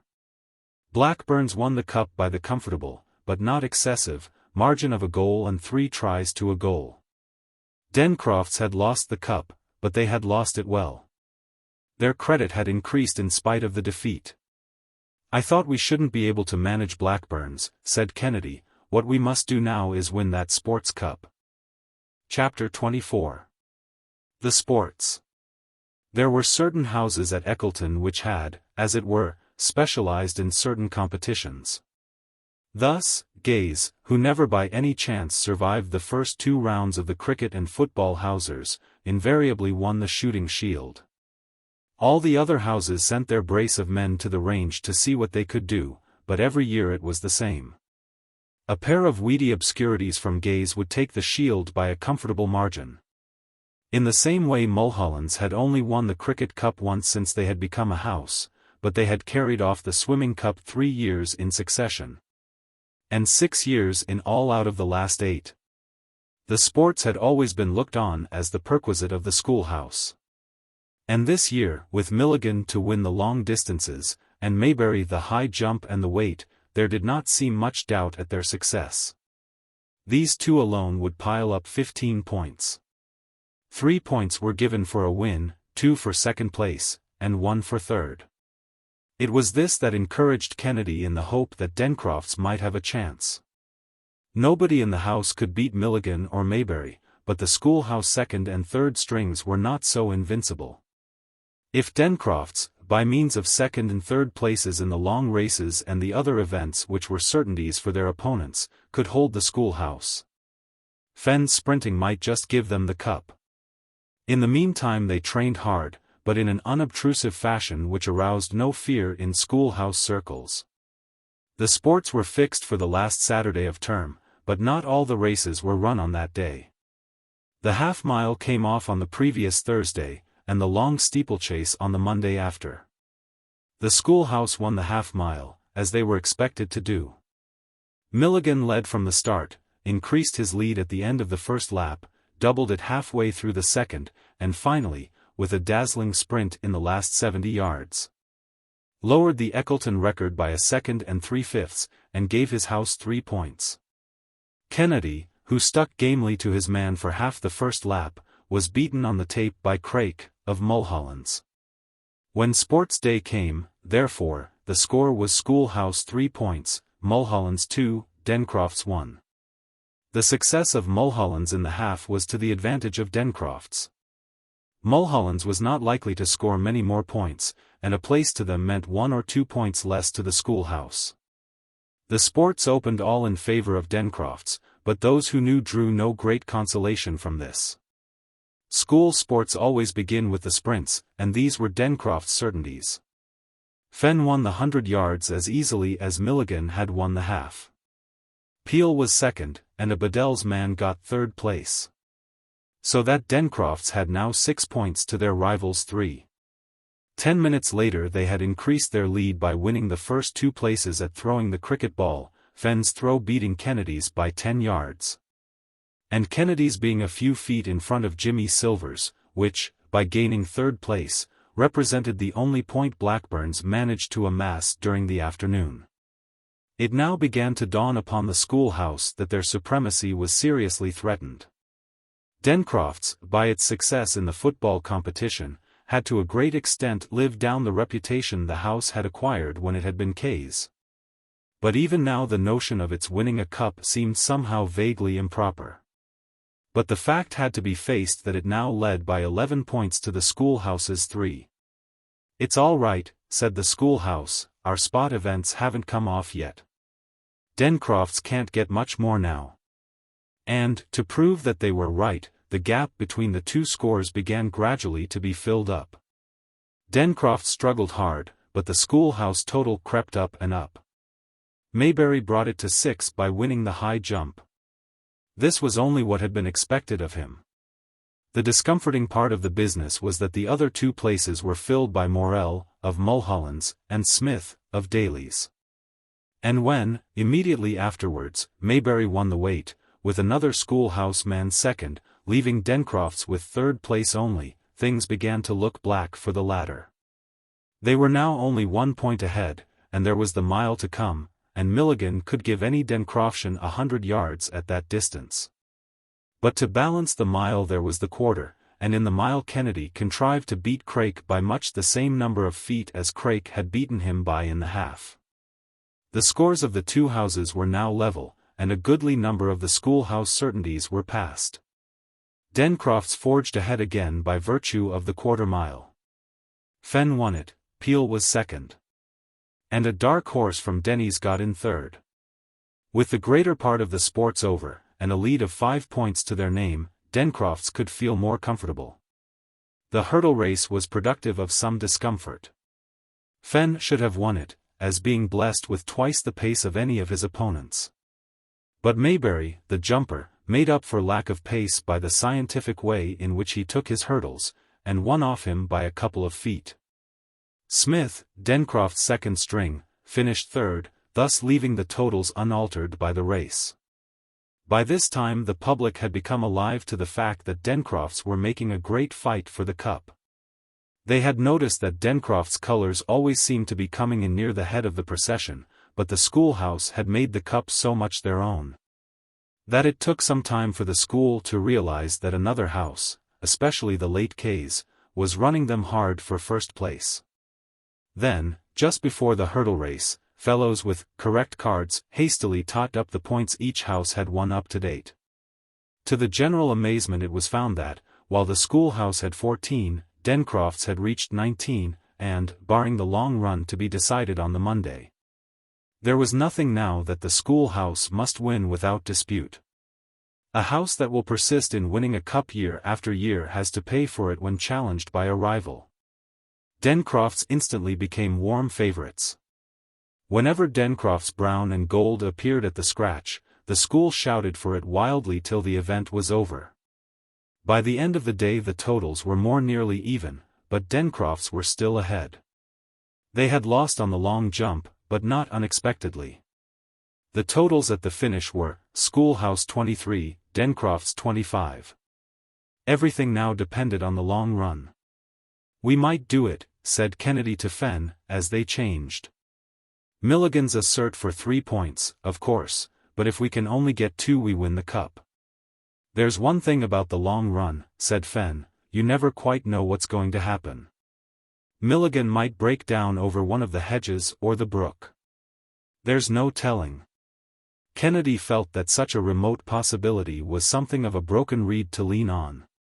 He had no expectation of beating the schoolhouse long-distance runner, but he hoped for second place, and second place would mean the cup, for there was nobody to beat either himself or Craik. The distance of the long run was as nearly as possible 5 miles. The course was across country to the village of Ledby in a sort of semicircle of 3.5 miles, and then back to the school gates by road. Every Eckletonian who ran at all knew the route by heart. It was the recognized training run if you wanted to train particularly hard. If you did not, you took a shorter spin. At the milestone nearest the school, it was about half a mile from the gates, a good number of fellows used to wait to see the first of the runners and pace their men home. But, as a rule, there were few really hot finishes in the long run. The man who got to lead by first generally kept the advantage, and came in a long way ahead of the field. On this occasion the close fight Kennedy and Craik had had in the mile and the half, added to the fact that Kennedy had only to get second place to give Dencrofts the cup, lent a greater interest to the race than usual. The crowd at the milestone was double the size of the one in the previous year, when Milligan had won for the first time. And when, amidst howls of delight from the schoolhouse, the same runner ran past the stone with his long, effortless stride, before any of the others were in sight, the crowd settled down breathlessly to watch for the second man. Then a yell, to which the other had been nothing, burst from the schoolhouse as a white figure turned the corner. It was Craik. Waddling rather than running, and breathing in gasps. But still Craik. He toiled past the crowd at the milestone. "By Jove, he looks bad," said someone. And, indeed, he looked very bad. But he was ahead of Kennedy. That was the great thing. He had passed the stone by 30 yards, when the cheering broke out again. Kennedy this time, in great straits, but in better shape than Craik. Dencrofts in a body trotted along at the side of the road, shouting as they went. Craik, hearing the shouts, looked round, almost fell, and then pulled himself together and staggered on again. There were only 100 yards to go now, and the school gates were in sight at the end of a long lane of spectators. They looked to Kennedy like two thick, black hedges. He could not sprint, though 100 voices were shouting to him to do so. It was as much as he could do to keep moving. Only his will enabled him to run now. He meant to get to the gates, if he had to crawl. The 100 yards dwindled to 50, and he had diminished Craik's lead by a third. 20 yards from the gates, and he was only half a dozen yards behind. Craik looked round again, and this time did what he had nearly done before. His legs gave way, he rolled over. And there he remained, with the schoolhouse watching him in silent dismay, while Kennedy went on and pitched in a heap on the other side of the gates. "Feeling bad?" said Jimmy Silver, looking in that evening to make inquiries. "I'm feeling good," said Kennedy. "That the cup?" asked Jimmy. Kennedy took the huge cup from the table. "That's it. Milligan has just brought it round. Well, they can't say they haven't had their fair share of it. Look here. Schoolhouse. Schoolhouse. Schoolhouse. Schoolhouse. Daly's. Schoolhouse. Denny's. Schoolhouse. Schoolhouse. Ad infinitum." They regarded the trophy in silence. "First pot the house has won," said Kennedy at length. "The very first." "It won't be the last," returned Jimmy Silver, with decision.